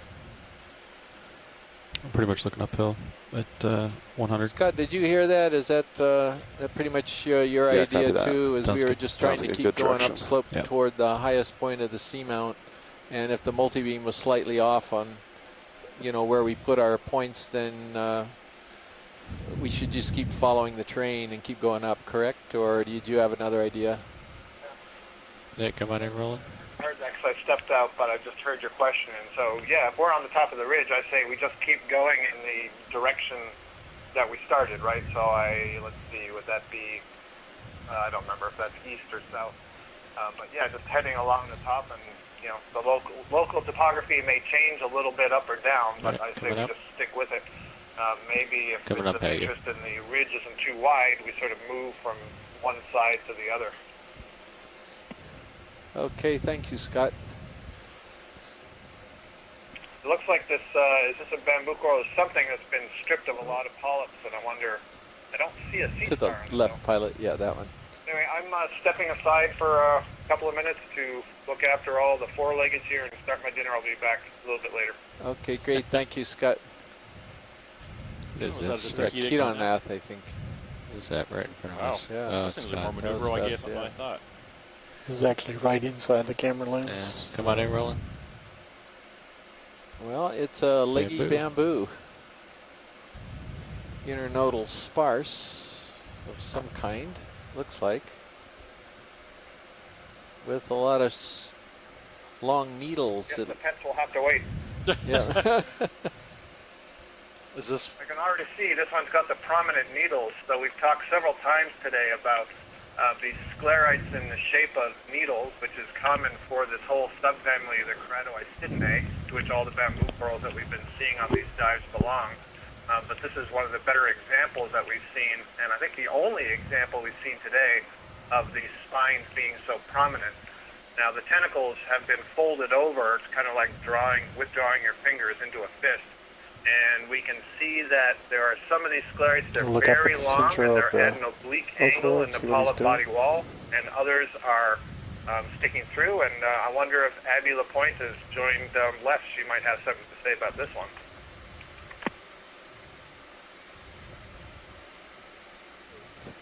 Also point out that at least one of the arms on this ophiorid is regrowing, and I don't see a squat lobster, so squat lobsters may pinch off some of the arms on some of these, but there may be something else that's picking on these things too. Sure.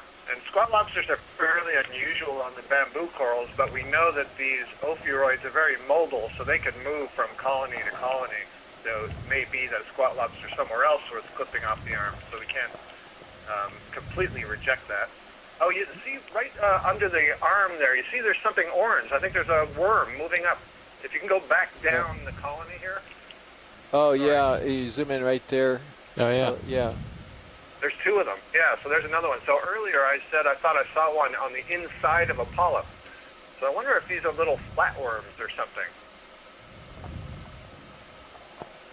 Can't tell. I guess it's on the outside of the bamboo coral, not the inside. And I guess you would like a clade for this, so give me a second and I'll give you a clade name. I'm not hearing from Abby or Les. Let's maybe at lunch with Abby too, because it's about lunchtime right now. Do you want to look to see if there's another worm elsewhere on it? Hey guys, this is Tim. I'm just wondering if you're convinced that that worm is on the outside, or if you think it could be on the inside of the tissue. Tim, the one I saw earlier was certainly on the inside on a different colony, and I'm not sure if this is on the inside or the outside. I'm sort of had the impression, looking at this one right now, toward the bottom of the screen, that it's on the inside, but the one up top I wasn't sure about. Really interesting. Yeah, it is. I don't know either, Tim. Chris, did you notice, was this internodal or nodal branching? I think it was internodal, Scott. Come in, Roland. Internodal, dang it.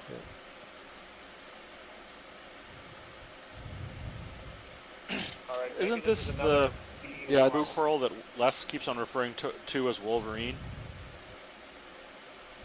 Yeah, that's why I wondered if Abby was around. She's the one who came up with that particular name.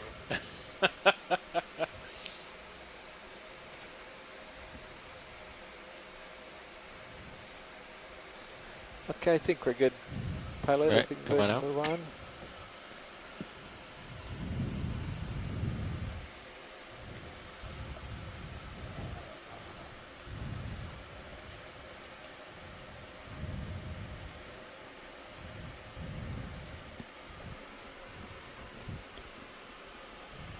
So whatever is gluing those dead Fareid sponges to the substrate, it's pretty good glue. Because that's not a bad size sponge that's hanging off to the side of him, and yet that stock isn't getting pulled over.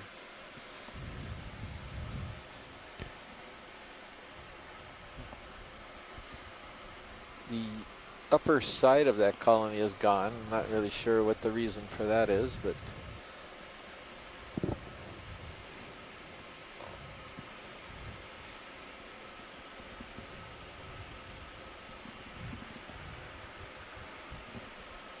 this is one of these polyopogon sponges. In this case, it's not the yellow one, so I gather there's perhaps a couple different species There's that another are sea doing this. cucumber, or maybe it was Off to my port pot. the exact same one, but the one to the left there. Ship is stopped, so Cirrus should not be swinging right now. Okay. All right, come on in, video. Yeah, I love these because you can see everything inside so clearly. You have some nice guts there. You have the tentacles coming off of the top. The mouth's facing down the bottom. And if we were to look at it from a slightly different angle, I'm sure we'd see this is the lower intestine, the upper intestine connected to and the stomach connected to the mouth. And we haven't seen any swimming sea cucumbers lately, which is unfortunate because they're so beautiful, and you can see the sort of dump the poop and take off into the water column behavior they're so well known for. That's lovely. Thank you.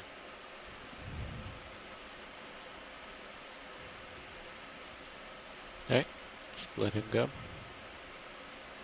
right, coming back your way, Levi. Copy that.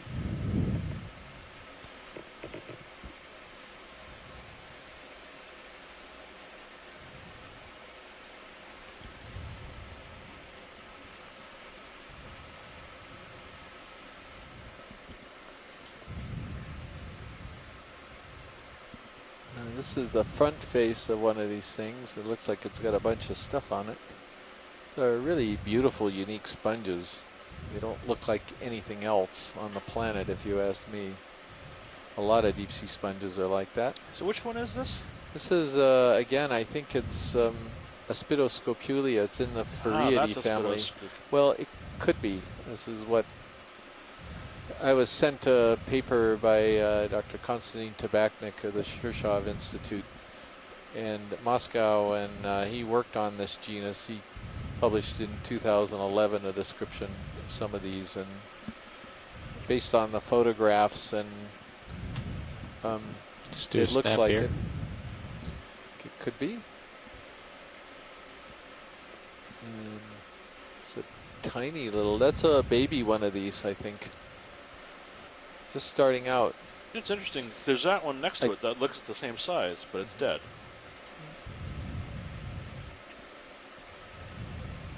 I mean, it has some of those same side chambers, but yeah, interesting. Right, and looking at another Chrysogorgid. Oh, with a little polychaete. Little polychaete.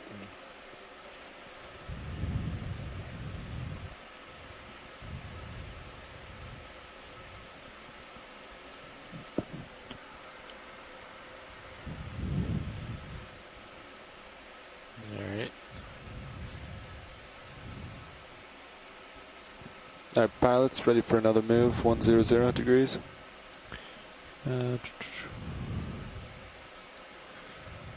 Yeah, I think so.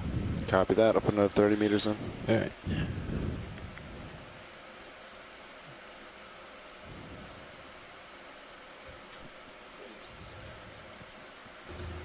This is the bridge. Go ahead. Ready for another ship move? Yes, sir. 30 meters at 100 degrees. Pilot, there's a stock sponge to the upper right. Range 30 meters, could be bearing 100 degrees, speed 0.2. Good copy. Coming up. this guy right here.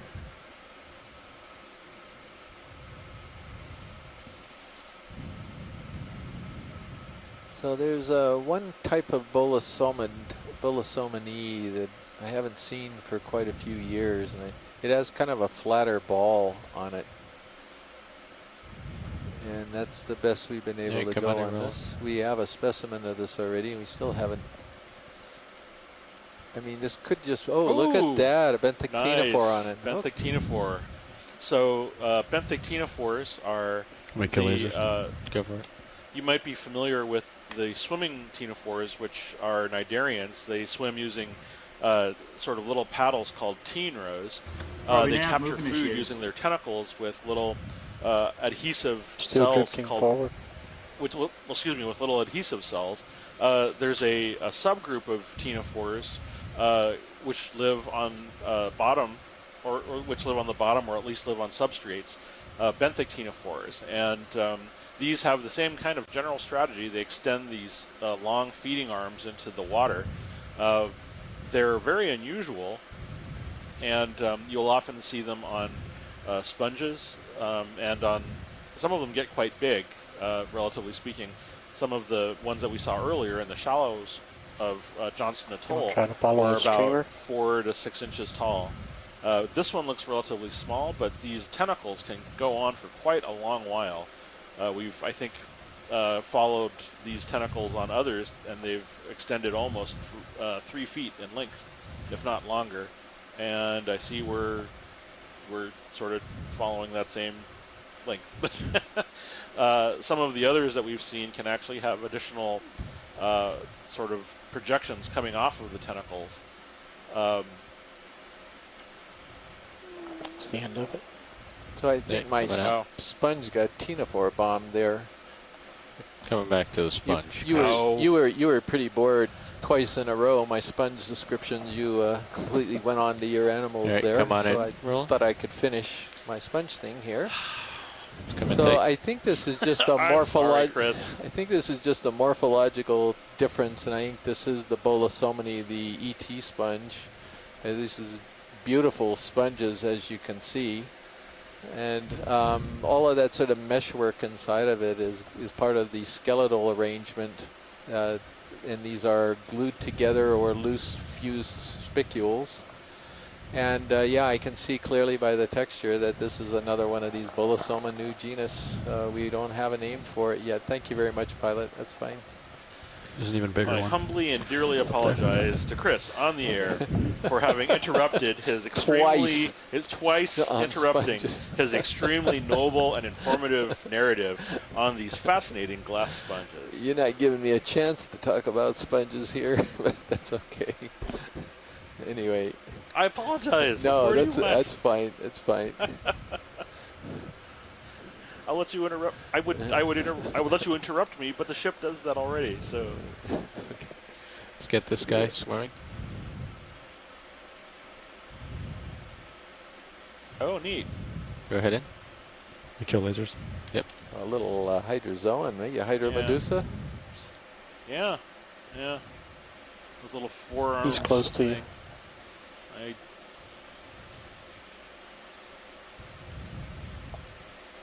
It's too transparent. Yeah, there's no color to it. Yeah, coming tight.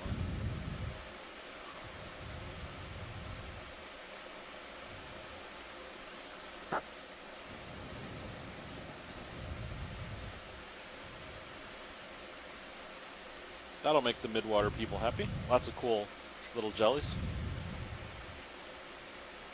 Yeah, let him go.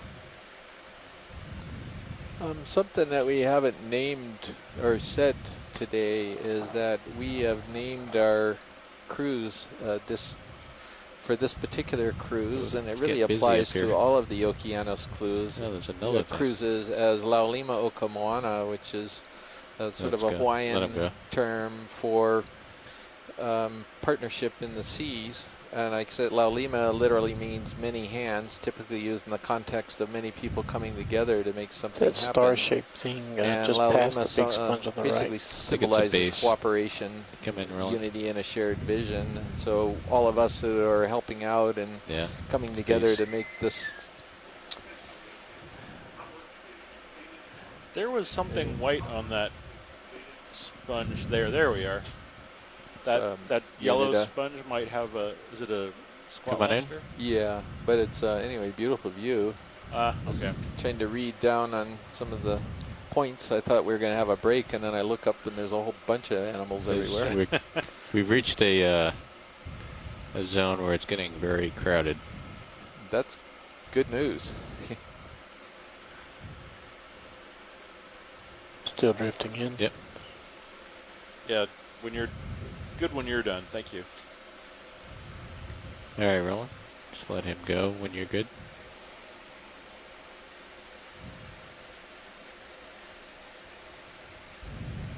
Okay, I think he's Munidopsis. And there's a lot of stuff on this different one on the little right. High point here. Right next to lasers.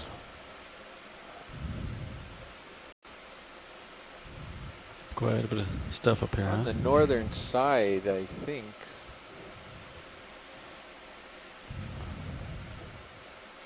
Of this feature, I have no idea where we're just going to go up on a mound and then come back down again. Oh, never mind. You're above it. It's pretty steep right here. Wow, that's big. I wonder if we could take a look at that. There is a huge sponge to my left. That's what I was looking at. Yeah. Wow. Looks dead though, huh? Yeah, and there's another one of those yellow polyopogon, these weird ones. It's a beautiful overview. If you maybe tilt up a little bit. You're Talk right. about a Dr. Seuss Kill lasers. like landscape. Wow. Look at this. This is amazing. That if we could just hold the scene for a moment. Wow. Yeah, just do your little pirouette It's thing. like the real land of Dr. Seuss and magical things. This is Attack of the Sponges here. You wanted sponges, Chris. Yeah, I got them. Yeah, that's, well, okay, I got them. Wow. So what is some of these I recognize, but for example, these big sort of... Can you bring my uppers the in ones a that little look bit? like Yeah. like amphidromes, the big half cups. Are those... Is anything you recognize? Well, it could be furriids, and it also could be something that's called Conolasmatinae new genus. It's a little bit There's level controversial coming right more. now. Yeah, that's good. Okay. There's discussion going on about these types of sponges. See, there's one in the background that doesn't have sort of leaves or knobs on the stalk going up. And then these kind of have these little knobs, and that's the problem. So we're actually not sure. The great thing about this that I love is the way they're all oriented directly into the current, or is it away from the current? The openings are all pointed in one direction. Yeah, so they are presumably growing and orienting in the same direction, and I guess the backside, the convex side, would be where the prevailing current is coming from. Yeah, I think we're done moving. But I don't know, maybe it isn't. Yeah, ship stops. You might have a minute or so, but sonar looks clear, so I think turnning's fine. This one looks like a Muppet. Thanks, Neff. There are some corals interspersed, but they're just overshadowed by this amazing little patch of sponges.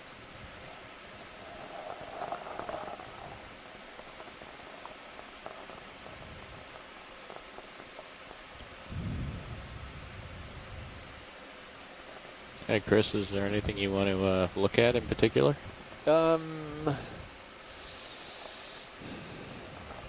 Right here, I don't think so.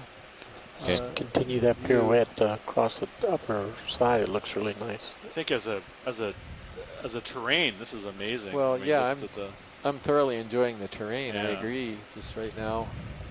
Wow, it goes on and on too.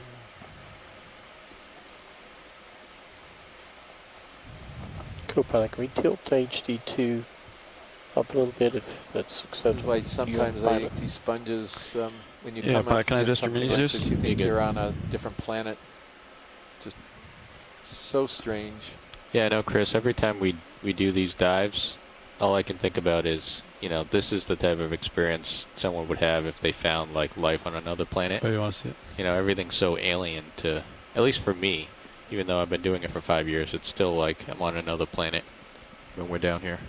Yeah, and it's definitely the same for me as well, pilot, because even though I work on these sponges, a scene like this is just extraordinary. And I'll toss my hat in the ring, too, as a person who studies echinoderms, which are even more bizarre. These things just stun me. So these things with the two openings, is that Bolosoma or is that Caulophacus? These are the Bolosomini new genus. Oh, the new genus. Yeah, the okay. ET sponge, which of course fits with us discussing alien landscapes. Of course. But those are essentially filters. I mean, they funnel water current through the head, so to speak. And as you rotate a little bit more right, I'll light the distance. I think it just continues. So all of on. these are arranged in the same direction. It's too bad we don't have any fluorescent dye or something, just to see how the water currents. Well, typically goes the way on. a sponge works I is think that 100 's still a the good water direction. goes into the sides of the sponge. If pilots you are think happy, of a I can put base another move in. sponge, water would go into the Yeah, I agree with sides, and then it would go out a Copy that. large Might be opening, approaching kind of the top collects, here. and then goes out a large opening through the top. Yeah, So you perhaps. can think Not sure about which these floor it goes sponges up, the but we'll same see. way, that the sides are the back I still side got of this D2 one we're sonar looking at picking right up now, slope 30 and meters the water out. is collecting in it Okay. and then going out these two put 30 larger meters in, oscula 100. that we're Yeah, seeing in sounds front good. of us. So we would be looking up current right now if the interpretation is right. Now, a really interesting phenomenon, and I don't know how it applies bridge. for this Go ahead. type of sponge, Hey, but ready for for base the move? Yes, sir. sponges, kind of All right, believe, 30 or there's a meters theory at that's been 100 floated for degrees, years 20 that knots. they're utilizing Range a 30 Venturi meters, effect, so that bearing the water 100, crossing over the speed opening 0.2. at the top of the Copy. vase Shelly, is straight actually ahead. pulling water at a faster rate through the walls of the sponge. Hey, It's come like on in, blowing Ron. through a Coke bottle or something. So This is looks like crinoids all over the this place. little jellyfish too. Oh, is it? Oh, there he is. I see. Oh. Ooh. So is that defensive where he drops? There's another jellyfish in Monterey Bay called Colobanema, which does something similar. When it feels threatened, the tentacles light up and the bell goes dark. And I think I've read that it's interpreted as a kind of a decoy. So if, And if we killed our lights, we'd see glowing stuff? I think so. That's what the rationale was. At least If we had sensitive enough RV cameras. nav, move initiated. You know what this looks like to me from some of the movies? It looks like when you're seeing those war movies where they're talking about dropping countermeasures. Oh yeah, cool. All right, come on out. Chaff, that's right, Matt. Another word for it. Flares. Flares. Dropping flares. Whatever it is that distracts whoever's about to eat you so you can get away.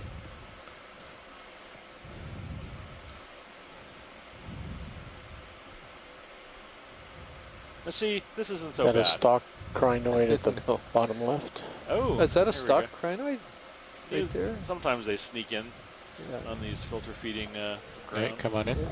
Very granular substructure. Oh, here. it is. Yeah, and it looks like it's that one we've been seeing, Bathicrinus, I think.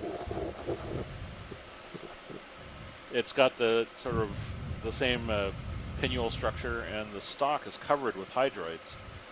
So stalked crinoids are the Right, same come on in. group of echinoderms as the feather stars that we've been seeing, but they're kind of an older or an earlier form, and rather than sort of living free form, they are connected to the, or rather they're, This is the bridge. Go in ahead. these cases, Hey, we had a the terrain discs change on are, us. I'd like to rather the adjust, cups are our connected to the bailout bottom direction. with a stalk.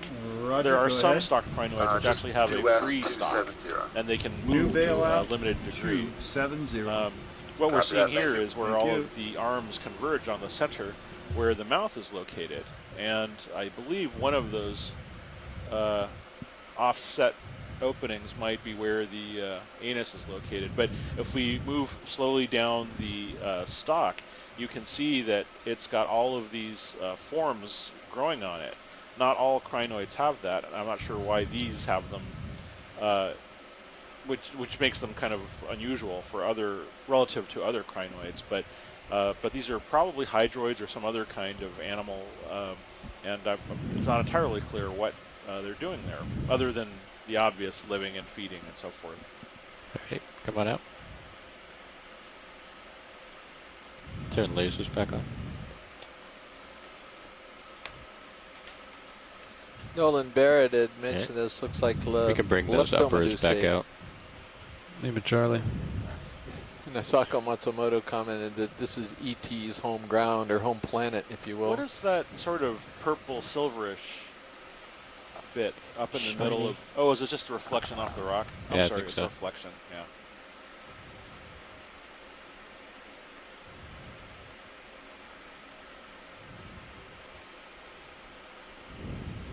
Oh, I love places like this. Yeah, so do I. This is why I like the community, to see the whole community and how it evolves over the topography, because you get surprised as you transect. So, just excuse me for a moment. Pilot, could you zoom in on that leggy coral that's to the bottom center? I think that's a new record for today. Copy that. Of this one. That's it, right by the lasers. Come on in, Roland.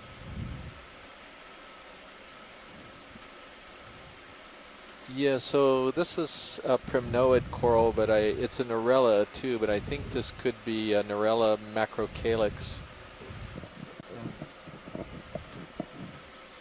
which is, I think, the first record, and we got some ophiuroids on it as well. You can see the polyps curling down the stalk, which is typical of that genus Narella, although there's some other genera that can do that as well, but coupled with the very sparse branching coming off near the base of it, I think it's a good guess to go Narella macrocalyx. Thanks very much. There's also a little white coral there on the bottom, I think. What was that, Chris? Oh, I'm sorry. Near the bottom of the branch of that coral colony, there was an actual cup coral cemented onto the rock. So there was that low branch, and it was just behind it.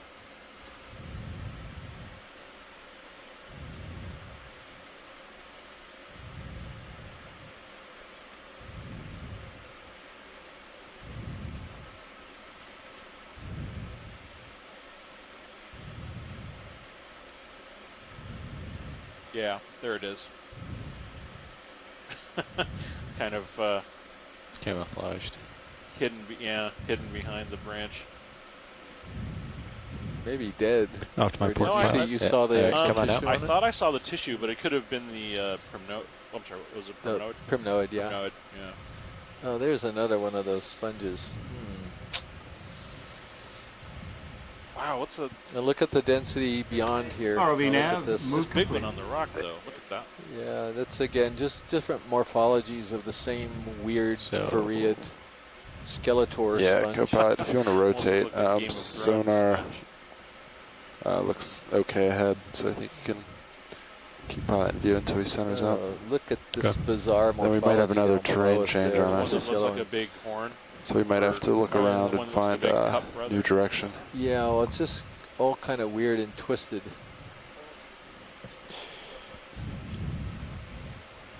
Yeah. Copilot, permission to zoom your sonar out to 80. Yeah, go ahead for it, Sean.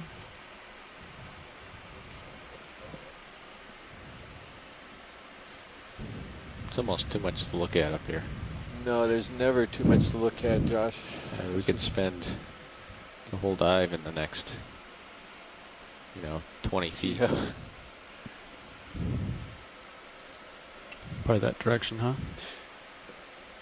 Yeah, you're looking. So yeah, one if you of the want to things rotate more we're trying south to figure now, out here is what is so special about this spot. Why do we have this incredible so definitely feel like we're on the top, of right? animals If we go any further, we'd go over it. Spot I want to say yes. to other spots. So yeah, if you want to rotate maybe where D2 is looking. Collecting data. We're hoping to that be able to seems to answer be that question at promising some for point in the next future. moves. Yeah, I I'm agree. push it back to 50 meters. One possibility, of course, these are all filter feeding, so current acceleration, sediment And then we clear are about substrate, 30 meters above depth. They're all among the last candidate contour high pack factors. tail. Cup. Oh yeah, look at that. So we have a request from Tim to get a zoom on some of the ophiuroids that are living on the Narella here. So we didn't get those already? We got a lot of. He thinks they're different from the ones that were seen before. Okay. I'll keep him in view. Yeah. He comes over to starboard. Perfect. I'll turn with him. We'll line up. It's got some ophies I think on it. uphill's gonna Oh, be look, like, it's got one of the crinoids. Sounds like a fantastic plan. Like 130 or something, remember you but telling we'll me see. Zygo, Metro Dave? So it's got the little attenuated tips. Well, we used to call this Cerametra crinus, yeah, something like that. And then Chuck changed his mind about it. Chuck Messing. Okay. And I've got to look it up because it's new, right before the cruise. Part of the problem with Cerametra is that it hasn't been documented in the Pacific. Yes, Sathyrometra. It's still in the family Xenometridae. Yeah, okay.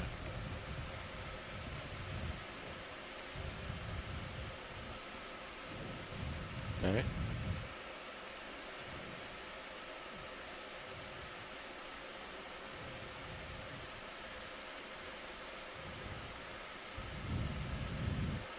So yeah, as you come up this way, I'll turn with you. Yep. Until we find a heading that we want to go. Probably 130 somewhere in there, but we'll figure it out.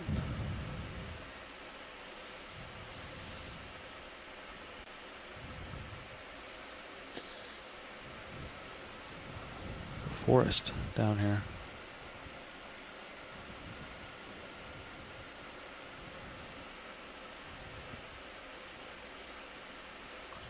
Wow.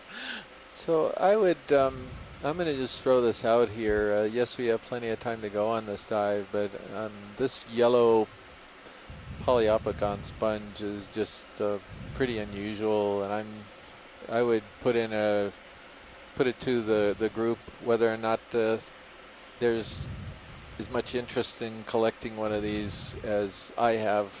Again, just on I'm the top fine got with two of moving them on, on the same but we're seeing stock. it. These are weird sponges that are attaching almost exclusively to these dead sponge stocks, which is a really curious behavior. Yeah, one of the and top I mean, not right is behavior, I got sponges two of them on the don't same really stock. behave, but, and we've got a different sponge that's to the left of the dead sponge coming down here. I think this is new, but anyway, they're all over the place. I can wait a bit. Come on in, roll. Well, I think it's considering referring that to the it's bottom one that just went off a screen. member of the community. I'd say that's a fairly good candidate. So I certainly support it. Okay, thank you. And after we get this one, this wasn't the sponge I was thinking of. It is, where did it go? There it is, to the lower right corner, going off right now. Kind of the catcher's mitt. Yeah, that one right below the lasers now. Yeah, go ahead in. Ah, yes, this is what I was hoping it would be. So this is a demo sponge, believe it or not. Really? Yes. This is Stellodorix. And talk about imposter syndrome. Are we done moving now? Yeah, ship stopped about 6 minutes ago. We have collected so you should be settled out a few nicely. of these Great, over the years. Hurl collected one a number of years ago, and we collected at least one from the Okeanos. And it's this weird branch sponge, and I don't know much about it, and I wish I did. I don't really do much with demo sponges. But yeah, that's a sponge that's assumed a good filtering morphology, I guess. Sure.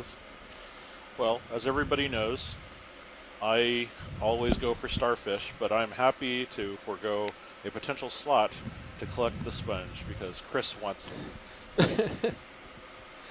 Well, it's just looks like there is some support. We don't have to collect this one. I'd like to have one that has maybe we could. Well, that's one of them. All right, that's one of these weird ones here to the right. I wonder if we could get a little better look at it. So Okay, come in, roll.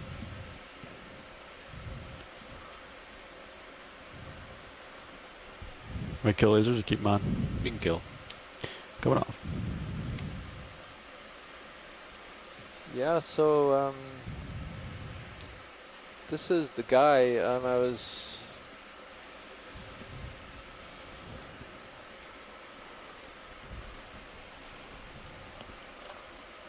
It's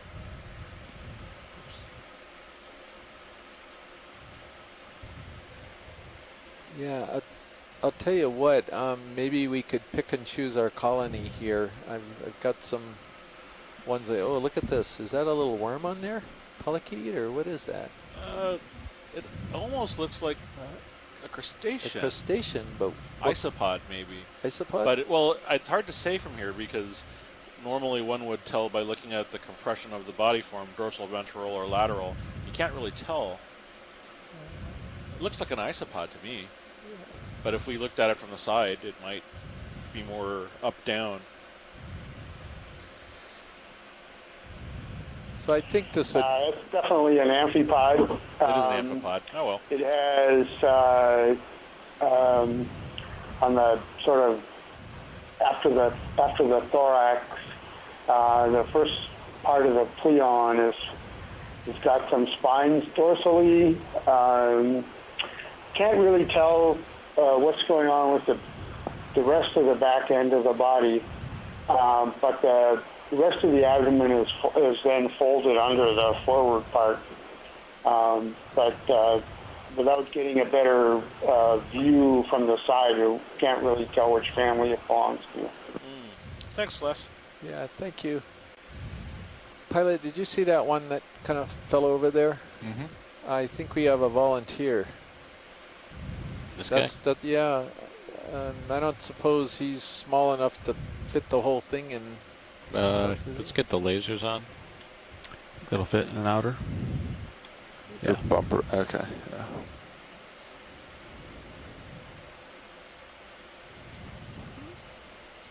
I think he'll fit. I might have to snip off the dead sponge. That would be okay. Hydraulics are up. Right. Ship is stable. Yeah, this is a good spot to sample. So he came off pretty easily, which again I don't understand how some of these port aren't inner is causing taken. more of Other these than to topple. that, Port outer is good though. Yeah, I believe so. Sean, you want to confirm? It might be. That's No, why you have yes, somebody port laying. outer is Yeah, open. I mean, or not just laying, but why we have so many bases lying around. Right.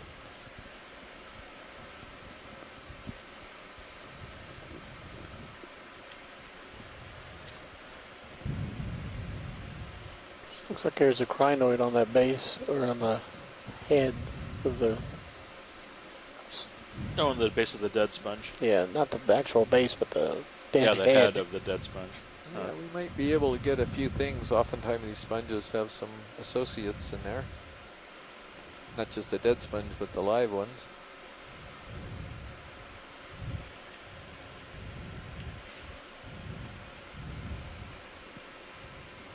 Right.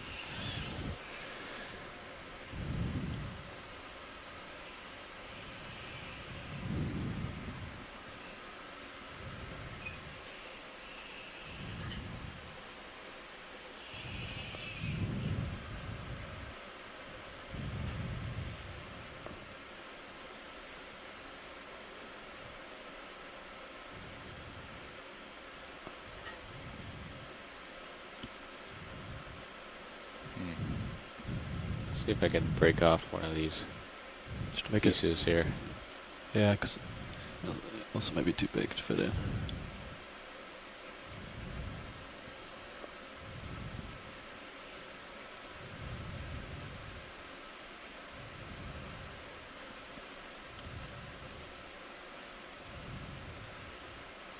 Oh, it's a pretty hard sponge. Gonna try to fit the whole thing in. Really? What force grip were you using? 6. Wow. Chris, did you hear that?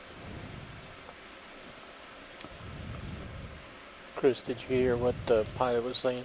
I'm sorry, no, I didn't. I was actually used a force grip of 6 on that to try to snap the bottom half, and he could not get it to snap. Yeah, I guess we tried to. Oh, there goes the opioid. We tried to actually take off bottom part of a specimen we took the other day of what I think is similar to this dead sponge, and it was very difficult to cut. It's very durable and hard.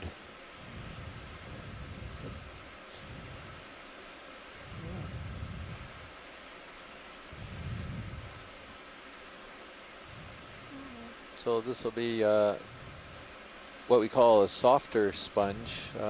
The actual yellow live sponge itself that's on the dead one does not have the silicified spicules, if you will. Some sponges actually glue their spicules together and make a very hard skeleton like the dead ones. But the yellow one that's on it doesn't do that, so it'll actually feel like a kitchen sponge when you bring it up. Which did you open? Port. Right. I found that really interesting because I thought those brown parts were just super brittle and not very strong. I'm starting to hit the ground, so I stopped. It's not fully out. Yeah, maybe it's just the age thing, Roland.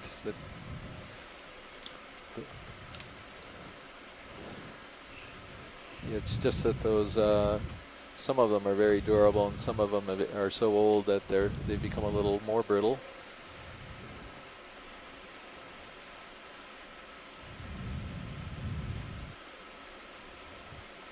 Nice. Fantastic. That's a remarkable specimen. Thank you very much. Retracting. You're welcome. Easy.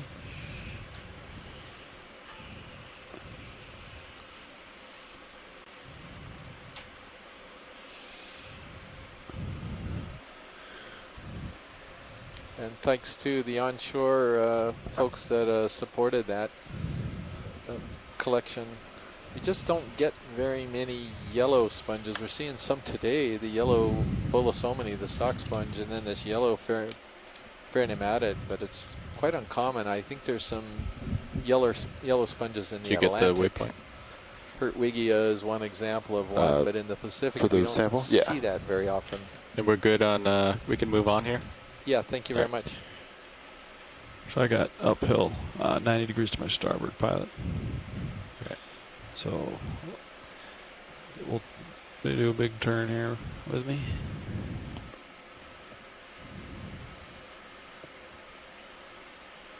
Have we seen that pink one at the bottom? Oh, there's a pink coral in the lower left. I think that's just a corallid, but let's take a look just in case. Step in. Thank you.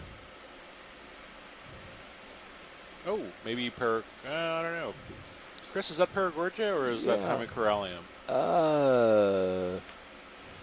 Yeah, Chris. Thanks. Both? It's pink. We're seeing the backside, so I think this is a coralliid. Well, maybe we can get a little bit tighter zoom if that's possible. Yeah, I'm coming in on it. Max zoom, track and focus. I think it's a Paragorgia, frankly, but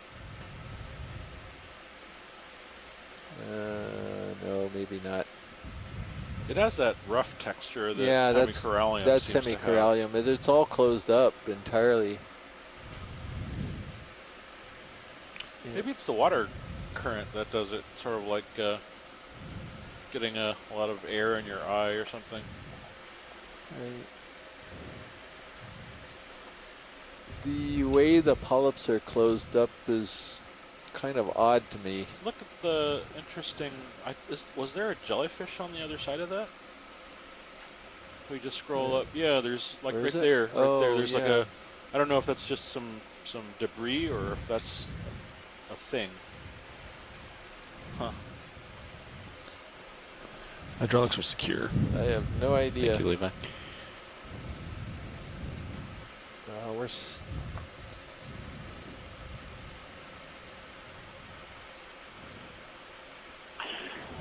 I'm going to guess Paragorgia on this one because by and large the branches are all thick. And coralliids often have very thin branches, especially out at the ends. And these still seem to be kind of thick. But otherwise, I'm not sure what other characters you might be using, Chris.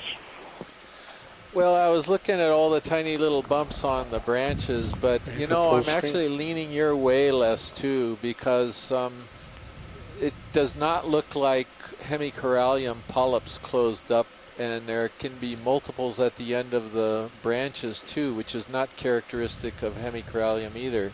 And it certainly doesn't look like a pluricorallium that's known. So I think you're right. I think it's a Paragorgia. Oh, there's another one of those. Astrophyra in the background. If you scroll up to the left.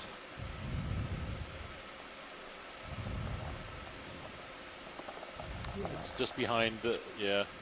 Oh, there it is. Oh, yeah. Wow. Maybe it's a current thing. Maybe they stay flush in order to stay low because the current would blow them away. Interesting. Ready for a full screen of we're this guy? good, pilot. Yeah. I think we've come as far as we can on identifying this thing. So I am agreeing with Les now. It's So just Paragorgia? yeah, funny. That's how I put it in the annotations. Okay. There's a little bit of a head scratcher, but Yeah, so it's pretty close to me here, Josh. I'd like to turn to starboard, about 90. Heading your way. Leave it, Charlie.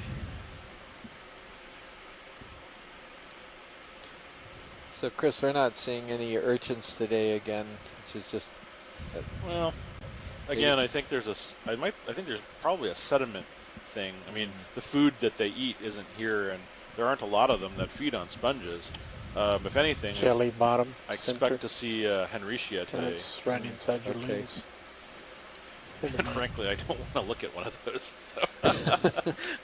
Let's do a snap here. That's a branch.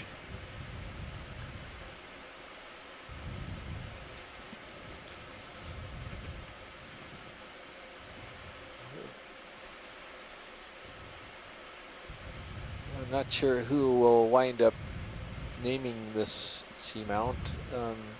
Mashkor can figure that out in his mapping team and the OER mapping group, but maybe something that connotes sponges might be appropriate given the spectacular scenery we got. I think we should call it Astrophyra Ridge. Okay. Well, we had two of those, right? Yes. No, I obviously I'm kidding. Yeah, I know you are. But on the other hand, that's pretty cool. It's a cool. I'm very fond of them, but and the grand sense of things as a habitat, especially like I love the way they're all It's like turned, 145 like for the, me. the convex, I'm lined the up, concavity I'm of happy. the bodies is just sort of directed right into the water current.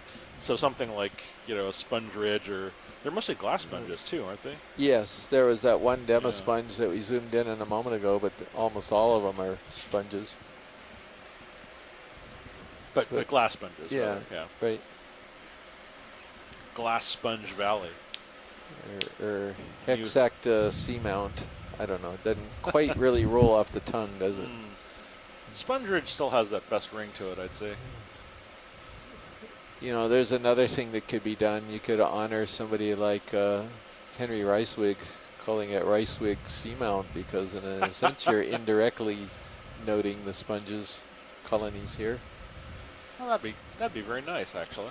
There's a beautiful corallium colony is that there. corallium? Yeah, it's Yeah. corallium. I was just noting it's a beautiful fan. We chance just zoomed of in on front that. side So pirouette it of may not that be guy? necessary, but Which it's side's the front? The right-hand side. just a Actually, no, that's the back gorgeous side. fan. So those sponges and still very corals are pretty. all lined Killed up in the lasers. same Lasers coming off? same Partial direction. zoom. Yeah, Lasers are killed. Sort of that. Trying to decide which You said band I want to hemicorallium? go on. The What's right that? Yeah, side would be hemicorallium. Yeah, That's another one. it's got that parabolic fan that's just kind of okay to zoom. bent into or curved into the current. Nice.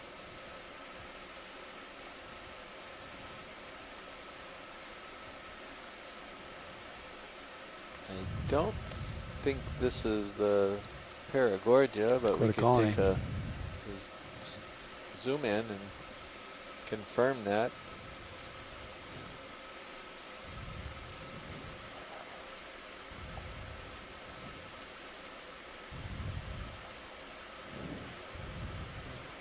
Just really All right, beautiful. Got any coral specialists that can guesstimate ages? Not with Paragorgia. This is a question from the All right, Roland, the come on in, videographer, Roland. about Okay. kind of knowing the ages of these animals. We're looking at the backside of this coral, and this looks definitely hemicorallium-like. So that's a little bit more normal. We just lights what Leo. these deep coralliids Hey, look Leo. like, and Okay. this particular colony could be hundreds of years old for all we know. Certainly other corals have set a precedent for being extremely long-lived. And there has been work on this family in some shallow water members of the Coralliidae, and they've been coming up with between 100 to 200 years for much smaller colonies. So we're good whenever video is, pilot. All right, Roland, let me know when you're good. Okay. You have the time to get all the way around to the front, and we can pull out and go. It's a really nice turn you got going. Oh, that's nice the way it's coming around. Yeah.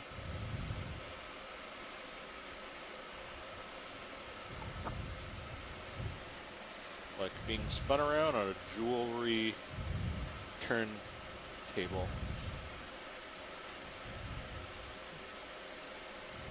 You can clearly see the difference between the two sides of the sponge. And there's been speculation as to why the coralliids and other species Pulling of out slow. sponges have this type of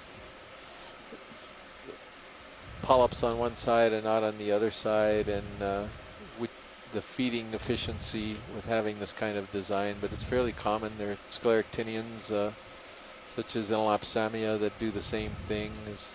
Okay, can take off. Thank you, sir. It's probably not a coincidence flying. that crinoid or that feather star is on that side also. It's probably taking advantage of the current in a slightly different way from the coral, the precious coral Nice we were shot, just Josh. looking at as well. So Thanks.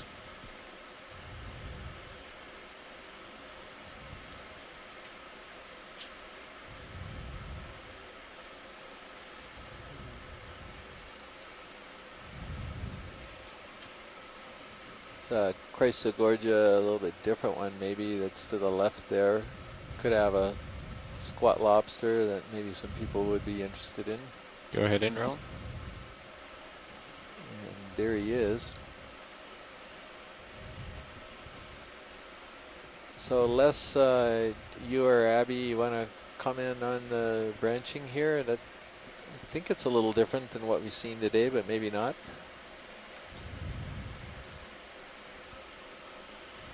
Partial.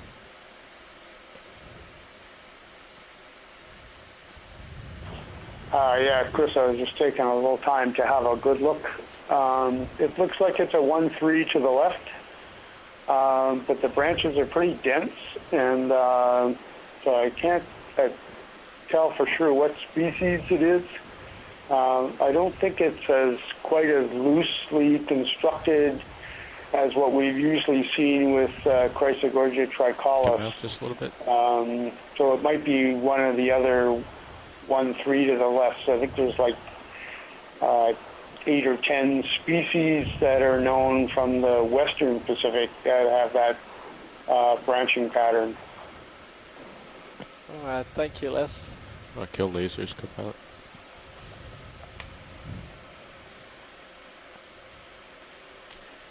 All right. Video's clear when you are. this Right, might be coming up. kind of an odd thing to point out, but in the background there were two long threads coming out of something on the ground.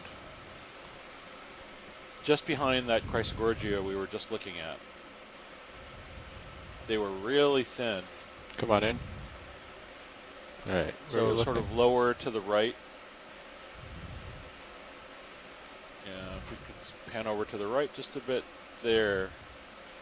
So there's these little, yeah. So there's this. I know what you're looking for. Well, no, it's just these were just weird. I know, but I know what you're looking for because we talked about this in the room, but we haven't seen one today yet. Oh, yeah, I suppose that's the other thing I was looking for today. Well, so first of all, there's these two little cup corals. These are actually coming out. Oh. Yeah, not sure what that was. Yeah. Alright, come back in.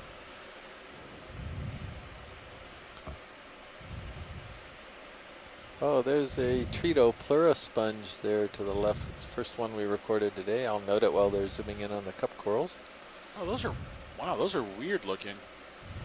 That cup coral that has all of these funny little spokes around it. And look at there's like a trail between the two of them. So maybe it's a stoloniferan instead. You think, is that how it works? Well, no, stoloniferans are octocorals, aren't they? So Yeah. zoanthid of... zoanthid. Oh, that makes more sense. Okay. I don't know, we're going to need some help, Les or Scott or somebody. There's actually 3 of them in that view, 2 of them on the vertical path. Okay, Scott, Les, and Nidarian people of the world, what is this thing? Is it a zoanthid? Looks like it's got some kind of distinct structure, but it doesn't look like a coral. But I'm going to tow your starboard lower in or leave it trail there? between them. Let's get where it is. Okay. There are... If you have any more, you Scott can come in pointed better. out there's stoloniferous zoanthids. Excellent. And so he thinks that's maybe what we're looking at. How weird. Very weird. And look at the foram that, or whatever that branching structure is that's coming out from the stoloniferous part. Huh, strange.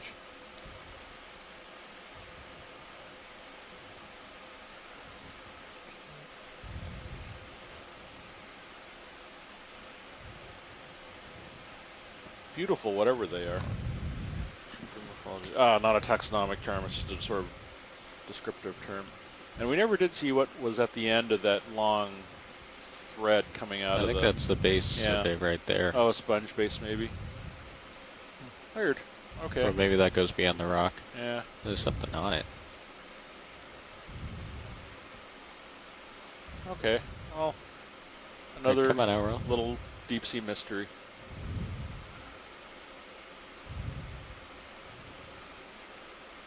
Great, we can move on. Thank you. Yeah. All right, pilots, Hi guys, it's Scott. ready I'm for me to just put a going move in back at to the phone for a minute just to say that 150. You can think of the ribbon that's connecting the This polyps direction to the Cirrus is looking now. Yeah, sure. as the same sort I'll of put thing in, as the 30 tissue meters. that connects different polyps Sounds good. on all the different octacoral fans and whips and so on that we're seeing. So it's the, quotes, connective tissue between polyps, and the digestive tract would run along that tube, and it's when it divides to create new polyps, it would first bridge, put go out a ahead. little bit of that Hey, ready for ribbon, shipment? a Yes, new sir. polyp would arise, and 30 so on. meters at And so it's growing 150 much like degrees, strawberries 20 knots. grow. They put out stolons, and then new plants pop up, and so that's where that term stoloniferous 30 comes from. meters, basically bearing describing the ribbon-like growth. 1500.2. Weird. Thank you, Scott. Coming up. What is that white disc over to the right there? Maybe a base. Snap in, Roland. My laser's on. Yeah. That's a base. Thank you. Yeah, come on out.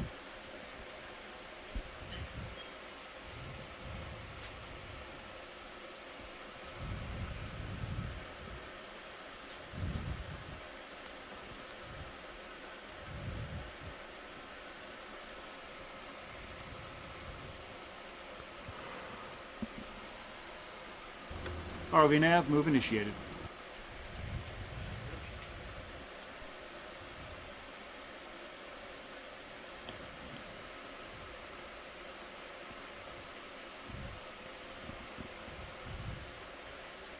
Snap in on this. Yeah, nice dead sponge stock and stuff. Come on out.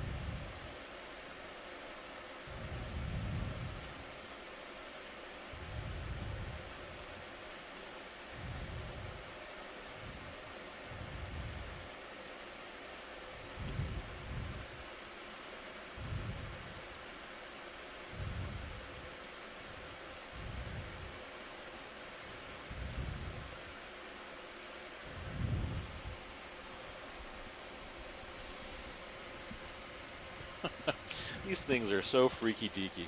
That's a nice looking sponge there on the upper left. Yeah, I might as well. Let's head over to that weird one that or whichever one you're heading towards that looks weird. Either of the right one that looks kind of like a seashell, or the left one that looks like a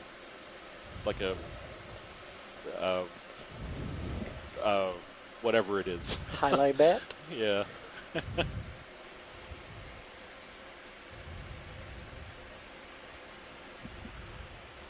The face of a bulldog? Maybe that.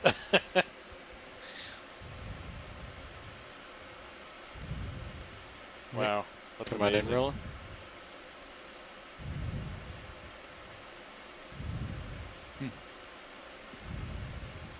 I could stare at these all day.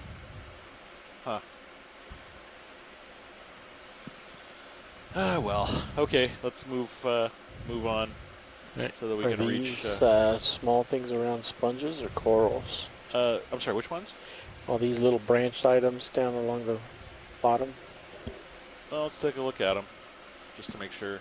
You see which one I was talking about, Josh? There's a lot of small stuff, Roland. Around the sponge here on the left, see the little white branched? Yep. Come on in. Let's take a look. Oh, some kind of, coral, I guess. The really small things are these mysterious things that we haven't quite figured out yet that we thought were originally bryozoans, but now we're not so sure. But the sort of white branched morphology that was right at the base, that's a coral. Okay, Yeah. video's clear. Coming up. Well, let's come back in tight. Go ahead. Yeah, so these are the those weird low guys. things. Like a forest of the weird critters. We're not entirely sure what these are. They might be bryozoans, but apparently a bryozoan specialist said that they're not bryozoans. So they could be forams, or they could be forams are the skeletons of amoeba-like single-celled organisms.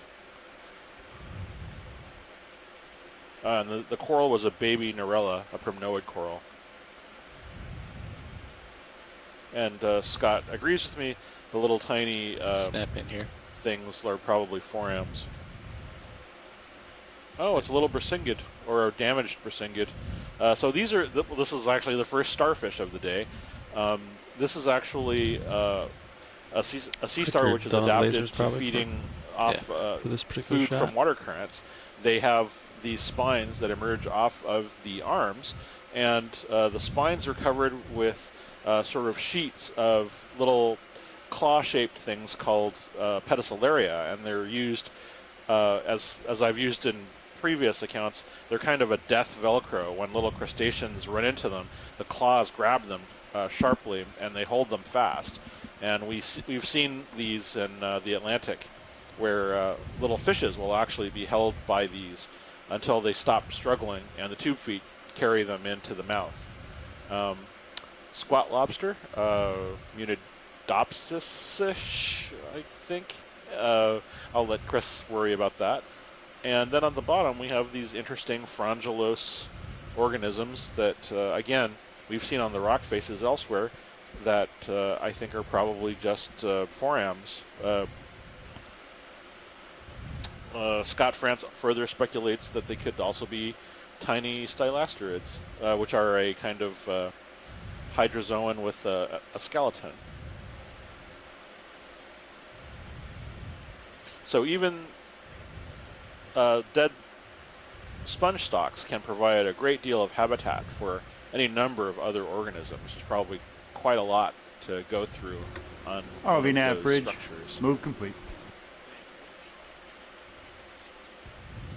Do a pirouette around the pair.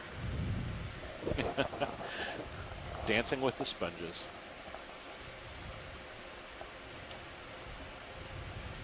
Megan Kohler offers a further insight that she hasn't seen any lophophores from the branching things. So further evidence that they are probably not bryozoans.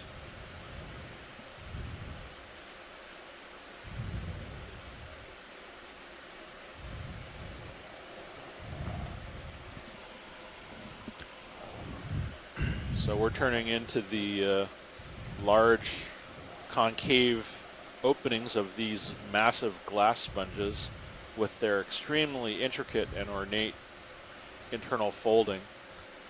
Looks like on the larger one there are feather stars which have adorned the periphery of this area, probably to exploit the water currents that the sponge is taking advantage of. And Chris, these look a little different. The one on the left is more circular, where this one on the right is more elliptical. Yeah, they can often vary. I'll leave it to someone like Chris to tell me whether that's a separate species or whether that's consistent. Oh, here we go. Yeah, so sorry, I had to step out a little bit there. We've got a thing that we have to consider, and we were discussing this with Kelly Elliott and with Dan. Okay. Alrighty. So here's the issue that we're talking about. We are about to enter a very unknown phase of the cruise where we're going to be mapping seamounts that have never been mapped before and then diving on them. So we really can't decide on dive sites. That's a Stelladorix.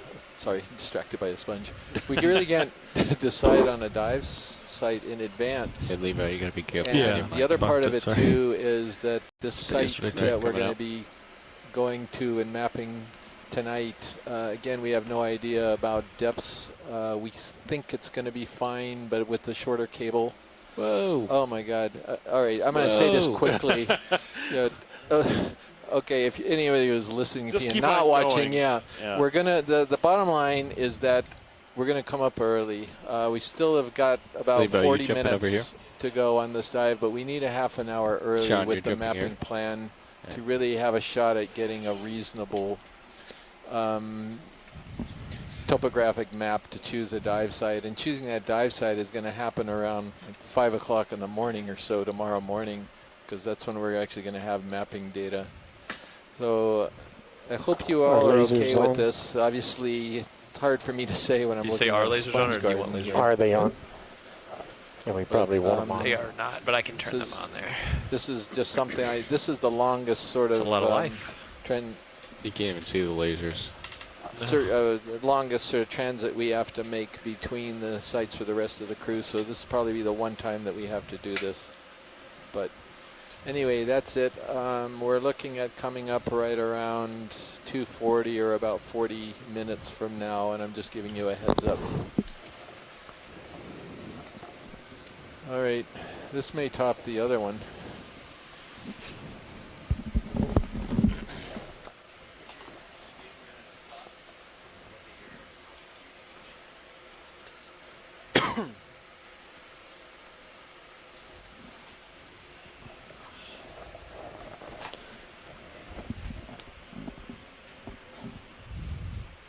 Hello, pilot. Nav. Co-pilot. Co-pilot Nav, how are you? So, did you hear the news we were coming up 30 minutes early? Yes, I marked it down. Which puts us off New bottom. navigator is aware. 40 minutes. 40 minutes, great. Maybe just under. You got it. All right, let's take a look at this. So, do we have a ship move under? Am I moving? Ship stopped. Okay. Static. Yeah. We've been static for a little bit? Yep. Yeah. Great. You guys noticed a layback time of about 5 4 or 5 minutes, yeah. Okay. Great. Anything? Right. Video, we got good imaging this last time, right? Yeah, but they might want to know how tall it is. Yeah, that's what I was going for. I was going to skip. Well, if we're going to spend a lot of time, given that we're coming up short, we don't have to spend quite as much time on this one as we did already. We could zoom the polyps and see if it's the same thing. Sure. Video, want to do a quick zoom? Nav, did you say we had stuff, samples everywhere? Yep. Port side bio is full. Yep. You have 2 rocks, one slow down. Starboard, one yeah, port, so starboard bio is open. And both port bio, inner and outer? Yeah. So Les and Scott, do you think this is the same thing? I'm sure that Les is studying this right now. It looks like it to me. Does it look like it to you, Chris? The same thing? Yeah. I mean, with what regard to direction are you the polyps, thinking? the density of polyps. Andy, I got waypoint 3 at I would say so. 180. 180. Oh. There you go. Now he can I am get on looking the at line and 155. dispute us. Well, Maybe 160. yeah. Go I wouldn't cloud turn so much you off of that. continue up. 160 at the max, I would Copy say. that. Sweet. So we can do, I can put it at the bottom of my skid, Well, and then use partial. the altitude What was the last move to at? find out how tall it is. 150. Okay. Okay. Yeah, whatever you think is good. That looks good to me there. Pilot, you ready for move? Yeah. Okay. I'm going to come up a little bit. Ready to drive you now? Yeah, I'm going to come back down. I just want to see how tall this is. It's okay. I'm just going to get preparation. Getting closer, full wide. Plenty of Yeah. Bridge, go ahead. Yeah, I would like to move range 30 meters, bearing 160 degrees. Yeah, watch it. So Speed according to my 0.2 knots. altitude, I'm just under 4 Range meters. 30 meters, bearing. So I would say that's about 160, 4 meters in speed height. 0.2. Yeah, you don't have the Got it. record, Sean. too Josh bad. measured 5 on his. Well, so you you can were look- a good contender, albeit, but You can I'm look at afraid D2 he's got you comparison there. as well. Are you sure you were at the very top at the bottom? Well, I don't know if it was actually There's at probably your an bottom. extra 2 meters up there I didn't measure. I've heard Josh say 5 meters before. Ooh, that's okay. Is that a C star or a C brittle star, star? bottom left. Where is that? Pink Oh, yeah, sponge. it could Behind be a the, sea star. Bottom left. Yeah. Left of the red coral, though. Now how Pink close coral. was Branch that? squirrels. It's a But it's a 30 Henry meter Ship. move. Okay. Gonna have to go. I'll let you know Is when that you like have me to saying, pilot. nah, just another Go up, my polygon? lasers on. No, it's just They the- are when you on. see Oh, those yeah, images, sponges. Move initiated. that's usually the Move first initiated. thing. Thanks, Bridge. Did that- it lead me to, Oh, I'm Just sorry, behind that dead sponge yeah, center there's screen. 2 pink Directly behind corals, it. and then right in between them and behind them, there's a Top C of star. screen. Yeah, Yeah. you got to go a little further forward in order to see it. copy that. Ah, Yeah. See it? Top Yeah, left. it's the behind different dead different sponge. pink Top coral. left behind that's way back. No, just Now zoom it's out. It's top still center. further out. Oh, so it's not in screen. Next Yeah, lasers. Yeah. Okay, copy that. Yeah, when you come out, so I can, Oh, there I it see is. it. Oh, it's not Henricia. I didn't need even to see him maneuver with that. around this. Yeah, that brown, that golden Large brown one that's right over there. piece real quick. It's next to the base of that sponge. Oh, good. So we can go around and actually take a proper look at it. Lovely. So I didn't even see it that second time. It really is a sea star, right? You saw it. Yeah, no, it is Oh. a C star, and it's Not not really. Henricia, so that's Slight stream off encouraging. to Thank goodness we got one of your critters. Oh no, it's We perfectly should- Star fine. right here. So That there's sometimes it just Wish you rains. slight best one of to luck the at having west. an empty spot to image it. It's so busy. Here. Yeah. This might be a good spot coming up. Oh, and there's an urchin too. It's like they're all having a Oh, convention yeah. over here or something. The purple Yes. urchin's on the right. Yeah. But Whichever one's easier to see Video first when is you come fine. on in.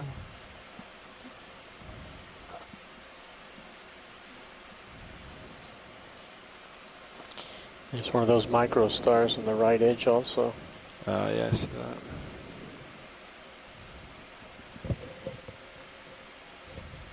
Oh. Holy cow. How big is that? I can get lasers on it right If you would after. please, thank you. Zooming, yeah.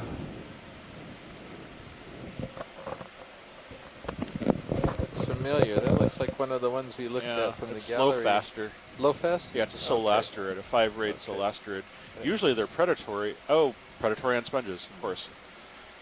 It was the one that we saw feeding on Okay, pulling out crinoids for before. lasers. Copy that. Lasers coming up. Saw that down Wow, in it's American. 10 centimeters across? Yep. That's a monster. Okay. Did we see this off of American Samoa? Is that What's where your we next saw it? species? Which, watch these. What's next? There's a purple sea urchin over to the right. Urchin is All off right. screen, bottom right. Off screen to the thank you, right. Roland. Copy that. He was walking. So Walking. we may need to. Yep, there he is. Oh, okay, I see him.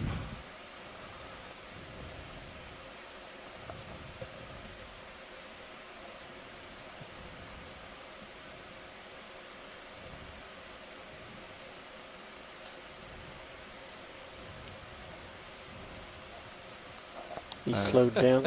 Video. Seems like they all show up at the same time. No, It's I know that. I was just chuckling because we do have a low faster in the Down. Okeanos Animal Guide. Guess where it was imaged from?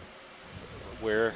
Here. Oh. In 2015. That's the same. Oh, great. I mean, not the Seamount, but in this area, the Johnson area. So this is an echinotherid. This is actually the same type of urchin that we saw the other day. It might even be the same genus, Tromacosoma. We can look at its lower section.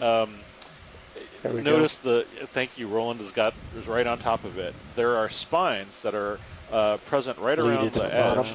And you'll notice that the tips of those spines are white and separated by a dark band.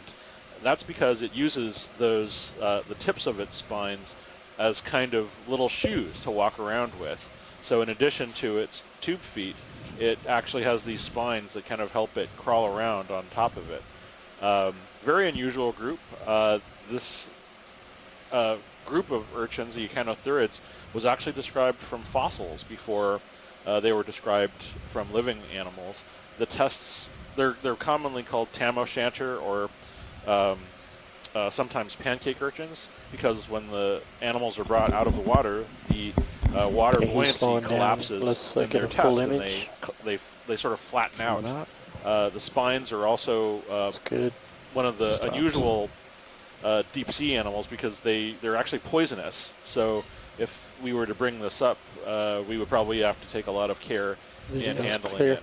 All right. But Science, are you happy with that? Yes, very much so. Great. Thank you. Come on, wide video. Be cautious when you turn. Yeah, I see that large. Back out slowly. Man, a 10-centimeter low faster. Don't think I've ever seen that.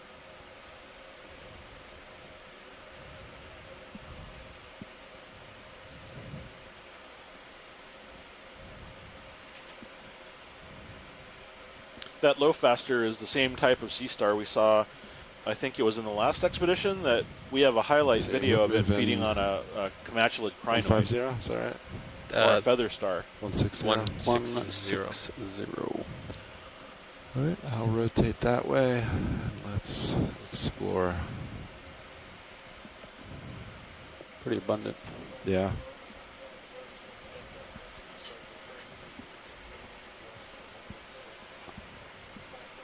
Oh, the brittle stars? Oh, yeah, I think you mentioned that. I should have been more attentive. Sorry. Yeah. Oh, did we actually get a shot of it? Sirius picking up any slope? Oh, nice. Forward? Splendid. Thank you, Roland. I appreciate your looking up for that. Looks maybe the flat zone. Might go up and down a little bit, but yeah. I'll go to starboard, see if there's anything. There is something on your oh, that way? starboard there. Let me just keep turning. Yeah, it's closer to 160. Oh, here anyway. we go. This looks better. must be like a local That depression looks there. huge up ahead. Yeah, Wow. I see that. Just when you thought it couldn't get any weirder. Well, this I think is Yeah, I a like big that direction. polyopogon Yeah, with this big will move. pseudonematics. Yeah, these will go more They south get now. massive Go in the 180 northwest miles. line. Talking about these things to the left? No, the spuds Move complete. to the Thanks, left Bridge. up ahead. Right. Yeah, large Yeah. one. Yeah. Thing that looks like copy one of that. those big. Yeah, but that's the biggest one I've seen here. Wow. That's That's way around polyopogon? yeah, it's worth a look. I'll, I might not have we used to tethered call to that these quite yet. Video copy. Yeah, Jabba I the can Hutt give you some if I sponges. come down. Really? Yeah, Wow. they were so Copy. huge. I don't know which direction would be best. They look like those big spherical be chairs from the 60s. I'm underway right Yeah, now, this but I is still the have a bit of biggest one swing. of this Yeah, copy particular that. species Yeah, the of move just completed, so a polyopogon. couple We minutes call of this swing. polyopogon species A. Copy that. Let I've me never know if I seen get one quite this size anywhere. How a little too far on big my is leash. Oh, okay, so it's only about 4 to 5 feet tall. Yeah, it's. You can go look at isn't that gonna guy, but probably compete not for much that past it. unbranched Yeah, copy bamboo, that. but, I think we can Well, you keep but never going know. out. for the I'll give you a little girth bit more. and Yeah. just volume, this is enormous. Oh, and Alright, it's video. solid. Okay. Do you like Yep. need to move around it now, or do you want to zoom in? That's, well, it's whatever science wants, but I'd That is say quite a colony in it. Yeah. left pirouette. You could I don't do think a you can nice move little around video it shot without getting tugged Roland, if halfway around. that Okay. works. Copy. We'll wait Do you to want to catch up. pirouette towards the left or port side?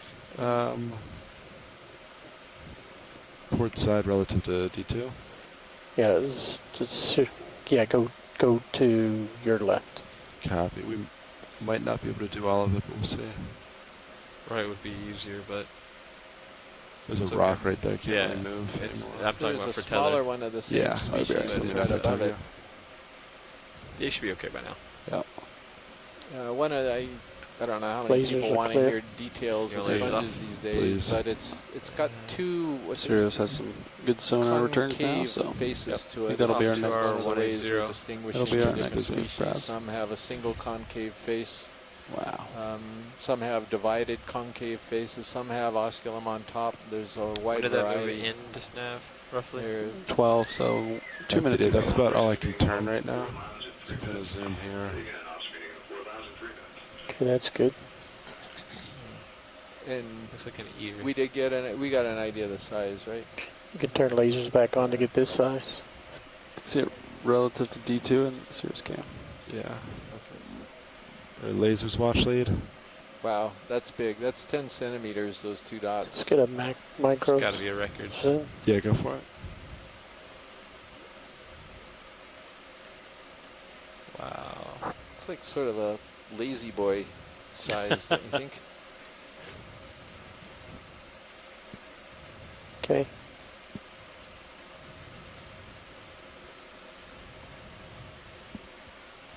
Yeah, a little bit more tether. Video's clear. Oh, nice. Copy that. Science, are you happy with this? Or? Yes, we are. Thank Great. you, pilot. All right, so if you guys want to line up with that sonar return on Sirius. Yes, that's let's do south-ish. Might be more. Strap that to the top of the ROV and bring it home. Something like that, full of water. Yeah, it might be a little I'd bit try to further. lift it in the air. Maybe 185. That'd be a for one- complete nightmare. Yes. Copy. Yeah. Let's get around this and push forward. Okay. Interesting. These two look exactly the same, just different Yeah. sizes. Yeah. They are. That's what I Yeah. commented That's on kind earlier. of amazing.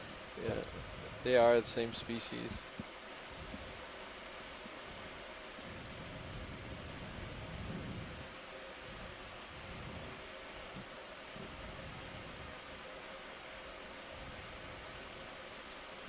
I'm going to go to 190, I think, just to look at the sonar. Copy that. And that tether will get out Those of are my just face. pillows draping down up there. Wow. Yeah. This area is just impressive. This is something else. Yeah, I think Tilt up 190 is just going a to do bit better. to look at Okay. that ridge. What are all of these branching things growing on it, Chris? You see that? Let's see. Looks like These- a bunch of corals. Oh, wow. Are you ready for a move? Okay, you can. Well, Yeah. some of I'm good these to go. are Okay. Yeah, that's fine. Plurigorgia, but I'm not sure the ones on top are. They're worth a look for sure. I think our next move will Okay, take us right on tilt top down of a that. little bit. Yeah. Plurigorgia on Driving this That's lower looking like face more like 20 here meters over facing there. us. This is the Lower ridge? face facing us. Yeah, I'd like to move range That was 30 well- meters, that was well bearing put. 190 degrees, speed But those 0 other decimal guys 2 are knots. different. The ones up That's top. range 30, bearing 190. This looks like Speed an 0 extremely decimal planar. Watch leads, what do you want to look at The first? top planar ones, because we've already imaged the lower So- ones here that are kind of silvery gray. That returns about Yeah, 20 these meters guys. out there, though. Up on top. Can we just hold here for a second and Yeah, just get a distant tilt, shot. zoom in Wow, and look tilt at up? this place. It's just whatever right these here? things are, Yeah, they just go on to forever. sort of see, sort of rotate left and right now. Yeah, copy that. All right, so again, I'm not sure Les is. Oh, thank you, Tara Luke. She's got to go. I appreciate you joining us from Yeah, just Stockton give it a sort of University. quick rotate left and right just RV to see how nav, dense it move is. initiated. Move initiated. Thanks, Mitch. Got Sako Matsumoto and Tina Molitsova and Les Watling and Scott France are all in the event log. And There was a stocked crinoid up on the left there. Looked like Bathycrinus, the one we were seeing earlier. right, I think all we can. This is a different type of Chrysogorgia. That's why it's so interesting. Good RV spot. nav. This is Chrysogorgia? Yeah, it's Go, Chrysogorgia, Rich. but it's a Yeah, planar Nav, one. we just got a phone call a while ago regarding coming off the So, bottom and it early. looks different Do you have a to time me for this? from something RV that's coming off? known. Yeah, it's a 30 minute Chrysogorgia survey. On this right here, watch lead. Yep. Thank you. Let's see. Yeah, this would be fine. Just I was actually thinking, did you get the squat lobsters? I was Oh. typing something in. I thought that particular colony with the squat lobsters would be pretty nice. Copy that. Squat lobster is Oh, you were talking about the where crinoid, right? exactly? We got Yeah. the Bathycrinus Yeah. already, There's right? some Yeah, white I ones just, down under you to mentioned the it. right. I don't know if that's what they Yeah, meant. watch it. Just lead me. Which one you want? Let's go down now. Just It's tilt down. down a little bit. Right. I just thought I'd There it make a is. nice shot of this Go. planar Copy that. Chrysogorgia with the Just maybe a spots pirouette by it. round to the right. Copy. Yeah. Sort of a pirouette rise. Maybe. So the be one mindful. planer I'll keep an eye on your Chrysogorgia swing we arm know over here. Yeah. at a species level is That's about as low Chrysogorgia as I can get crises, right here. which Yeah. is out in the central Pacific. My That's toes good, pretty and you much can on it. continue to rise as you go, unless Copy. they want more. Do you want to zoom right here? Watch it. Yes, please. Just Yeah, video, quick come on zoom. in. That would be great. One of the things I was looking at here is whether it's a multiplanar, because I think crises, blue and tips. correct me if I'm wrong, Les or Scott, I was thinking that it actually is, I've forgotten the term for it, but more than one fan, if you will, kind of conjoined at the base. So yeah, definitely Chrysogorgia. right. How did the Alrighty, thank you very USDL much. returns look today? Appreciate it. Uh, I saw it go rogue once. So we've still D2, I got think. 20 minutes in this It's like a dive, and we're rogue still ping. finding new A stuff. couple things I wasn't sitting We didn't now, just find but new stuff. We Yeah. found a whole Thing field lift of, off and of new stuff. Science, you happy with that? Yes, we are. Thank you. Copy. yeah, we got a bunch of noise tests. Any numbers? 27, 31, 35, 28. 20 minutes. Well, But we'll see something starfish-like before then. You could spend a cruise exploring this ridge seamount, courtesy of Mashcore Kevin and Naya, who are the mapping folks. Also Charlie, excuse me. And I'm missing somebody. I think that's all Yeah, of our I'm not sure. mapping crew. Yeah. Is this a Chrysogorgia we're coming up on? Yeah, another one. I think we got this bottle brush one. Okay. Wow. This is just... All the sponges are gone. See? Yeah, interesting. Is the water current faster here? I don't feel much of any current actually. Watch it. So, was the current higher before? Yeah, it was earlier okay. today, wasn't it, Sean, pilot? I wasn't piloting earlier. No. I'm not sure. I'd have We to can check ask the other I pilot. I think Josh indicated for the most part the whole time it seemed to be pretty minimal. Okay. So that's been in the last 2-ish hours.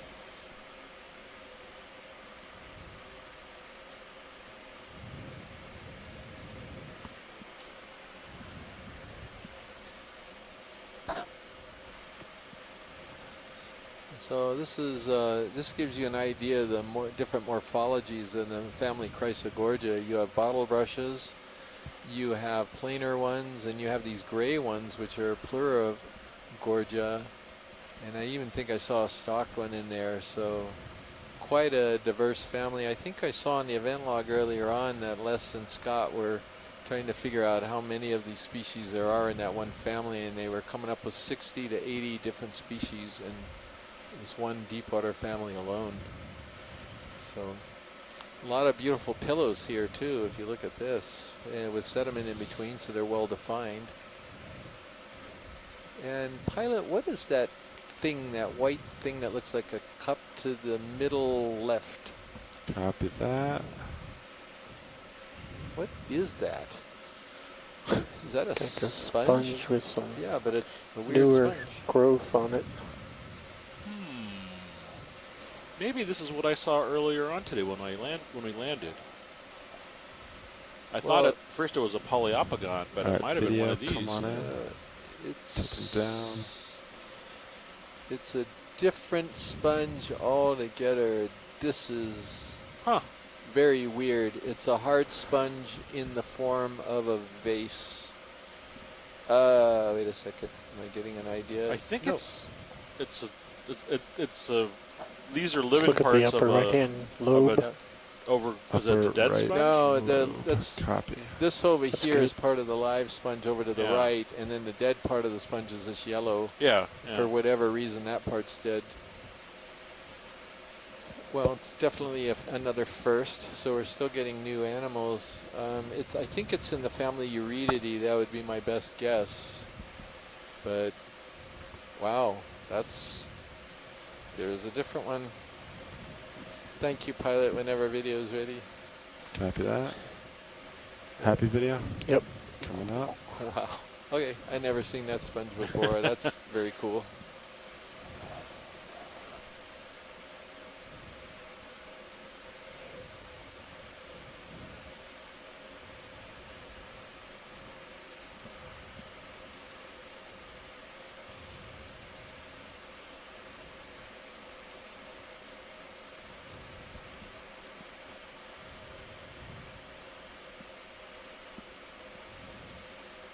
is white ET. Oh, yeah. Versus most of them are yellow. It's kind of interesting to see a bleached one. I wonder why that is. I don't know. Just it's like you get color morphs of things. So the move was completed about 2 minutes ago, pilots. But A couple more minutes of swaying. Still like a good. Still looks like a pretty good direction, I think. Yeah, there's plenty to look at. I think it's good. Okay. Let's wait.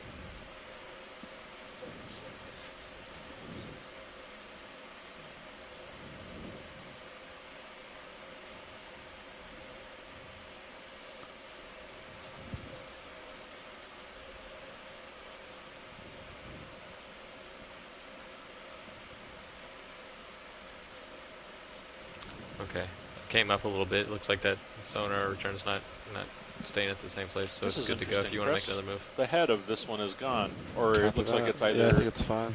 damaged, fallen off, Yeah. whatever. Let's see. I wonder what's caused that. It moved back. I yeah, mean, we saw to some the of same those the other day on those Bolosoma, those big yellow distance, Bolosomas. even though we're moving towards it. Yeah. It shows you a little bit of the You like 190? structure, I guess. Yeah, I underneath still the like ball 190. that you normally don't see.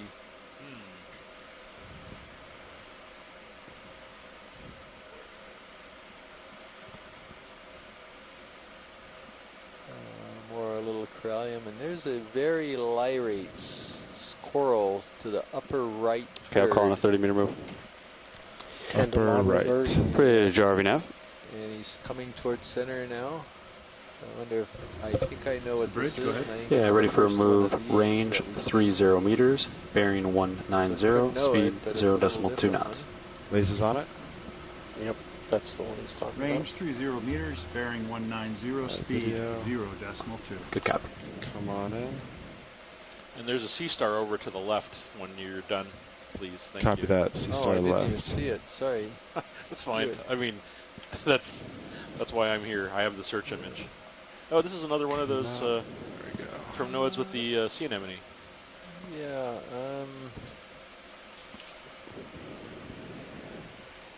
Shit, boy. Okay. Let's see. Yeah. So I think this could be a Calyptrophora. I'm not positive. Definitely in the preliminary. I'm fine with that. If we could go hit the. Yeah, copy. Sea-star. Whenever you're happy, video. There it is. I think. ROV nav, bridge, moving It goes to over to the left, I think. Moving to shade. Thanks, Bridge. The white right here, or was it somewhere else? No, it's further left. Oh, further left. Yeah. There it is. Okay. On that rock. Yeah, copy. Oh, I see it. Polly keeps swimming next to it. That.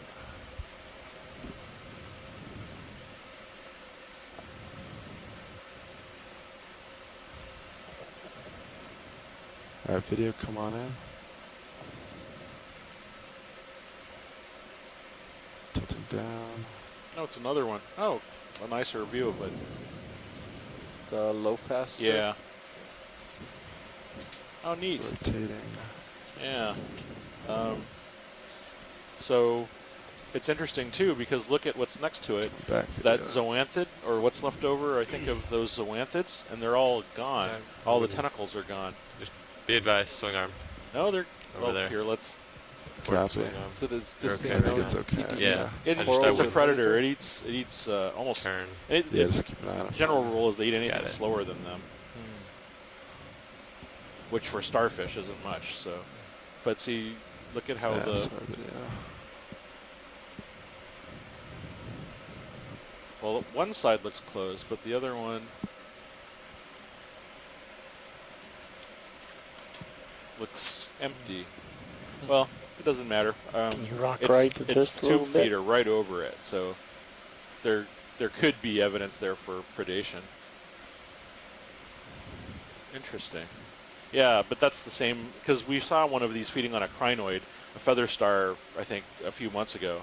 And these are solastrids. They're the same family as some of the predatory sun stars that you see in other places. Video's clear. But they're 5-rayed, and Copy that. usually Science you find them whenever in you're cold happy. water habitats. Yes, very much so. Thank you. Right. I think the other one we saw was about 10 centimeters, and that one's about 5, 5, yeah, 7, 5 or so 6 or good so. sized animal.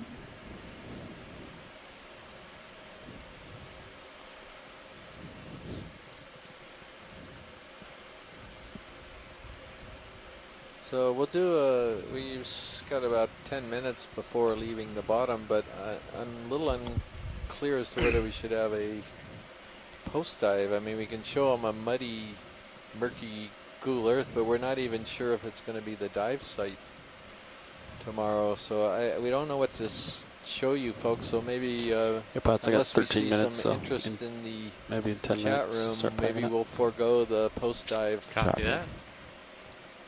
Today. Remember to always sum up that today's.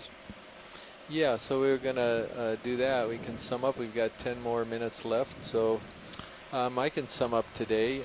Wow, I'm done. Okay. Yeah. Chris, I mean, I'll start this one here, but this is a Spongophile's dreamland here. I mean, some of the sceneries when we came up over the ridge and came up on the crest and hit that amazing scene. That was. That's what we do this for. As Josh Yeah. even pointed out, who was piloting at the time, that was just extraordinary to see that so many variety of sponges. You might say it was horrific. Yes. But intermixed between the sponges were lots of really fascinating corals, lots of associates on the corals as well. We saw some really interesting squat lobsters and brittle stars and a whole bunch of things. I don't know. I mean, I'm trying to even reflect now everything we saw. Well, we began the dive with mostly filter feeding communities.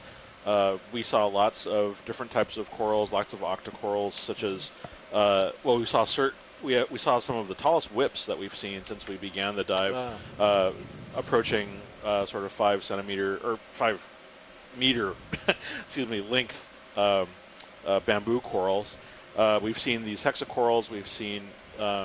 We just saw a huge field of Pleurogorgia and bamboo corals, or excuse me, Chrysogorgiids, you said, right, of different varieties. But even before then, we've been seeing octocoral colonies of different kinds all throughout today's dive, interrupted by intense bursts of peripheral action. So, with minor amendments in the echinoderm and crustacean departments.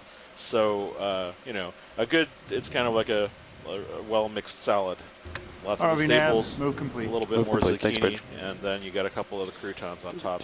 Yeah, so one thing that was missing, we never saw a single fish here on the site. Yeah, that's right.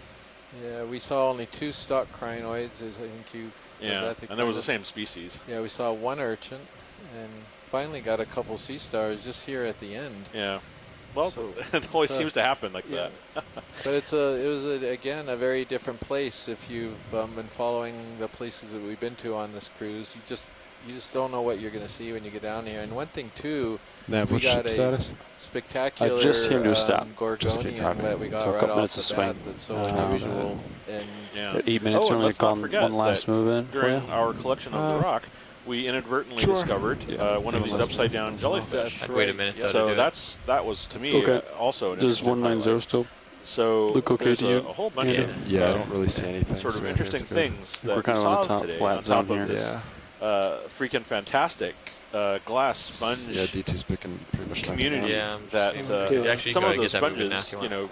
if do some a of nice you have slow a sense for turn how in this big they area. get, are easily yeah, I can do it. So This 4 190 feet are tall going to take and you off about an edge or 3 or 4 something? feet across. So I'm they're worried not that small it'll just take you off animals. into They're quite big. You do a 20 meter instead. maybe go like over that way. And of Just course, local. we have 5 meter tall whip coral on top of all of that. So Quite the top.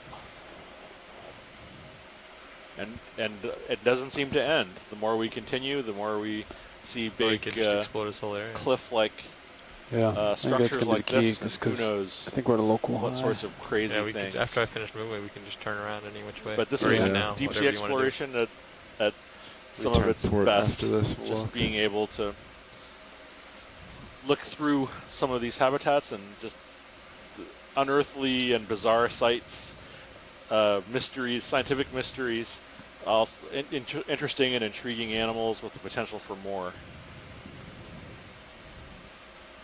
Yeah, that looks. Yeah, because if we go, yeah, the word we're gonna. Yeah. I mean, it could be local. I don't know. We could range your sonar out and see if you see anything out in the weeds, but.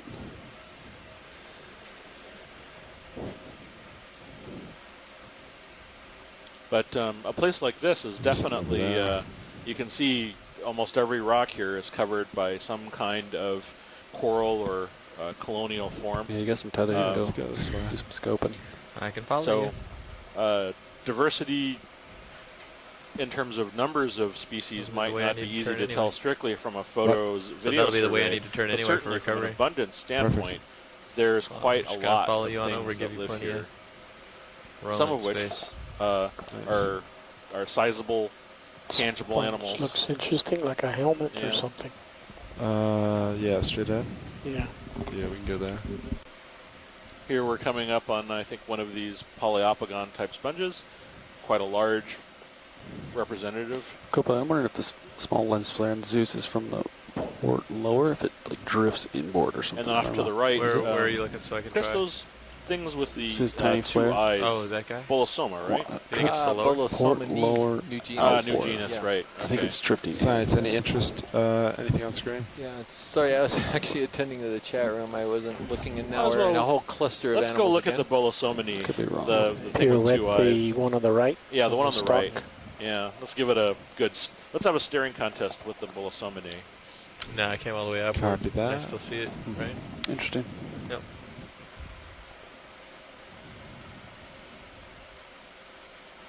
So one of the great things about the sponge field is that the surface, the sort of concave surface of a lot of these sponges is facing into what seems to be the current. And so this one seems to be doing that same thing. Sometimes when you look inside these, you can observe different Video, kinds you of wanna come on in? commensal organisms. Sometimes you can see little brittle stars. Sometimes there are little amphipods living inside. I'm going to see if you can spin at this distance. Say it again. But sometimes Pirouette. Try to pirouette at this distance. Yeah, copy that. But I think they're just kind of neat to look at. I'm just sure. From Toes the as you perspective turn. of the Yeah, textures clear, and looks pretty flat. I don't these see are any other tall glass items. sponges. They're that's not just a nickname. get laser They're scope out? actually made of glass. So if you were to hold these have sort of Wizard's a off. lacy texture to them. Very different from perhaps what a lot of people think of when they think of glass or even animals. So sponges are among the animals that are being investigated for possible pharmacological products that Can go a little bit faster. could be useful to medicine. These particular hexactinellids are not among those sponges that are currently being investigated, but some of the demo sponges, for example, demo sponges in the group Lithistidae, which is I don't think I don't think it's a valid group anymore, but they are looking at that down in Florida. Shirley Pomponi has been very involved in that.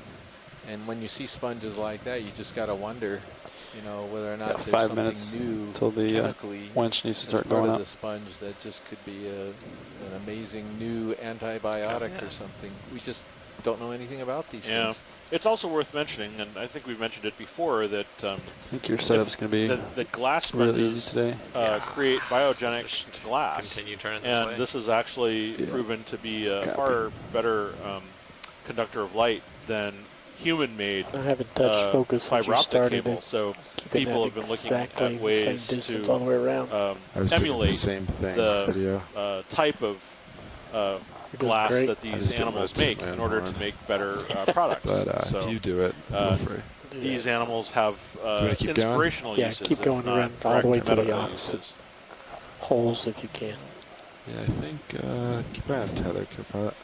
Copy. I think I'll be okay, but just in case. I can start stowing your swing arms. Yeah, anyway. you got 4 minutes. Yeah, if you want, yeah. So I think there's that one species of polyopogon, there's that Bolosoma that has a yellow stalk, and then there's Bolosomini, this one with the yellow bulb, and I'm trying to think if there's any other yellow hexactinellids that I'm aware of, and nothing comes to mind here that is in the Central Pacific.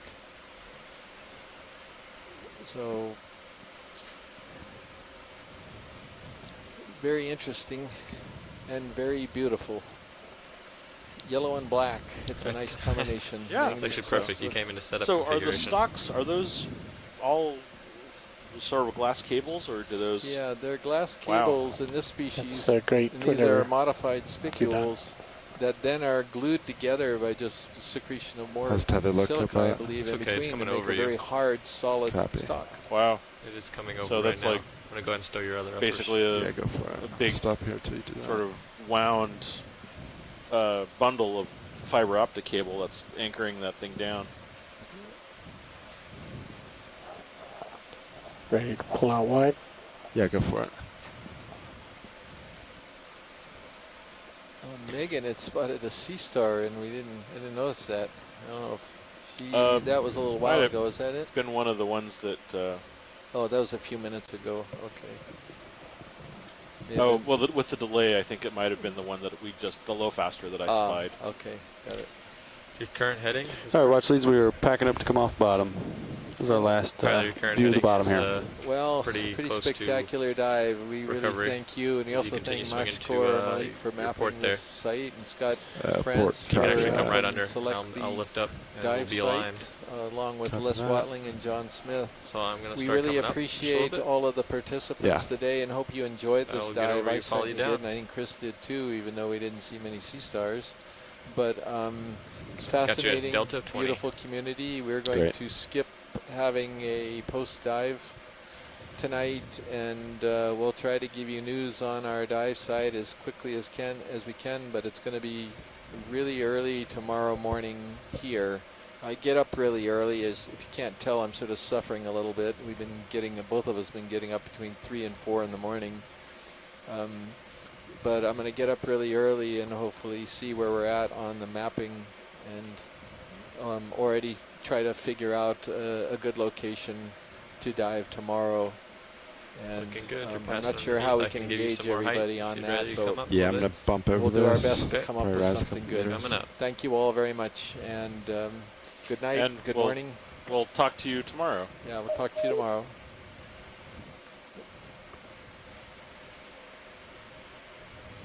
All right, driving out, and I'm going to keep going. Sonar looks clear. Looks good.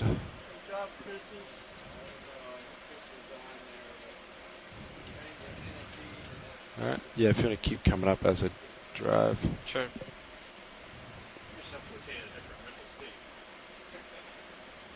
I am still in auto heading. Just Okay. while we get you back there. Yeah. Why don't you take auto heading out now? Okay. I'll push forward. Perfect.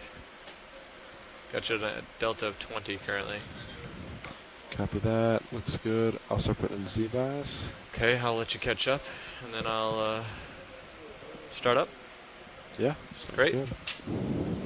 Retracting all boxes again. ROV nav, Bridge. Go ahead, Bridge. Yeah, Nav, I noticed we're off the bottom now. Can you verify there are no navigational hazards ahead of the ROV? Yes. Right. We're going to stay here until we Coming lose up 8-5. altitude lock, and then I'll be more comfortable moving. But yeah, Delta 15. All right. Just doing my checklist. Thank you. sounds good. Thanks. Pretty good.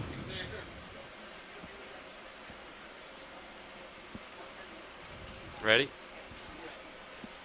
Yeah, go for it. Here we go.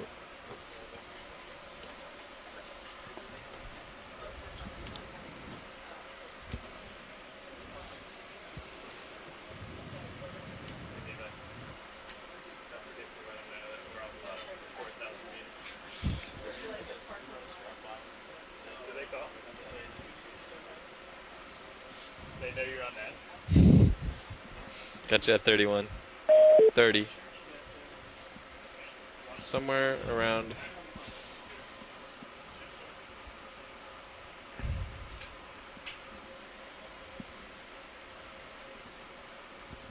You're looking good. Trying to dial this in better. Yeah, I got you right at 30. Copy. Okay. Looks like it's trying to rotate me north.